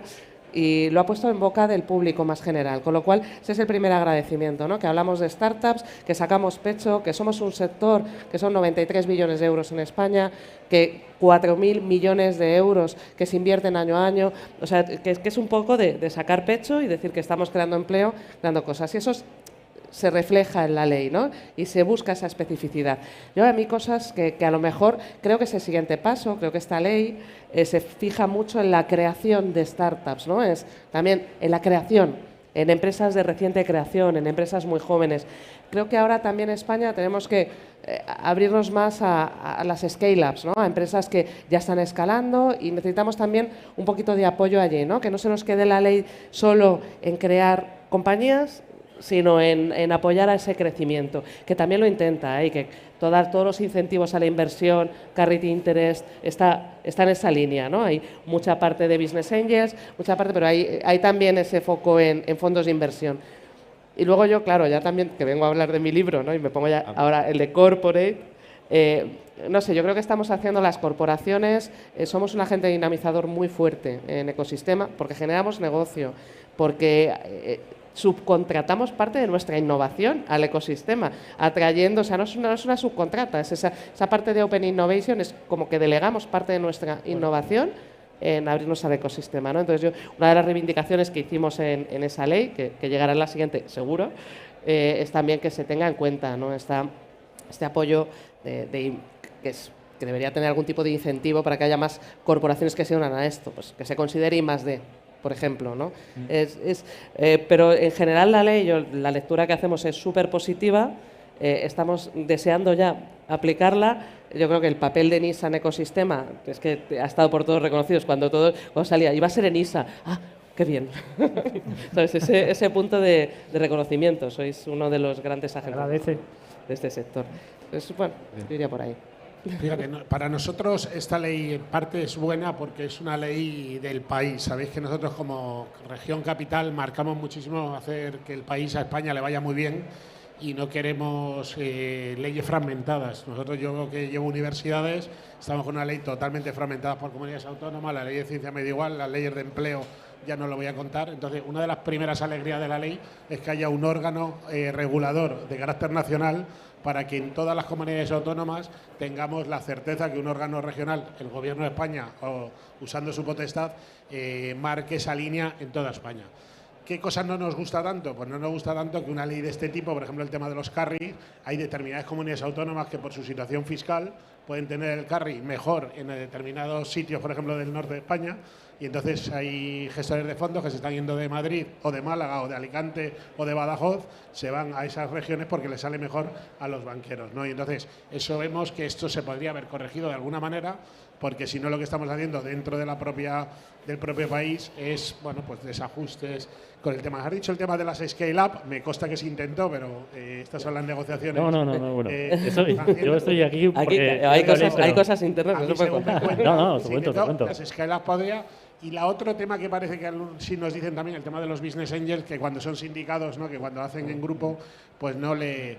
Pero más allá de eso... A través de una sociedad. O de empresas familiares, por ejemplo, que pudieran invertir, ¿no? Claro, pero como punto, una de las cosas que es muy buena, que es una ley país, es una ley que yo estoy con Paco cuando tenemos que ir con la cabeza muy alta de ir por Europa y por el mundo diciendo que tenemos una buena ley y que que nuestros ecosistemas emprendedores que es una suerte que no son centralistas, hay ecosistemas emprendedores a lo largo de todo el país muy emergentes y funcionando muy bien, y nosotros estamos encantados de Madrid que funcionen todos esos ecosistemas de una forma muy próspera, que yo creo que podamos ir todos juntos también cuando salimos del país, pues pensando en que España es un sitio para emprender y un sitio para innovar.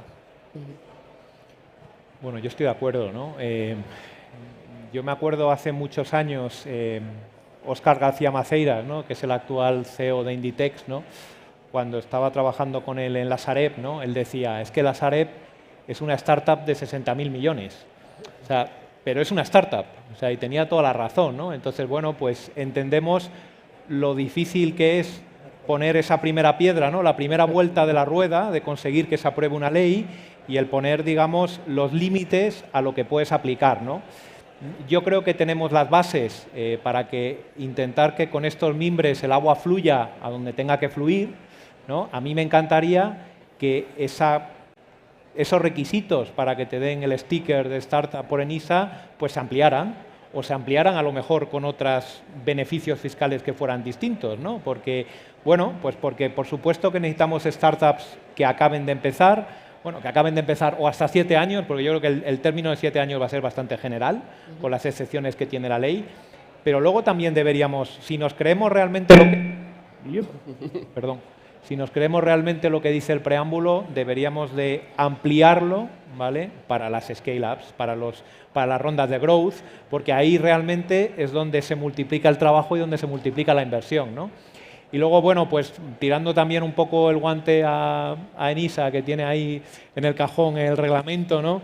Yo creo que la ley, desde mi óptica como abogado, ¿no? Que yo lo que quiero es que, desde el punto de vista jurídico, en las operaciones, en las rondas de inversión, en los exits, se discuta de las cuestiones que crean valor, pero no se discuta de las cuestiones que no crean valor. Yo creo que la norma pone las bases para que esa burocracia, ese red tape se baje sensiblemente, pero la pone, bueno, pues como ponen habitualmente las normas, de una manera bastante general, ¿no? Yo creo que hay oportunidad en ese reglamento, hay oportunidad en la práctica posterior, hay oportunidad en las instrucciones que se dé a la Dirección General de Notariado, a la Dirección General de Registros, para apoyar y que las interpretaciones sean las que tienen que ser, ¿no? En esto que estabais comentando, la cuestión, por ejemplo, de la deducción de los créditos fiscales, que es lo que comentaba Paloma, que es una cosa que conozco y que era una de las cosas que estudiamos y que creo que sería muy positivo. La cuestión de la competición por el régimen tributario de los carried interest en diferentes territorios de España, aunque el de la ley de startups es muy similar al de Vizcaya, es prácticamente igual, e incluso con menos requisitos que el de Vizcaya, o sea que estamos ahí igualando esa situación. Pero yo aquí, o sea, precisamente, ¿no? Y hablabais hoy, las scale-ups. Bueno, pues os cuento cómo se hacen estas cosas, para que también lo entendamos.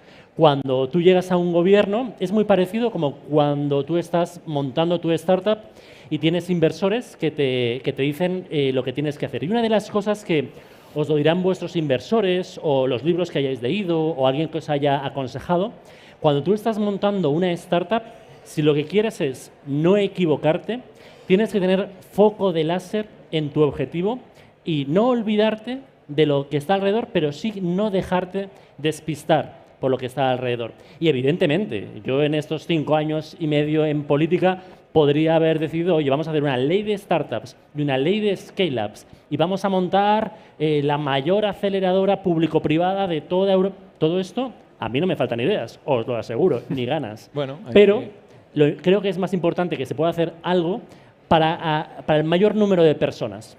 Y aquí, los que estáis emprendiendo, estáis montando una startup. Algunos de vosotros, ojalá, lleguéis a tener una scale-up, que es lo que necesitamos en este país, empresas que generen cientos y miles de empleos. Pero ahora mismo, lo que era perentorio, lo que era necesario, lo que era urgente, era tener una ley de startups, apoyando a las personas que estáis comenzando, con esas inversiones iniciales, con esas deducciones para los que estáis tal, que podáis traer a aquellos ingenieros y ingenieras que conocisteis en un viaje a San Francisco, porque ahora sí tenemos stock options y son las mejores de toda Europa. Eso era lo que queríamos conseguir y eso es finalmente lo que hemos conseguido. Entonces, el foco sí que estaba muy claramente en crear una ley de startups. Y yo invito, o sea, del mismo modo que hace 5 años yo estaba ahí quejándome diciendo, falta una ley de scale-ups, pues os invito a que deis un paso adelante, que os arremanguéis y que lo saquéis adelante, porque todo esto creo que lo tenemos que hacer entre todos y todas. Para mí es una convicción y sobre todo desde una óptica, permíteme ir con esto y prometo no hablar más, creo que en el ecosistema tenemos también que cambiar la manera en la que pensamos. Siempre estamos pensando, oye, que el gobierno tiene que hacer esto para ayudarme, que lo hemos mencionado, que tiene que quitarme estas barreras.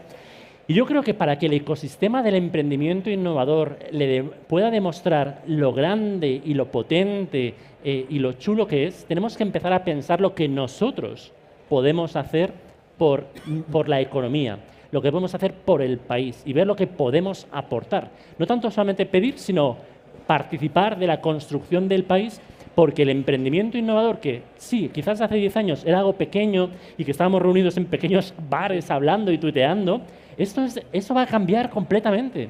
Porque las personas que estáis hoy aquí vais a ser los líderes de las grandes compañías del mañana. O sea, de aquí van a surgir las empresas que van a vertebrar el país, que van a vertebrar al menos la Unión Europea, y que menos que pensar en qué es lo que podemos aportar. Y yo creo que eso es el cambio al que podemos aspirar.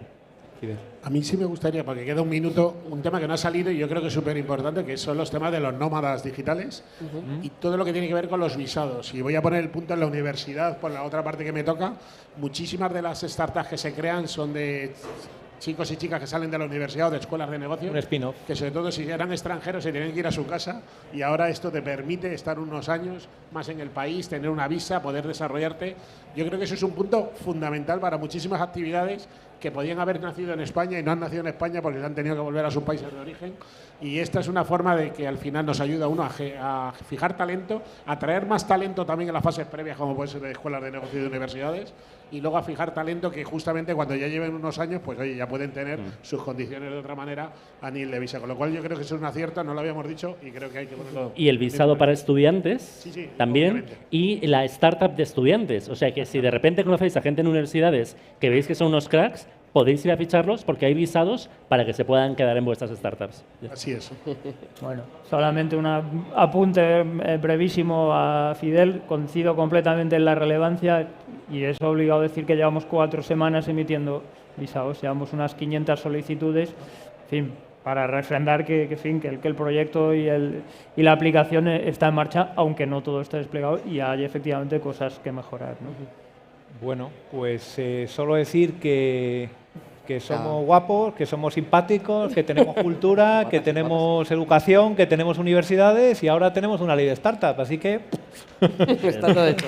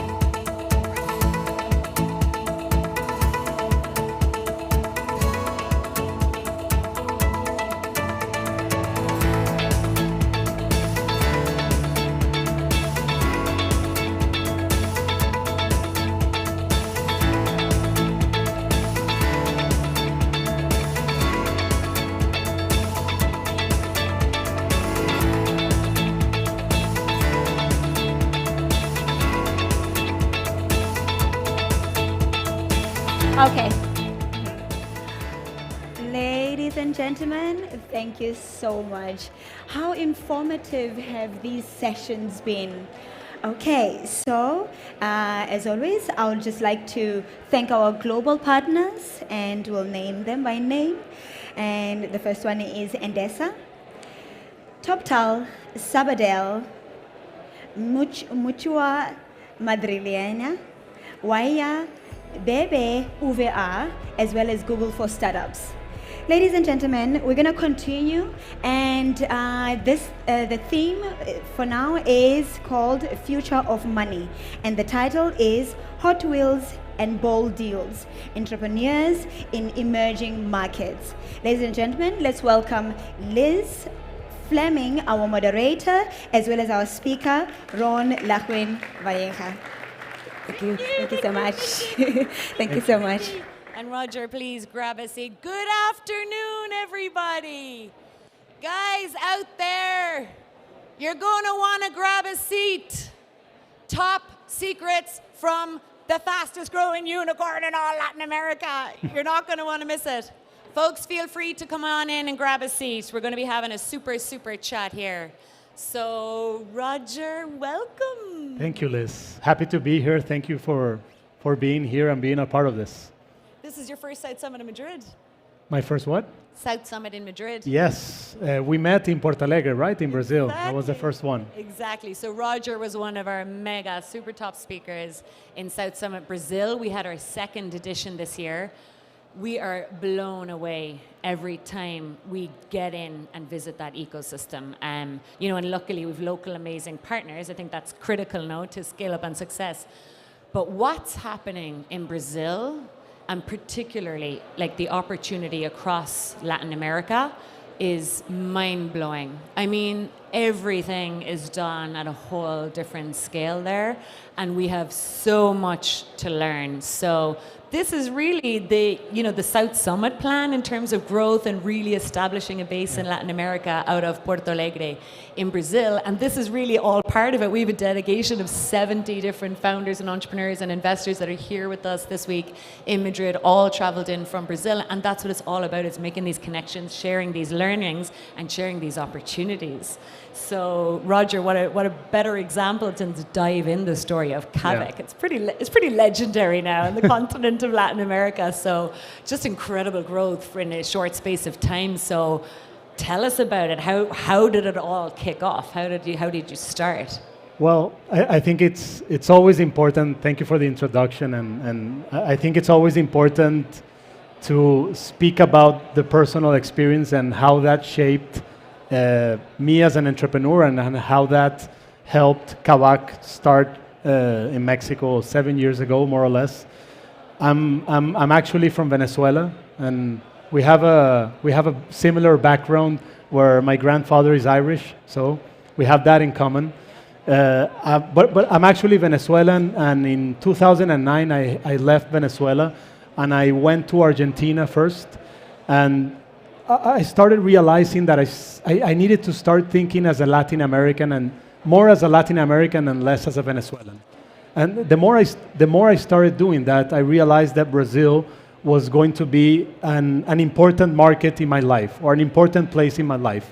For whatever reason, I really didn't know why, but being outside of my country, being outside of my comfort zone, trying to figure out what I wanted to do with my life, I realized that I needed a competitive edge. I needed to do something. So I started learning Portuguese in Argentina.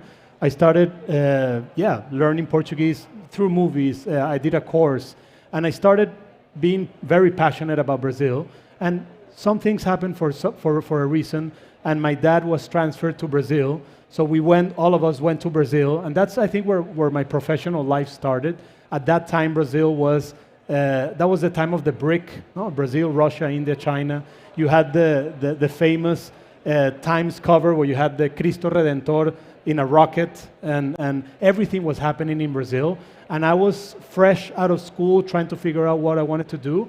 And I started working as a consultant first, but after a year I realized that I didn't want to be a consultant. So I started working at a startup, and that's where I realized the power that a company has of fixing complex problems and building amazing things. And that took me 3 years to realize that that's what I wanted to do with my life. And I had the opportunity to go to Mexico. I went to Mexico, that's where I met my partner, Carlos, and we started talking about building our own company. What do we want to do? Why? What was the reason behind what we wanted to do? And I think the main thing was, what we arrived, the conclusion was, we need to fix a complex problem. We need to be important to our customer. We need to find something that takes away an important pain point. If we manage to do that, we're going to be relevant to that customer for the rest of their lives. And when we started talking about some problems that we wanted to fix, we started sharing experiences from our lives. And what happens when you move from country to country? You sell your car, and you have to buy a new car, or a used car in my case. I had to sell my family car when I left Venezuela. I had to buy a car in Argentina. I had to sell it. Same thing in Brazil, same thing in Mexico. The only common denominator was that all of those experiences were terrible. A lot of asymmetries of information, fraud, and when that happens in Latin America, it's problematic. When you look at the car is a very important asset in people's life. It's probably the one or the second most important purchase that you do. So we started talking about that, and we became very excited about solving that problem. We realized that for the past 50 years, the experience of buying and selling a car hadn't really changed in Latin America or in the world. It was very similar. So we said, okay, there's something here. Let's take a deeper look. And we started figuring out how we wanted to solve that problem. And we realized that we needed to disrupt the entire value chain, or that we couldn't just connect buyers and sellers, because that would be more of the same that was being done. We needed to fix the entire problem. And that meant fixing a 50-year-old problem. And I remember when we started raising capital, everybody was telling us, you guys are crazy. You're gonna build a buying and selling used car company. You're gonna own the asset. That means that you have to build an asset-heavy company, capital intensive. You're gonna need infrastructure. You're gonna need a bunch of things. And we said yes, because that means that we're gonna solve the problem of the customer. So I think it's important to fixate on the problem that you're solving and not being afraid of how to solve it. There's an example. We realized early on that only 5% of all transactions of used cars in Mexico are financed. So, financed. And we're talking about one of the most important purchases in a person's life, and only 5% of them get to finance that purchase. So the power to buy that car is almost gone. And what we did was we built a fintech inside of Kavak where we started loaning credit to customers. And now we are the largest lenders of car credit in Mexico, similar to other banks. And that's, you can't be afraid of trying to solve something complex. That's awesome. I'm dizzy of the complexity that you shared in like 9 minutes. And you've been running the company for what, 8, 9 years. Well, as we would say here in Spain, chapo, right? Yeah. I think it's very brave to go looking for complexity, because anybody that knows anything about entrepreneurship is that it's going to be complex whether you like it or not, I think, and that process is never quite linear, let's say. So to actually decide on complexity as, I guess, a competitive advantage in the long term is pretty visionary, I would think, as young entrepreneurs know. And then to actually go for it not knowing or understanding that you wouldn't have the complete solution until you kind of got going with it, you know. Yeah. And I think particularly what we might find daunting coming from Europe or other parts of the world, looking at opportunities in Latin America, is like there seems to be enormous opportunities, and some of the big success stories are around digitization of real world assets and transactions and real world economy. You know what I mean? I can only imagine what a manual, laborious, complicated process, no? Yeah. Car to car sales be in all these different countries. So taking that on board is not an easy feat, I guess. And it's just wonderful how you've identified a new business opportunity then in the financing only by doing it. I mean, you couldn't have imagined that, I guess, at the beginning. And I find that incredible. You sound like the perfect example of that definition of entrepreneurship, which is it's jumping off a cliff and building the plane as you fall. and I think that's a very important concept, because I talk to a lot of entrepreneurs or people that want to build a company, and they discuss like, no, I want to keep my job while I build this company. I think one of the most important things for me was just leaving everything, assuming all of the risk, and just going out there and doing it. And I think one of the most important things that we can do in these events and whenever we get to speak is also to bring down the anxiety levels surrounding being an entrepreneur. Sometimes you see and you say, okay, if I want to build a company, it sounds like an impossible task. I have to think about this amazing company. I have to be a visionary. I have to raise capital. All of those are reasons not to do it, but you have to just take it one step at a time and just fixate on the problem. And if you manage to do that, step by step, you're going to figure out what the customer needs, and it's just going to be one step after the other.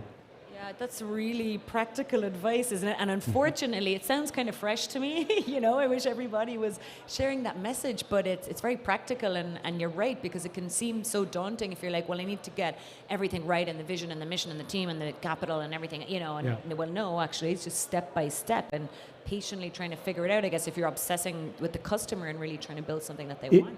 I know sometimes it's sort of cliche when founders and companies talk about the customer, and the customer is the most important thing. But I think if you truly believe that and you put the customer at the center of your decisions, what happens is you lose any type of fear about assuming risks that other people think are risky. For example, we built the largest infrastructure for refurbishing used cars in Latin America. And I'm talking about 200,000 square meters and ramps. And we had to develop an auto part marketplace. For every car that we buy, we need to invest auto parts so we can offer a warranty in the selling part to the customer. But in the end, we were just making those decisions out of ignorance, out of looking at the customer and saying, okay, the customer needs this, we need to own the asset, we need to repair the car if we want to offer a good experience, so let's go and do it. And you start doing those things, and I don't know, I truly believe the more complex the problem, the more complex the solution. But if you manage to solve that problem, and you manage to find that solution, you do two very important things that any company has wanted since the last 500 years and talking about the next 200 years. Entry barriers and product to market fit. Entry barriers because you're doing things that none other is going to want to do. Like if you look at Kavak, we have infrastructure, we have stores, we have an e-commerce, we have a fintech, we have a warranty business, we have an auto part business, we have a pricing business. We have all of these things that have become this ecosystem for our customer, where if anybody wanted to compete with Kavak or try to offer the same value proposition that we offer, they would have to build a lot of infrastructure, a lot of technology. So it's just going one day at a time, and 7 years later, you realize that you have something very precious, which is entry barriers, and you're very important to your customer. That's incredible, because it's so funny, because the South Summit community is heavily focused on founder and startups, but obviously we have investors here, a critical part of the ecosystem, and the corporate, of course, a critical part of the ecosystem. So a lot of the corporates here are big established companies, maybe looking to innovate, looking at new markets, maybe looking to digitize. And it's so curious to see you guys born as probably a digital startup company and actually kind of almost, you know, re-engineer back. And now you're a big corporate with a huge infrastructure. No, not yet. I mean, okay. You know, but you're a big company, far more agile and innovative, of course. But isn't that incredible that you've kind of been able to re-engineer that and say, well, actually, we can have this level of dominance with a more agile and innovative, I guess, approach to things and how you're taking market share. You know, but it's great that you have that kind of long-term vision.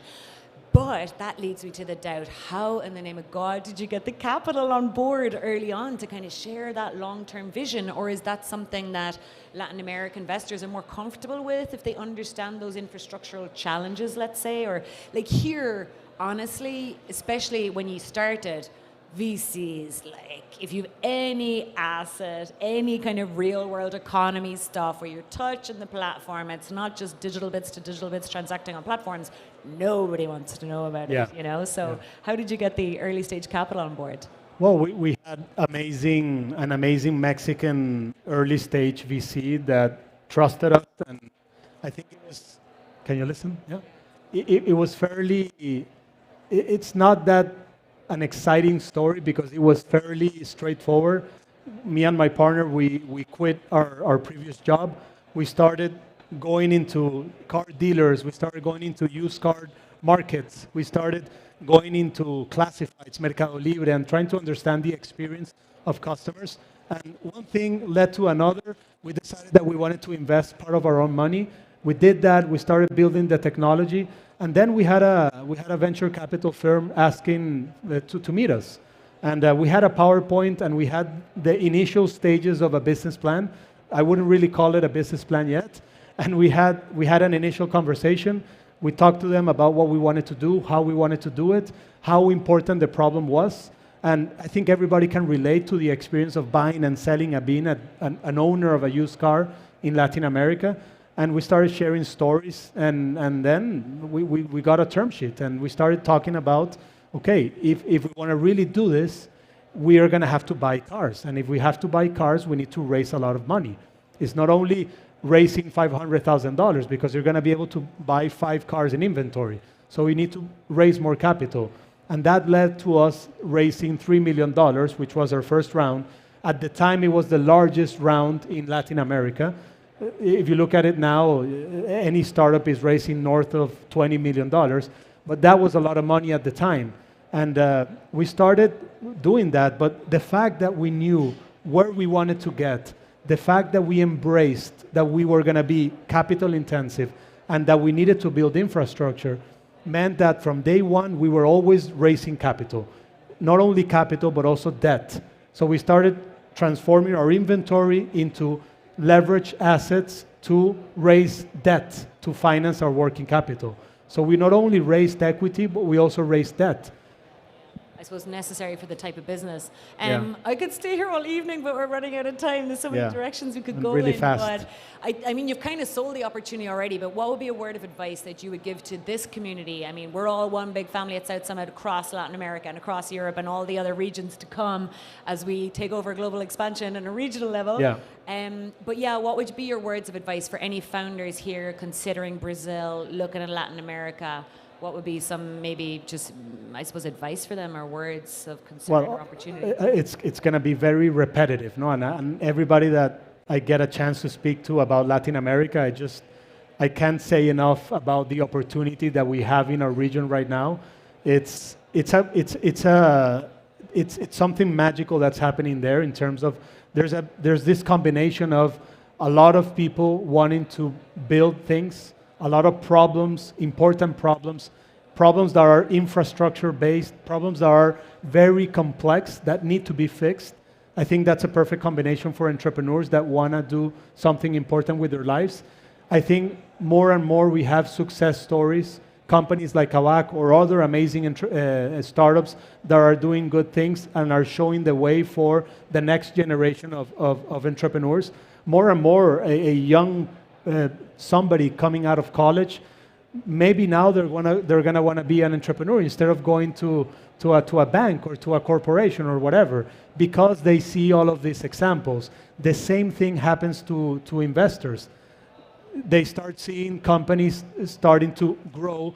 They start seeing success stories, and now investors are looking at Latin America. Entrepreneurs are looking at the possibility to fund their own companies, and you have all of these problems in the region. So for me that's amazing. It's a perfect combination. Sounds like huge momentum and something that we're so privileged to be living and seeing in the flesh at South Summit Brazil. So there you have it, folks. Get your tickets for next year, 22nd of March, 2024. We're going to be back in Porto Alegre with South Summit Brazil. Roger, thank you so much for sharing those insights so authentically and with so much passion still after a couple of years building the company. Thank you all.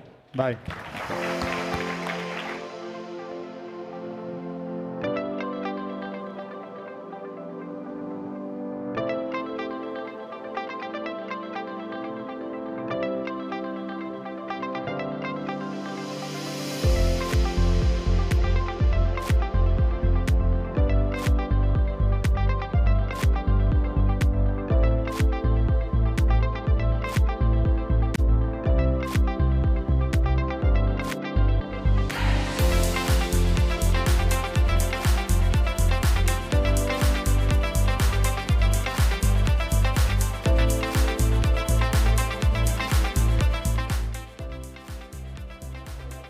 Okay, ladies and gentlemen, please take your seats. We're gonna start with our next session. And the theme for the session is actually called Innovation and Ecosystem. So we're going back to that session. Okay, and then the title is Dream Team Creating a Winning Combination. And our moderator is Alvaro Rodriguez, and our speaker is Veronica Pascual. Ladies and gentlemen, let's give them a round of applause.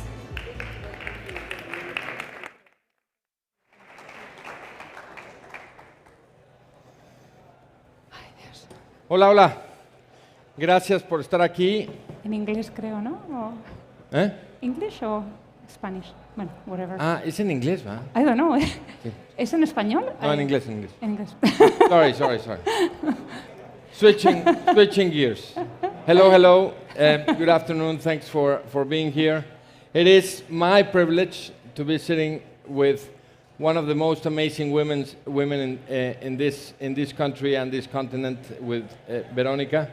Her story is incredible, and we're going to talk about a lot about something that it's almost a cliche, about building a team. Veronica took her company from the Burgos, a small town in northern Spain, or small city, to 20 countries. She was successful in selling this company to ABB. So she has achieved what most entrepreneurs in this summit are dreaming about. So let's start with that, Veronica. Given your success and what you have achieved, if there was one thing that you have to tell and had to tell entrepreneurs about the one thing that was the difference for you to achieve what you achieved, what would you tell them? Well, first of all, thank you, Alvaro, and it's my pleasure to be with you here today. And I think it's difficult to say only one thing, so allow me to say that I think this is a combination of 4 ingredients. First is well-defining purpose, mission, vision of the company. Second is securing alignment. No? So I always say that everything is about coherency between the vision and the mission and the decisions you take in the day-to-day. And in this sense, I talk about 2 main aspects, no? Technology and talent. And because you asked me to select only one, which is very hard, I would say talent is the most relevant aspect you need to work. And I think it's the most difficult, no? Because of the diversity and because the world is diverse and you need to secure you have a diverse team next to you. Okay, so I see a lot of young faces here, and I'm sure they're thinking, oh my God, they sound like my grandfather. One more that is saying, it's all about the talent. I'm tired about hearing this. Really, I'm trying to build a product. I'm trying to, what I mean, talent. So by now it's almost a cliche. So help me convince them that it is the most important part in building a startup. As you said, also the hardest. Yep. But it is the most important. To help me convince them that it is the most important thing. Well, I would say the only way you can multiply your effect and your impact is working with your team and working in building the good team for the purpose, the mission, and the vision of the company. And in this sense, allow me also to say that team is not only about the team in the company, it's about the team in your life. The team you have at home, the team because you need to have you might have a partner in your life, and the team you have the partner, but the full team in the company. So this is the only way you can multiply the amount of not only of activities, but the way you achieve success. So this means not only how do you select the talent, how you integrate the talent, how do you manage the talent, how do you evolve the talent, how do you evolve the governance of the company, which is so relevant, and most of all, how do you manage culture? Because at the end, talent changes, competences changes, but how do you manage the culture of the company, which for me is one of the most relevant items when related to talent. Yeah. Listen to what she said. And if there's one thing that I would say, we still have 15 minutes more, but if there's one thing, if you take away from Veronica today, is that team is not only part, what I heard from her was, that team is not only your team in your company. Mm-hmm. Your team is much wider than that and includes your family, the people that love you, and that's also part of your team. And I think that was a really, really profound insight. So thank you for that. Now, Veronica, You are a visionary that took your company from being an industrial maintenance company to a mobile robotics company. And in a relatively short time. So basically, you pivoted the business. Now, in order to do that, you need to upgrade your team in order to achieve this. So tell us, now you've told us that the most important thing is your team and have alignment, etc. But let's go into the how. How do you upgrade them? How do you upgrade the capabilities of your team so that you can pivot the company? And what's first? You pivot the company and then you upgrade your team, or you first upgrade your team and then you pivot the company? Great questions. And again, there is not only one formula. But so allow me just maybe to give you some background. So I acquired ASTI in 2008. It was a company mainly doing conveying, shuttles, all type of automated systems for the manipulation of goods in the industrial means. And we pivoted the model. I acquired the company in 2008, and we pivoted the model of the business going into mobile robotics. And why? Because it was so relevant. Well, first, because we needed to differentiate. Second, because we needed to add greatest value to our customers. But third, because we needed to productize the talent in our company. And the competences, we needed to convert those in products we could scale. Because the company was mainly based in Spain, in a small region in the north of the country, and I wanted to become global. I wanted to be the global leader in mobile robotics, which of course had nothing to do, and no one was believing any of the things that I was saying. No one ever. I would not have believed you. Claro, it's normal. But that's also an important thing to say, no? That you need to believe in your dream and you need to stick to it. I mean, and really then align all the aspects in the company so that you can make it possible. And again, the team is so relevant because they didn't believe. How could they believe? No, I mean, who's her? Why is she coming here? Why is she buying the company? Why is she talking about mobile robotics? Are you crazy? Why? Mobile robotics in Spain, produced in Burgos, to go global? But the question is, these people had a very good competence in several aspects: mechatronics, electronics, electricity, energy, communication, but they were used in other stuff. So the question is, how do we take these competences and just combine them in a different way? And how can we make, and I think that's our responsibility as leaders, is how do we make our people flourish? How do we take our people to the next level, doing things they would have never expected? And that's our role, not doing ourselves. It's allowing them and empowering them, envisioning them, and nurturing our vision with their own vision on how can we achieve the change. And that's what we did. So we started little by little. Of course, transformation, there are many ways of transformation, but so instead of changing the woods, we just said, okay, we keep doing what we were doing because we needed the money. And then we created a separate team to start doing mobile robotics. So we took several people from the company that were very innovative, early adopters. They were willing to bet on the dream, and then with some external competencies from the market, and we built this small team. And they started in the mobile robotics, and they showed our customers and they showed their colleagues that we could really pivot the business and we could really make the change. And then the change was only natural.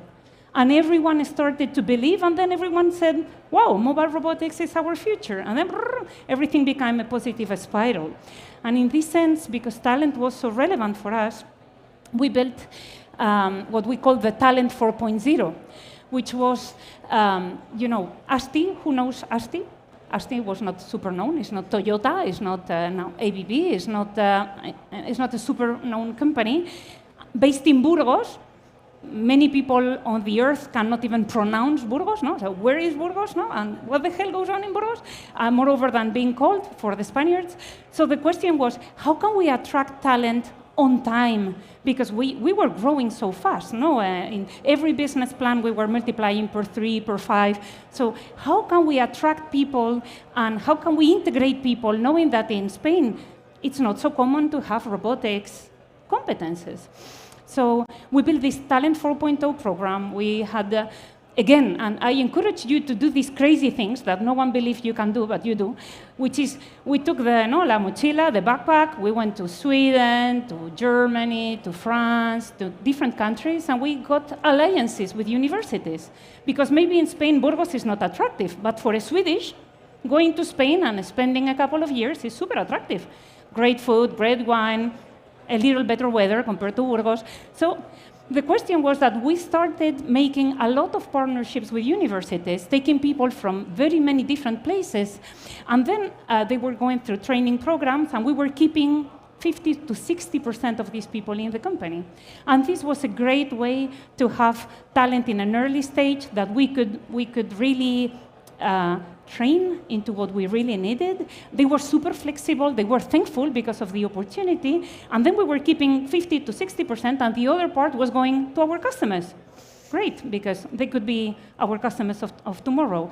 So those are only examples of how we were working with talent, no? So that we could convert this barrier into an opportunity. No, that's fascinating. I have to ask you this. Yeah. So you said, and as I said earlier, one of the big learnings here is that your team is more than just in your company. Yeah. So did your team outside of your company, meaning your family and friends, also believe? Did they believe you when you had this big vision? No, not at all. No. So you not only have to go and convince your immediate team in the company, but all the others around you. Of course. I mean, I think that's why you need to have good partners around you. And I think you need to understand, we all need to be very strategic in how do we define, I mean, friends are friends and family is family and you love them. But I think it's very relevant that you select correctly who are your partners in life, because they are the ones to support you even when you say very crazy things. To say, okay, I mean, you say it, I don't understand, I don't believe, but if you say it, I will support. And that's a relevant part of the journey too. And then allow me also to say, because I see a lot of women here in the stage and also men, that if you allow me to go in something that goes beyond the purpose of this table, but is that having family is just absolutely amazing. We have 4 kids. And the only way you can do great family, great friends, traveling or whatever is your hobby, plus a super company or super companies and super entrepreneurship is working with this team mindset in whatever you do, not only company, life, home, your partners in life. It's essential. I love it. I'm sure a lot of you felt identified with this exact things that made your family is saying, are you crazy? Why are you doing that? And in many ways, that's the life of an entrepreneur. Mm-hmm. So I think your example is great. So in the last few minutes that we have, let's talk about the future. So right now, we are all talking about generative AI. We've had displacement of blue-collar workers for now, 150 years. But for the first time, we're seeing displacement or the potential displacement of white-collar workers with generative AI.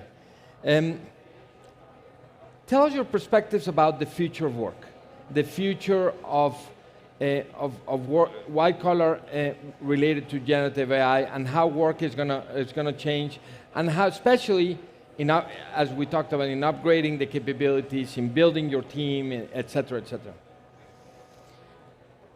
Well, that's a very difficult question, and I think everyone is constantly thinking about this, no? How the world is changing, how competencies are changing, and how the people we hire every day might not be the good people for the company in 2 years' time.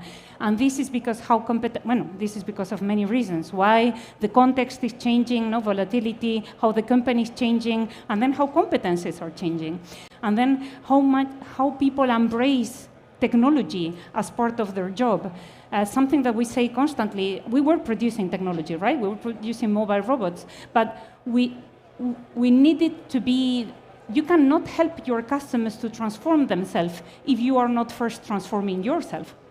And if you do not first understand that your company needs to be constantly updating and transforming in order to be able to execute your mission, which is transforming your customer in whatever you do. So for this, and this means, of course, a culture, again, innovative and of agile and that embraces change, but also it's the fact of how do you select the competences and how do you understand that you cannot know everything you will be needing to know, and no one will. So I think the world has dramatically changed from the perspective that this is no longer about going to university and then having the work of your life. This is about, no, you were talking before about we are constantly learning, and how do we go back to school?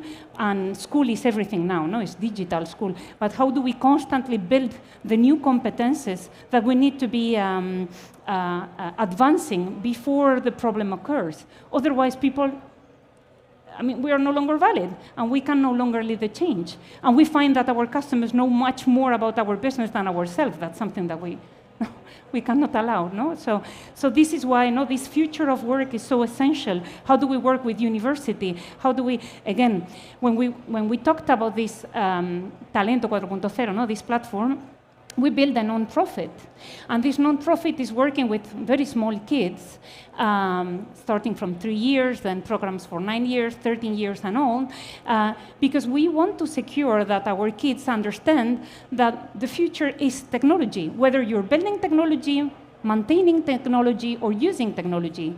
Technology is not an option. So the question is, how do we put this essence into our kids? And that's why we generated the non-profit, no, La Fundación ASTI, that has 12 sites and that helps so many children, no, 5,000 girls per year, thousands of girls and boys, specifically in the robotics programs, because we know that we need to prepare them for the future, and we know we need to prepare our people in the company and ourselves as leaders to be constantly building the competencies of the future and being able to work with the new competencies of the future, because we cannot be experts in everything.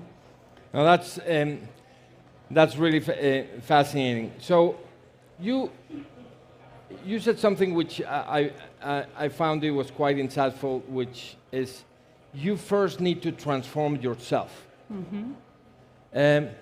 How do you do that? Oof. Being super humble. Being super humble. Wherever you are, in whatever stage you are in your company, I think you need to always know that first, fishes only know water, and you can become a fish so easy, no? Because suddenly you think you know everything, but you only know what you know, and you don't know what you don't know. So you need to be so humble in interviewing yourself with other people, with other sectors, with other businesses, seeing how can you discover new alternatives for the business model, for the channel to market, technology-wise. I think being humble is the essence, because you need to know that there are so many more things you don't know than the ones that you know. So that's for me the essence of everything, no? And for us, in our culture, it was one of the top values, being humble, because you know that you don't know. And you are doing things that you don't know how you will solve them, but you will only solve them, no? It's just a matter of time and having the good team and having the good alignment. I'm sorry, I'm going to push you on this. So all the entrepreneurs here dream, I'm sure a lot of them are successful, and others dream to be successful. How do you stay humble being successful? You need to cultivate it. For example, allow me to do this publicity advertisement for a moment, but I am also vice president of Endeavor in Spain. Why do I love Endeavor? For those that I'm for sure you know, which is this community of scale-up companies, because you are with people that is much more crazy than you are. And you need to be with people that is much more crazy, that have a much greater ambition, because then you discover, wow, I would have never expected, I would have never solved this problem in such a way. So you need to be constantly challenging yourself. And you need to build in your governance, that's also super important, independent board members or independent companions of your company that are constantly challenging you, so you go beyond your limits. And I think that's so powerful. Does your greater team, friends, family, play an important role in you staying humble? Yes, completely.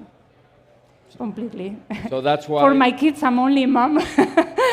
And they don't care about the rest. So moms need to be humble. Otherwise, you become crazy. Well, this was at least a huge learning for me. I really, really thank you. You know, it's about the team, and the team is greater than just your company. It's about choosing your partners that will help you stay humble and will stay with you in all the crazy things that you want to do. Competences are changing, so, and the first one that needs to change for that is yourself. And the fish do not know they're in the water, so always be careful with that. Please join me in thanking Veronica. This was incredible.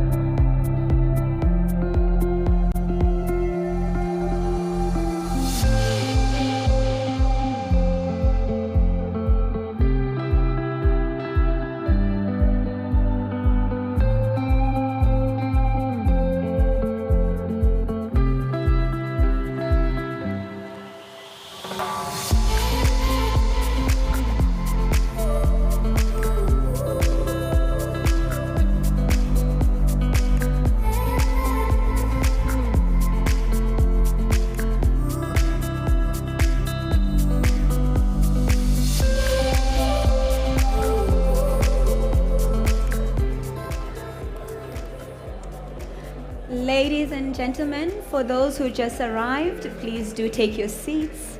Thank you so much for joining us. Okay, so we're going to continue, and the title of the session is called The Entrepreneur Textbook, Innovative Learning. Ladies and gentlemen, please welcome to the stage our moderator, Ana Duran Moreno, the founder and CEO at InnoBooster Private Innovation Agency. Ladies and gentlemen, Ana.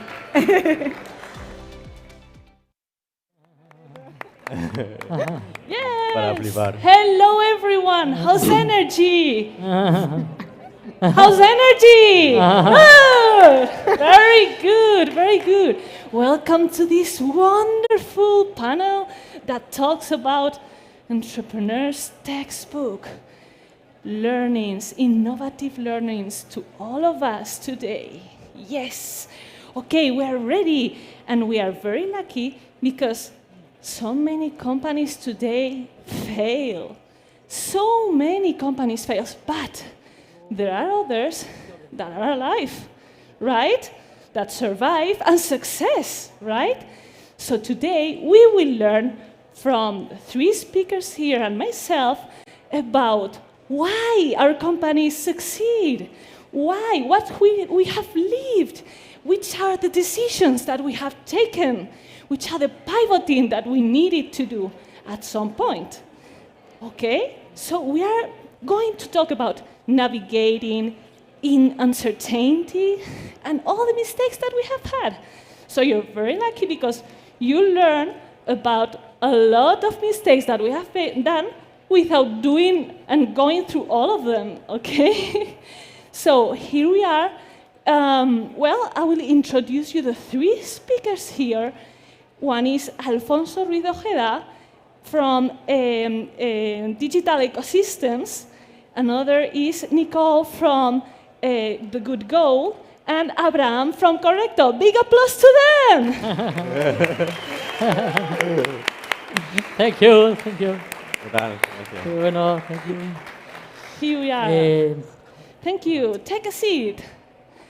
Super. And for sure, if anyone needs to do an answer related to what we're talking about, just raise your hand. I'll be paying attention to all of you in case you need us, okay? Okay, let's start. Maybe to talk about your own company and why did you start your own company? Nicole, go for it. I go for it? Okay. Well, hello, everybody.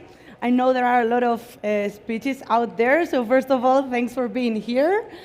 And I cannot start any other way but explaining what actually brought me to be an entrepreneur. And it was thanks to our university degree that it's called Leadership, Entrepreneurship, and International Innovation, which is a complete new degree based on project development and team learning experience. And this is the culture that we kind of grow with, to test, to try, to develop projects, and to really don't be afraid of being an entrepreneur. And it was right in the middle of the pandemic, in second year of my university degree, that I joined an online hackathon in the middle of the pandemic during the lockdown. And it was about how to create social and digital solutions to problems that we were facing in that moment and that we were going to face after the pandemic. And that's where I met my other two founders, Nerea, which is over there, and Nadia. And apparently, we didn't have anything in common apart from really having the purpose of making the world a better place. So that was the real reason why we started The Good Goal, to really create a more sustainable world in terms of environment. And joining this purpose, it's where it all began. So, yeah. Great. Thank you very much, Nicole. Go ahead, Alfonso. Tell us about yourself. Why did you start a digital ecosystem? Maybe a little bit of your background. Thank you very much, Anna, for being here. And also, thank you and congratulations for the organizers, because this is a wonderful summit that I'm sure it will be very helpful for all of us. Even for me, I'm going to be, I am ready to learn about this new and young talent that they are doing the best. And I think we are going to be very lucky, and we will remember this summit forever, and will help us in our future. Then I'm Alfonso Ruiz Ojeda. I'm now founder. Well, I'm entrepreneur and I'm a business angel. I think I am very lucky because to be entrepreneur is more than a professional dedication. For me, it's a passion. I'm passionate every single day to do what I'm doing. And now I'm also even more lucky to be a business angel, to help other entrepreneurs to fulfill their dreams. For me, it's a wonderful experience that I enjoy every day. Then I suggest you also to enjoy this entrepreneurial dedication. And now I'm the co-founder of Digital Ecosystem Lab, and I'm very happy to always be starting from scratch new projects, and so happy to be here. Great, thank you. Thank you, great. And now we will talk about Correcto and Abraham. Tell us about why did you start this company? First of all, thank you so much to everyone who's here. Thank you, Anna, for introducing the panel. So I am Abraham, the co-founder and CEO of Correcto. Many of you don't know yet what Correcto is. I hope you end up discovering a lot more about our product in the next few weeks or months. So we started Correcto a few years ago. Wait, I have so many problems. Keep talking, I'll find some. Started Correcto a few years ago as we, the founders, had gone abroad to do our undergraduate and postgraduate degree. And we shared the problem that we weren't able to kind of like communicate efficiently in Spanish when it came to written communication. And we had identified a huge market leader and first mover in the market called Grammarly, which I'm sure many of you are familiar with. However, it was very personal to us how strong the problem was for the Spanish speaker community. It's really complicated to really be able to efficiently communicate in Spanish. And bringing a writing tool that can take care of your grammar, tone, punctuation, formality, and many other aspects of writing came into place into so many organizations and institutions around the world. We are all aware of how big the market is, how the Spanish market is a leader, is the second most spoken language in the world. And we're here to make it better, make it more accessible and easier for people to communicate efficiently. And the reason why we started it is because it was a personal problem to us. Great, thank you very much. While they are adjusting your micro, I will start to talk about pivoting, how important it is to pivot in the right time and in the right way, because pivoting most of the times is needed Some other times it's just pushed because there is some creativity going on and there is this need detected. Well, I think we all have pivot in some way our business model. Myself, for example, I have pivot twice. My company, and I think both times have been the best decision ever. Really, don't be scared about changing your mind if you really find a better way to do it. If you really think you can improve it, go for it. Not to be scared about new possible problems that will come up and you have never solved or never faced. Don't worry about that. Just go for it if you really believe there is a better way to do things. And well, maybe Abraham, you want to continue talking about pivoting? Yeah, it's a very no. It's a very controversial kind of like thing that's taken into consideration when starting a company. I think there's no right way to approach a particular problem, and I think it's how well suited your team is for that particular problem that kind of brings a clear path to how you're approaching it.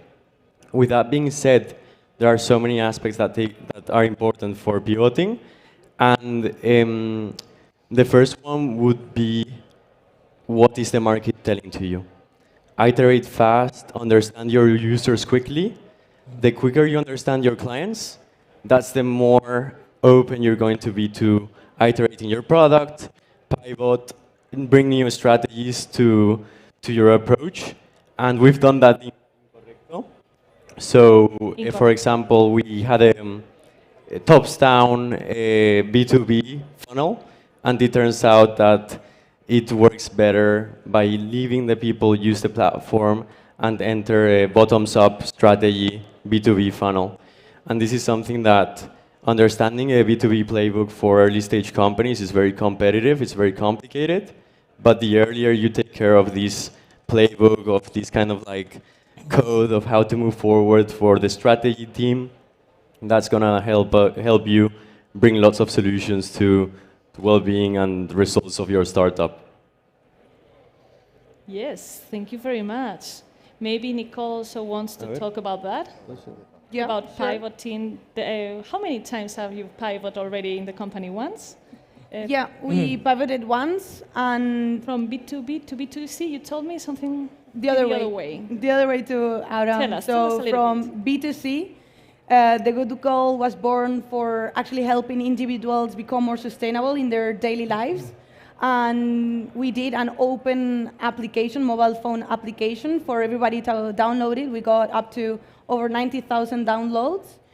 And the reason why we pivoted is because we identified that there was also a chance of helping the people, but inside the companies. So focusing more on the employees. And in that case, they are willing to pay. Individually, still, the consciousness of society brings us that we are not willing to pay yet, but it doesn't happen the same in the companies, and that's why we pivoted. And of course, it's a process where there requires a lot of thought, but as Abraham was saying, was actually listening to the new opportunities and taking those opportunities as bigger opportunities to become a bigger startup or a better startup. And this happened to us in 2021 to 2022. We were there in the B2C, and just around 7 months ago, it's when we launched our product for the B2B with already 11 implementations. So yeah, we are right there right now. Absolutely. Yeah. Exactly. I would say that it's good to fail, no problem, no shame. Don't worry about that. Just use it. Use your failure to learn how to improve the next time, just to go to a better way of doing things. This is probably the clue, right, Alfonso? Absolutely, I agree with what we have already said about pivoting, and I will recommend to have this your mindset open to be open to change at many times needed, because you will prove that you are adapting yourself to the market, to your customer. And then I encourage you to pivot as many times as is needed. Not as possible, but at least the market will give you the right way, and you have to follow it. And then I will say enjoy pivoting. I think it's a good. What's good about pivoting, Abraham? I think the best thing about pivoting is it shows the resilience of your team. If your team is able to pivot, they show agility, they show the capacity to adapt to new circumstances, well, that's a really good sign that you've hired the right people. And I believe besides to that, the satisfaction it brings when you've had to kind of like shift your strategy and it turns out to be the better path for the company.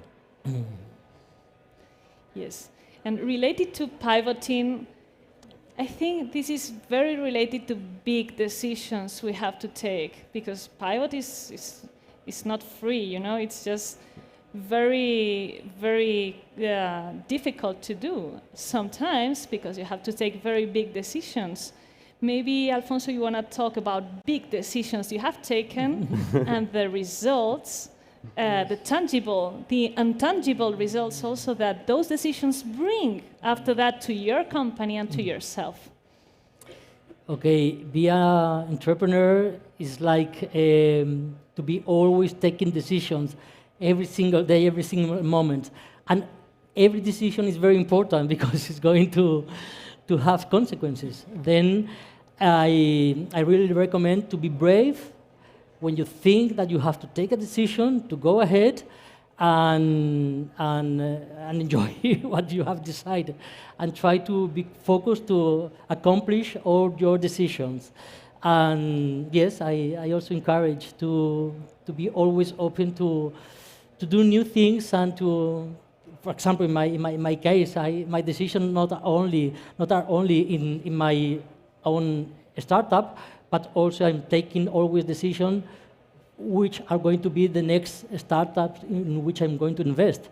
Then these are also a very important decision, as you can realize, no? But I'm very happy to do it, and then you get used to take decision, and each day you are more used to do it, and you enjoy. At least I do. I can feel the pressure you have had in each big decision you have taken. Yes. In each company you're investing, like, oh my God, is this the right one? Yes. Let's go for it, yeah. Nicole, go ahead. Maybe some big decisions that you have taken? Yeah. Okay, I have to be honest. I was not going to share these, but because we are in a confidence spot, I will. So there was this time where the Good Goal was closing the financial round, like our first round. And in order for the company not to die, and in order to keep all of our employees, we had to be around 6 months freezing the salaries of the founders. And of course, the big decision here was to actually have the courage to make this sacrifice for the company, which is related to one of our biggest learnings, right? Like, how much are we willing to sacrifice in order for the company to keep alive 1 month longer, 2 months longer, 3 months longer? Like, this is an open question and a reflective question for everybody. How much are you willing to sacrifice for your startup, right? And well, this was for us a big decision that we had to take for the good of the company. So yeah. I know what you're talking about. Right. This sometimes happened to me as well. Yes. Abraham, maybe you want to bring in some other decisions that you had taken, learnings that you have taken out from it? Yeah, I think for us at Correcto, that big decision is yet to be taken. I think we're very early in our journey to be a successful company, and I think the more you advance as a company, the decisions get tougher and tougher. With that being said, from at least my personal experience, you take big decisions every day. Every single day you have to take a decision or two that are going to have an impact in the company in the next few months. And when I think the piece of advice or my perspective on this is to don't take big decisions alone. And for that, it's really important to bring your partners into the room, be able to be completely honest, transparent about each other's opinions, and being able to share insights for the well-being of the company is probably the best way to do it. And absolutely I agree. mean, it's completely absolutely basic. It's very important to get in the decision all the team, to involve everyone, to make sure that everyone knows what we're talking about before doing it. This is very good. Yes, absolutely. All right. So those big decisions. Why do we take those decisions? We take those decisions because we need to navigate in the uncertainty. Because the world changes every day. It's not that the changes are super fast, but there is an evolution, continuous evolution that we have to face every day and admit that we need to navigate or surf, right, the waves, right, of uncertainty. So tell us about how do you navigate uncertainty? Whoever wants. I think I can take this one. I think doubling down on the first point I mentioned is kind of like, it's really difficult to navigate through uncertainty when you're by yourself. And just doubling down on my previous answer, the more people who are on the boat with you are going to help you navigate uncertainty very successfully. But with that being said, is being able to always have people outside of your company that are constantly providing you with feedback on your journey, on your company, on the decisions you're taking. Because sometimes when you're in a box, it's really easy to be like, wait, there's uncertainty in this box. And then you actually need to like get out of the box and understand, do people think the same way about the current situation of the company? And in many cases, when you're in closed spaces with decision makers that kind of follow the same culture as you, it's worth looking outside and getting a second or third opinion on what's the real situation of the company and how you can challenge this uncertainty and essentially win the battle. I can add something? Nicole? Sure. Yeah. I was going to relate a lot to what Abraham said with the way we communicate our uncertain moments with others and the importance of sharing them with the people that are surrounding you, starting by your family, your friends, your business partners, whoever, and not only by sharing them, but also thinking how we are sharing in them. Are we sharing our uncertain moments as negative fears, negative opportunities, or as positive opportunities and a way of, or a chance of making ourselves better? So in this scenario where we don't know what's coming next, or we don't know what we're gonna be, where we're gonna be tomorrow, it's the way you communicate to others. We have to communicate it in a positive way so that others are empathizing with that uncertain path that you're about to take in that same positive way. And that's something that has personally helped me a lot. Okay, I don't know what's gonna be there tomorrow, but we are here today, and tomorrow it will be all right as well. And even if it's not so an ideal scenario, it's still okay, you know. So yeah, I mean, for me, being positive, it's one of my key pieces of advice for everyone. And even when we are challenged to face the uncertainty, we have to be with a positive mindset at least. So you know what I do when I have to take a decisions, taking in account uncertainty, I start to draw all the situations that can come up out of this situation. I start like, okay, this can happen, this also, and also this. If this happen, we can do still this, and then reconduct this to this one, and start to really face the problem in a natural way, like there's no other possibility out of what I've drawn. So let's see it in there is a moderate risk when you really evaluate all the possibilities that could happen from after taking a decision. I absolutely agree also with you. And I will say also that uncertainty is going to be always there. It's a day-to-day scenario for every entrepreneur, but also for your competitors. Then don't worry, this is for everyone. Right, exactly. And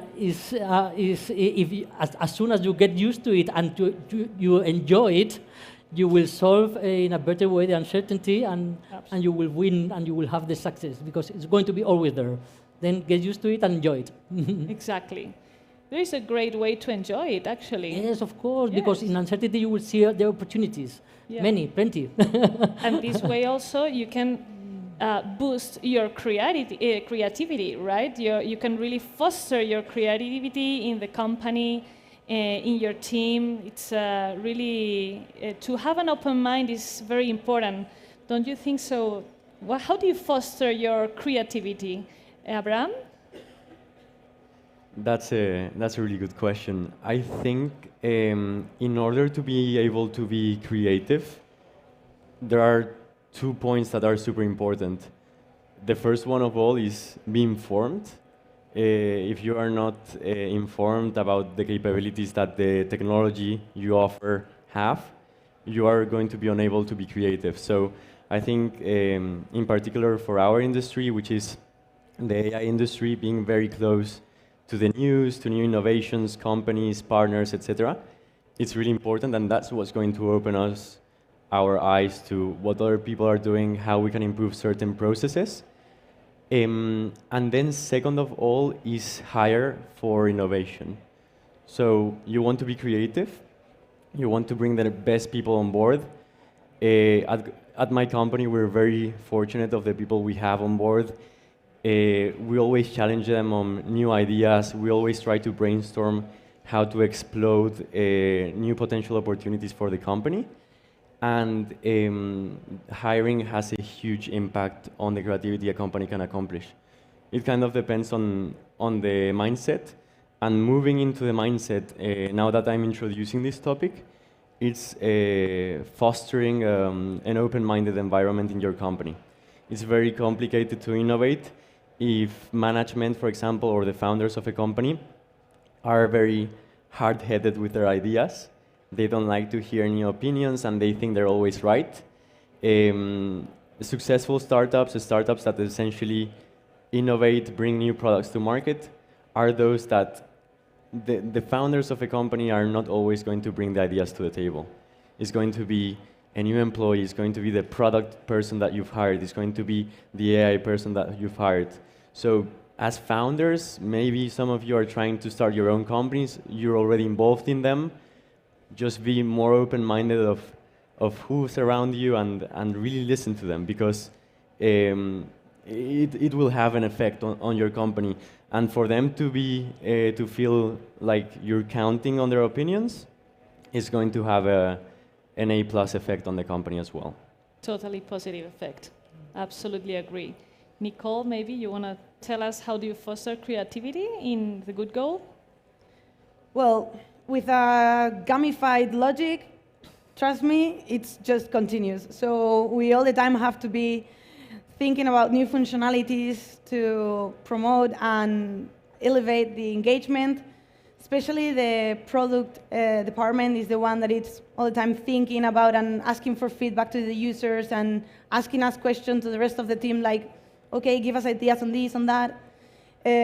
Also by making brainstormings all together, it doesn't matter if it's just product or development or marketing or sales, everybody can contribute with new ideas, and new ideas come from another idea, and this other idea came from unifying two ideas from different people. So it's a matter of really creating this space for brainstorming and creating this confidence space for everybody to feel comfortable to share their own ideas and not be afraid to do so, and so that they don't feel judged for having any crazy idea, you know. So that's also the culture that we are creating at The Good Goal, and this is something that we are also very proud of. Thank you. Alfonso, what's the key of the success of your business? One of the keys of the success is to be surrounded by the best people that you can find. And when I say the best people, I not mean only the best professionals, but also the best person, the best human being with the best values, and people faithful, and people which you can trust. And for me, this is a key point. It's something that you have be always open to look for the best talent and the best human beings. And also be focused and be persistent and try to enjoy every single day. Be an entrepreneur means that you have to work a lot. Then try to enjoy every single day, because you are going to spend so many hours working that try to enjoy them. Yes, for sure. Yes. I think entrepreneurs and people that lead companies are the very hardworking people always. Yes. So if you don't enjoy, you shouldn't continue this way. You should just change your mind and do any other things, right? Okay, Abraham, tell us about key clues for your success, for Correcto's success. Yeah, I think back to the question, I think success is kind of like a very ambiguous topic in entrepreneurship. I think the idea of having like a successful company for us is very different for someone else having a successful company. What we want to do is build a generational company. It's not a company for the next 5 years, it's a company for the next 10, 20, 30, next decades, etc. I think main point that will bring us to success is incentivize the right talent and unlock the potential each individual player of your team has. But for us, success is yet to be attained. So to potentiate the talent. Yes. Very good. Right. Very good. Yeah. Perfect. In 10 seconds, Nicole, tell us the keys of the clues of the good goal. Well, I don't even know what success means for us, but like for me, but for the good goal, it means to every single day move forward, and success for us, we understand it as the 1,000 milestones that you have to get for getting to the general concept of success, which is daily work, daily objectives, daily milestones. So that would be kind of like the journey to success for us. Very good. Daily milestones, potentiate talent, be surrounded by very good people surrounding you, foster gamification that fosters creativity, and be well informed before you take decisions in order to be able to be creative in a right way. I think we've learned a lot today. Thank you very much. Thank you very much to all of you being here, listening to us. It has been a great pleasure to be here with you.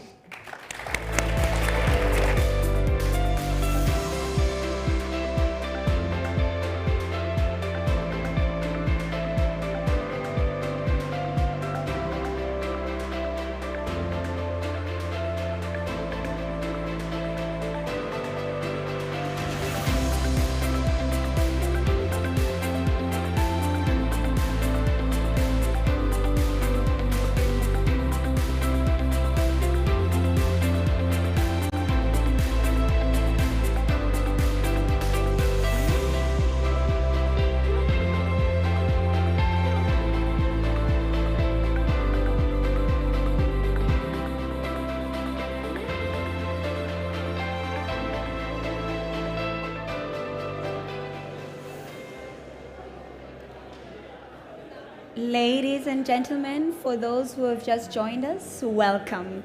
And the title for this session is called Unstoppable Force, Inclusion for Innovation.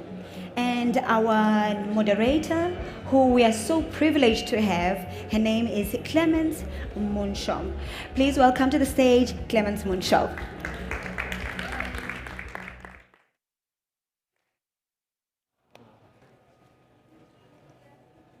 Should I introduce Laura and Doriana? Please join me to the panel. Thank you very much all to be here. Today we going to cover the theme of diversity and inclusion, because diversity and inclusion can really foster innovation and success.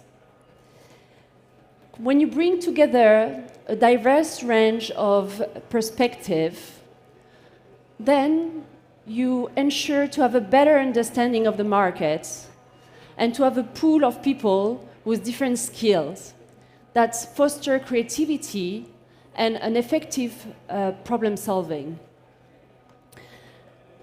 While increasing diversity with factors such as gender, generation, background is important, is equally crucial to consider inclusion for people with disabilities.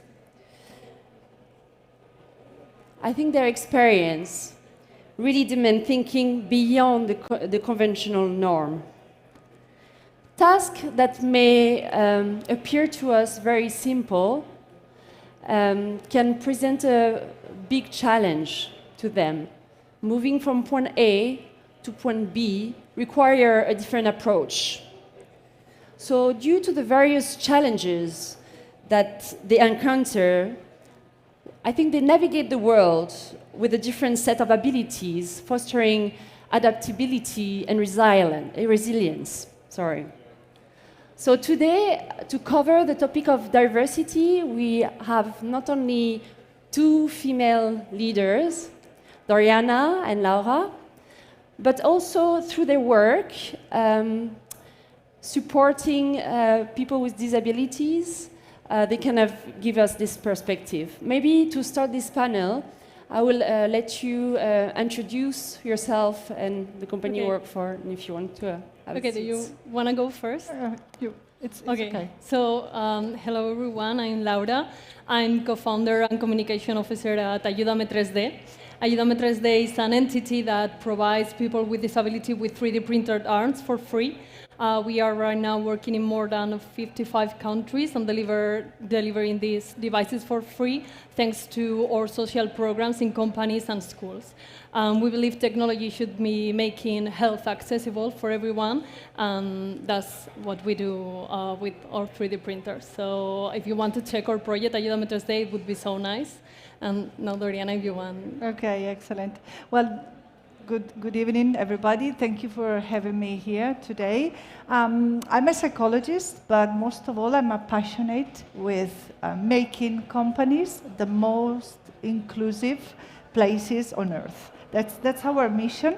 I've been working for the last 20 years in disability, and I actually work as an inclusion director at Fundación Prevent, which is an NGO whose aim is the labor inclusion of people with disabilities. So we have different programs to help all these great talents that we have in our society to find their place in companies and to be able to share all they know with society. So impressive, two wonderful projects and very complementary. Yeah. Maybe I will start with Laura, and I would like to have your perspective on, do you think diversity is key for innovation? I'm going to start by saying, of course, but the way I see it, we should look at innovation as a way to solve problems and to create better solutions for everyone. So, for example, you were saying before that maybe for people with disabilities, going from one point to another can be a challenge. And if that happens, I think it's because we have failed to create a more accessible environment, right? And that's what innovation should be doing.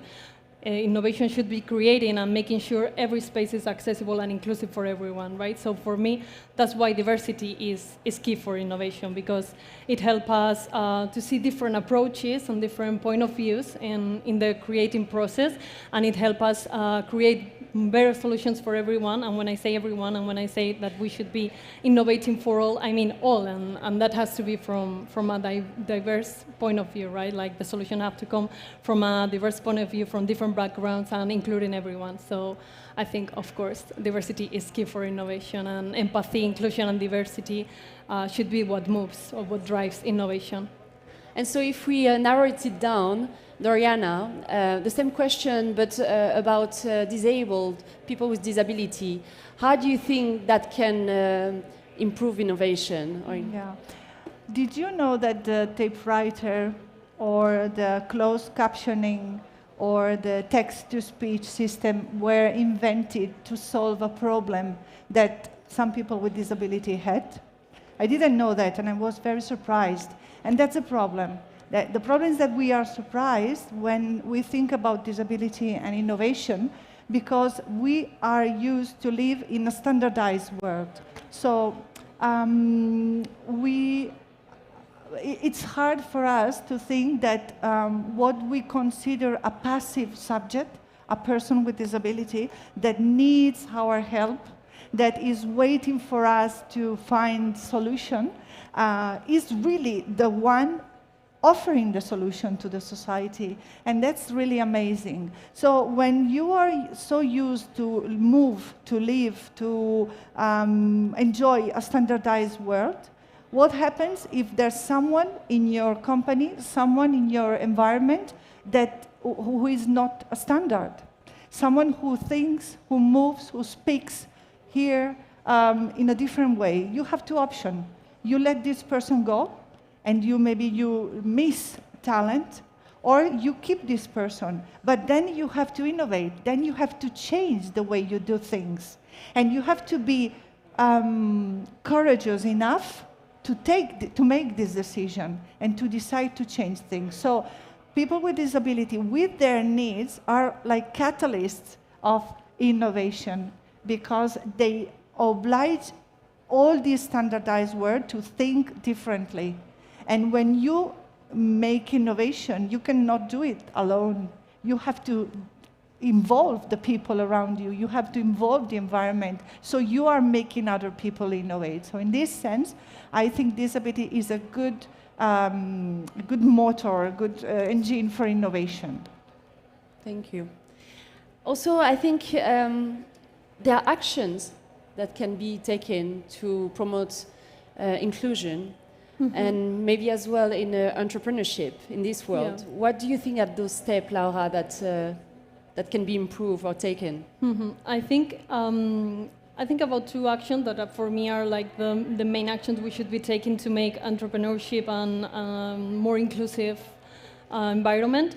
And I think they are education and representation. And I liked what Doriana was saying about seeing people with disability, for example, as a passive subject, because I think that's the wrong thing to do, you know. So, for example, with education, we can start changing that. We can start like teaching our kids from a really young age about equality, about inclusion, and about all these social values that are what we want to see in our future. That's what we want to, how we want to shape our future, right? So I think education is really important, educating our kids with inclusivity, educating with equality, and teaching like these social values to create a more inclusive environment in the future. In terms of entrepreneurship, I think representation is really important. For example, as women, I'm co-founder of a company, and for me, sometimes going to a place where I find myself surrounded by the same people that do not look like me, and I'm here alone, and I have to fight with this imposter syndrome, you know. So I think with education we can try to change that, and I think it's really important to start like having this representation of people that are like women in positions of power and people with disabilities in position of power, you know, to change that idea that there's only one way to do things, because it's not. And because what you were saying, you know, with when you have different backgrounds and different point of view to create a solution is where the real innovation is, right? So for me, education and representation have to be like the two main actions that we should be taking to make entrepreneurship or any environment more inclusive. What about innovation? What about, do you feel that people who are disabled can be more innovative? Well, generalization are very hazardous, so we cannot say, I'm not going to say that people with disability are all very innovative and creative, which is false, absolutely. But what is true is that again, I would like to make you think about that. When we create something new, we want to improve something or some product or some service which is already usable for lots of people because it's standardized. So there can be innovation, of course, and that's great. But the instinct we have as human beings of making our life better, of improving it, of making it easier, which is someone innate that we have, is also very present in people who are diverse, of course. And so what's the difference between, let's say, standard inventor and a person with disability who is trying to make the environment more accessible for them? The starting point. I mean, if I have a disability, I live in a world which is not made for me, which is harsh for me, which is hostile for me. So every little things I can change means a great improvement, not only for me, but for the whole society. Because let's face it, we are growing old. Everybody is growing old. We are, maybe we will have accidents in our life. Maybe we will be during some time unable to move. We can move on a wheelchair because we fall down and we break our legs. So if I make an improvement for a person with disability and I make this stage accessible, it's not only for this person, it's for everybody who needs a more usable, a more friendly environment. Okay, so I think in this case, people with disability are used to fighting since the day they are born, or since the day they get this disability because of an accident, in a world that they need to change. They need to change because they want to enjoy the same opportunity as the rest of us. They want to go to the cinema. I have a friend who's using a wheelchair, and he says, you know, my biggest problem when I go to a concert is not the accessibility to the concert. It's the fact that as I'm using a wheelchair, I sit here, but my kids and my wife are there. And I don't want that. I want to stay at the concert with my family. So I need to change this. It's important for me. It's very urgent. And that's why people with disability are a very innovative community, because they have this necessity, they have this need, and they have this urge to change things. Do they help each other a lot? Yes, we have an entrepreneurship program, and then we know that they work a lot together because they understand the other one's situation. I mean, for me, it's difficult to feel like a person with disability, to understand discrimination, to understand the fact that I can't go to a concert with my family. But if you have a disability, and maybe it's different from mine, but we are in the same situation. We live in a world which is not thought for us. Maybe now on diversity and inclusion. I'm curious to understand what it has brought concretely to your company, Laura. I wanted to add a thing of what Doriana was saying, and I think it's related also to what diversity has brought to our company. And I think empathy for me is like the key word for everything, you know, because what she was saying, like there's, for people with disability, there's this need to be changing things because this world is not made for them, but it's because we are also not taking care of it. It doesn't have any sense that we only care about this if this happened to us, or if we have someone close that has a disability. We should have more empathy, you know, and that's also why people with disability should be part of the conversation and should be part of every solution making, because that's the way we are going to create an inclusive world, right? So for us, knowing the need to listen to different point of views and using this diversity to create better solution for everyone, taking everyone in consideration, right, was really important, and that's what help us succeed, right? Because we were listening to different point of views, we were working with people that had the need and knew exactly what can we all do to create the solution. So for us, diversity has brought success to our company, right? But because I think empathy and diversity are the only ways to create solutions right now, and the only way to innovate, because are the only ones that are fair, right, to this world. We need to create this globalized and this more fair and more equal world. So I love what Doriana was saying about people with disability being the ones in charge of creating this solution. And in Ayúdame 3D, we are also, our team has people with disabilities working in the solution, because that's the way we believe things should be, right? Because who better can understand what they are going through or what are their needs than someone that has a disability. And also, I think it's important for all of us to be more empathic and to have empathy, trying to find solutions and trying to create some better solutions before something happened to us or before we have someone close and that have some kind of disability or whatever. I think as well for leadership, leadership is something where empathy becomes more and more important. Now you have never seen that much difference between generations, between Generation Z, who is value-driven, and maybe the older generation who had a more classical way of doing business, and to have understanding between these to lead people very well. Mm-hmm. So that's an important point as well. Doriana, you facilitate inclusion of diversity in several companies. Can you please share with us a little bit more on those points? Yeah, I have some takeaways. I've prepared 2 or 3 takeaways because we don't have much time to share with you. That I think make some companies really inclusive and really prepared for diversity. I'm not talking about only disability. I'm talking about general, in a more general sense, diversity.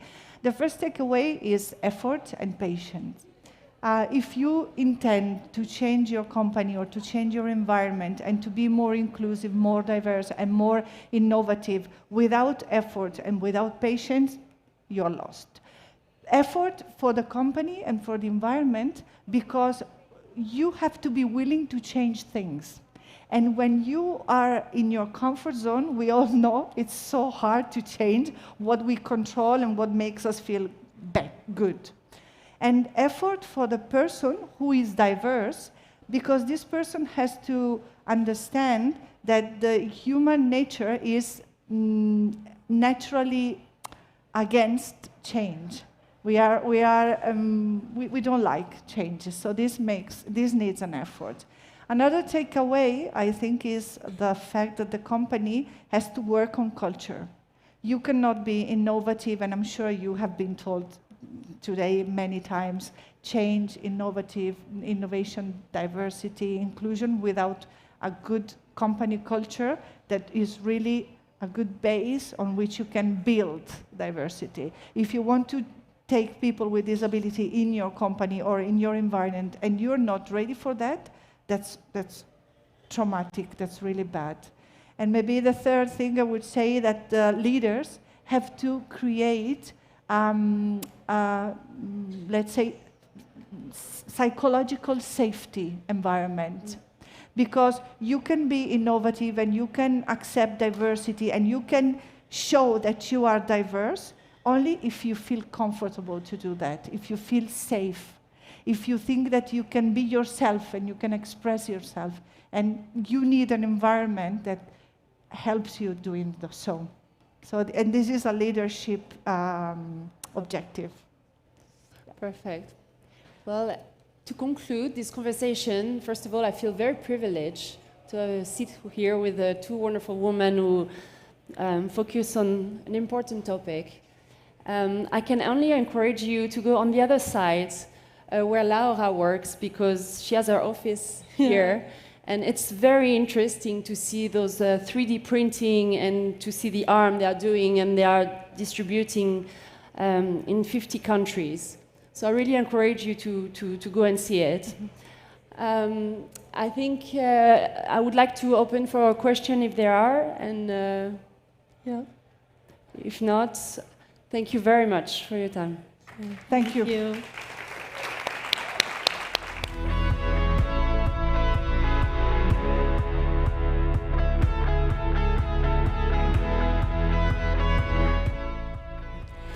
Ladies and gentlemen, just a few announcements.